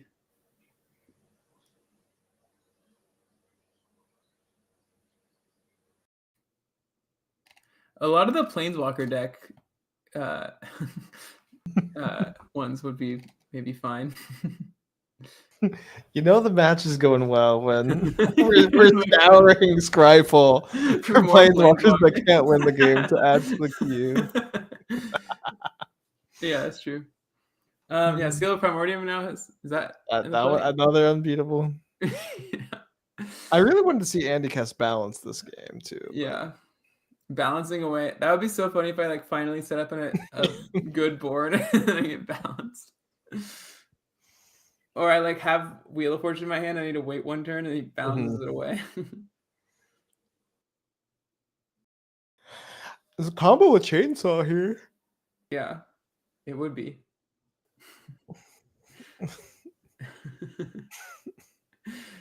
It's so sad. You just finally make Andy use one of his infinite. Yeah, I'm like, all right, one down. One down. It takes you like 3 turns to make him do anything. Yeah. Yeah, how would you have played that turn? I would have conceded like 10 minutes ago, Jesse. Yeah.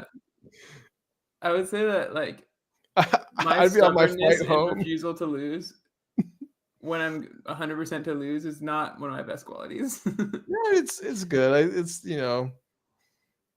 it's one of my qualities maybe that surely one of these games I concede like this I could have won. I imagine that streaming makes you more likely to concede. Yeah. In tournaments I don't really do it so much. In tournaments I make them kill me, but on stream I gotta keep the pace going. Yeah, I think the problem was the like carrot that was drawing Wheel of Fortune. Mm-hmm. No, I think it could have been cool. I think I agree that Wheel of Fortune is conceivably a way to win this game. Although every turn that passes, it gets me closer. Likely. He draws another card every turn. Do you have any kind of somehow his like deck size just seems like it's like still 20 cards. I don't know how it's that many.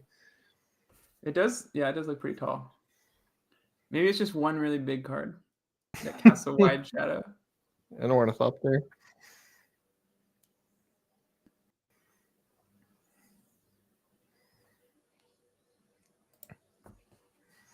It's crazy. Ornithopters designed like 32 years ago now, and here we are, just like watching a cube built around 100 of them. I think that's just so cool. That is like what Magic does so well, and that's like the beauty of Cube. Really, is like how much like personalization you can do. Are there any other creatures that would be a fun like 100 of that creature cube? I might have to chew on it for a second. I know there's the famous Dan format. Sure, yeah. 100 young wolves, says Niall. 100 young wolves would be That'd pretty sick. 100 ambush vipers. 100 ambush vipers is so funny.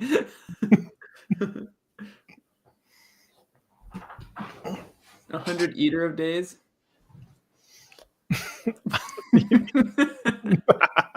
It's about 99 too many eater of days. Does your BioBlite even kill these ornithopters? There's no way to know. It kills mine, that's for sure. Look how. Yeah, Oh, I mean, BioBlite plus Wheel of Fortune is real here. Yeah, BioBlite plus Wheel is real. I thought I was doing something sick here where I get a bunch of counters on the chainsaw. Turns out it's one or more. So. Wait, did you just? Okay, the judge is. The judge is coming in to be a fun police. Come on, Ark. Let Jesse have the counters on the chainsaw. Yeah. Be cool. I'm Jess. literally never gonna get to attach it to a creature. Just let me. 100 Squadron Hawks is really nice. That's a really good idea.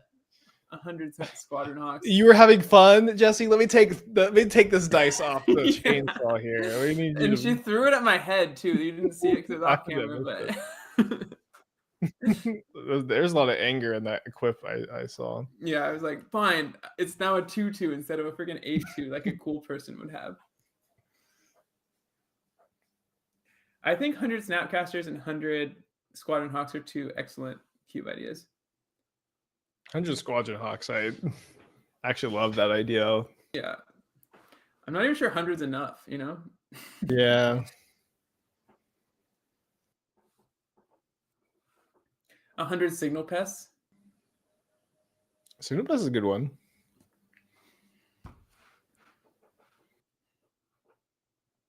100 Dothy Voidwalkers. Oh, that's crazy. Just like a shadow cube. All the creatures have shadow. Sort of like having none of the creatures have shadow. Yeah.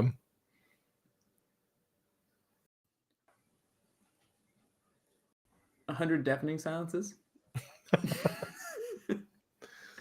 Yeah. Some diminishing returns. Yeah. So I noticed that this Vraska Mate ultimate. Yeah. Something's gonna happen. Does Squadron Hawk really specify 3? Wait, that's actually really good. Root Wallet Cube. I feel like now it's probably on that. 100 Narcomoebas. Yeah. Okay, you drew your sideboard card. Yeah, there you go. We're zooming. And there's no onboard kill for it, I don't think. Well, but there's an off-board kill. Hitting my freaking bone shards. Andy hates me. And even punts, because couldn't he just like kill the? Or I guess playing around another Ornithopter, huh? Yeah. Ultimate Vraska. Ultimate. This game just started, Jesse. Yeah. Here we go, down to 1. Okay. It's funny that Andy did the same thing to that Vraska that the judge did to my chainsaw. As long as Andy's having fun, that's all the judge cares about. 100 Young Wheezies cube, like Lil Wayne. Or did you mean to say Peasies? Yeah, probably Young Peasy. Young Wheezy. They should do a cube with 100 Lil Waynes. Yeah. Each one littler than the last. Yeah, it's a nesting doll of Lil Waynes. It starts with Big Wayne. Yeah. And then normal Wayne. All right. Every creature's lethal. You might be able so to is Wheel of mine. Fortune. I'm definitely within wheel range. Look at that deck. What is the judge doing? Wait, is Young Weezy a real thing? Am I the one? Am I the No, judge? this is Niall's on something, I think.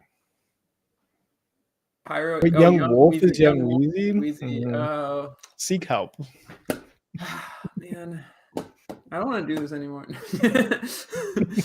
not the stream. I just don't want to. I don't want to hang out with Niall anymore. That just really bum me out. Just kidding.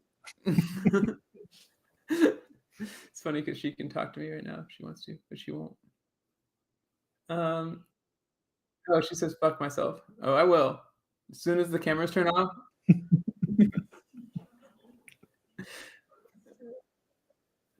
On camera.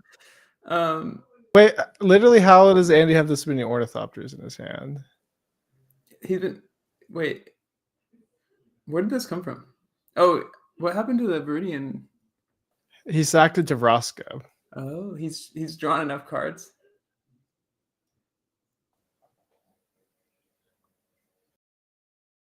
I'm still thinking. Maybe you have. I mean, if you have Force of Despair here. P.O. picking up the one. If you win this game, Jesse, I'm going to be so pissed. I don't know. Like, this one's like not even a cool one to win. It would be something. I don't know. I have 4 blockers. Nebraska's got. Surely you don't have the wheel in your hand. If I had I wouldn't be able to wheel there. Right, that was main phase. I thought for some reason that was like your cool end of turn. Maybe you should have ended turn like blocked. Oh wait, sorry, it's Vindicate, not Pulse. Crack.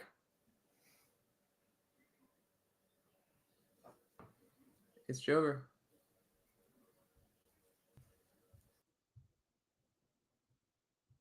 Wait, why did all your Ornithopters die? Because I lost the game. Oh, okay. It's over. Woo! Congratulations Nebraska to Andy, the Ornithopter Cube creator, the Ornithopter Cube master. Whew. Let's go. What a fun event. Yeah, great night. We learned what Young Weezy meant. We did. Yeah, we learned a lot, and we raised a lot of money. Good job. Yeah. Gamers. Do we have a final tally?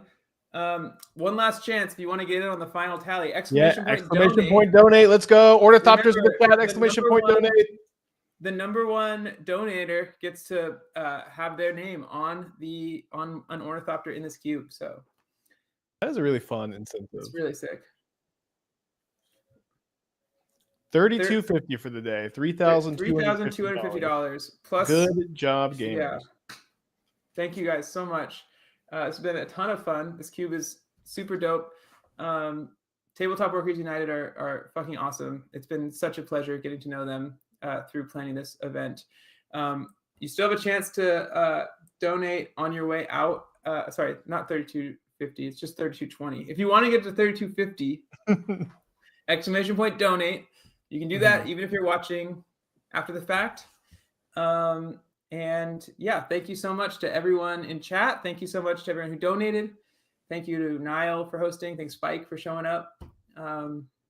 Yeah. Moi. All right, bye, everybody. Thank you.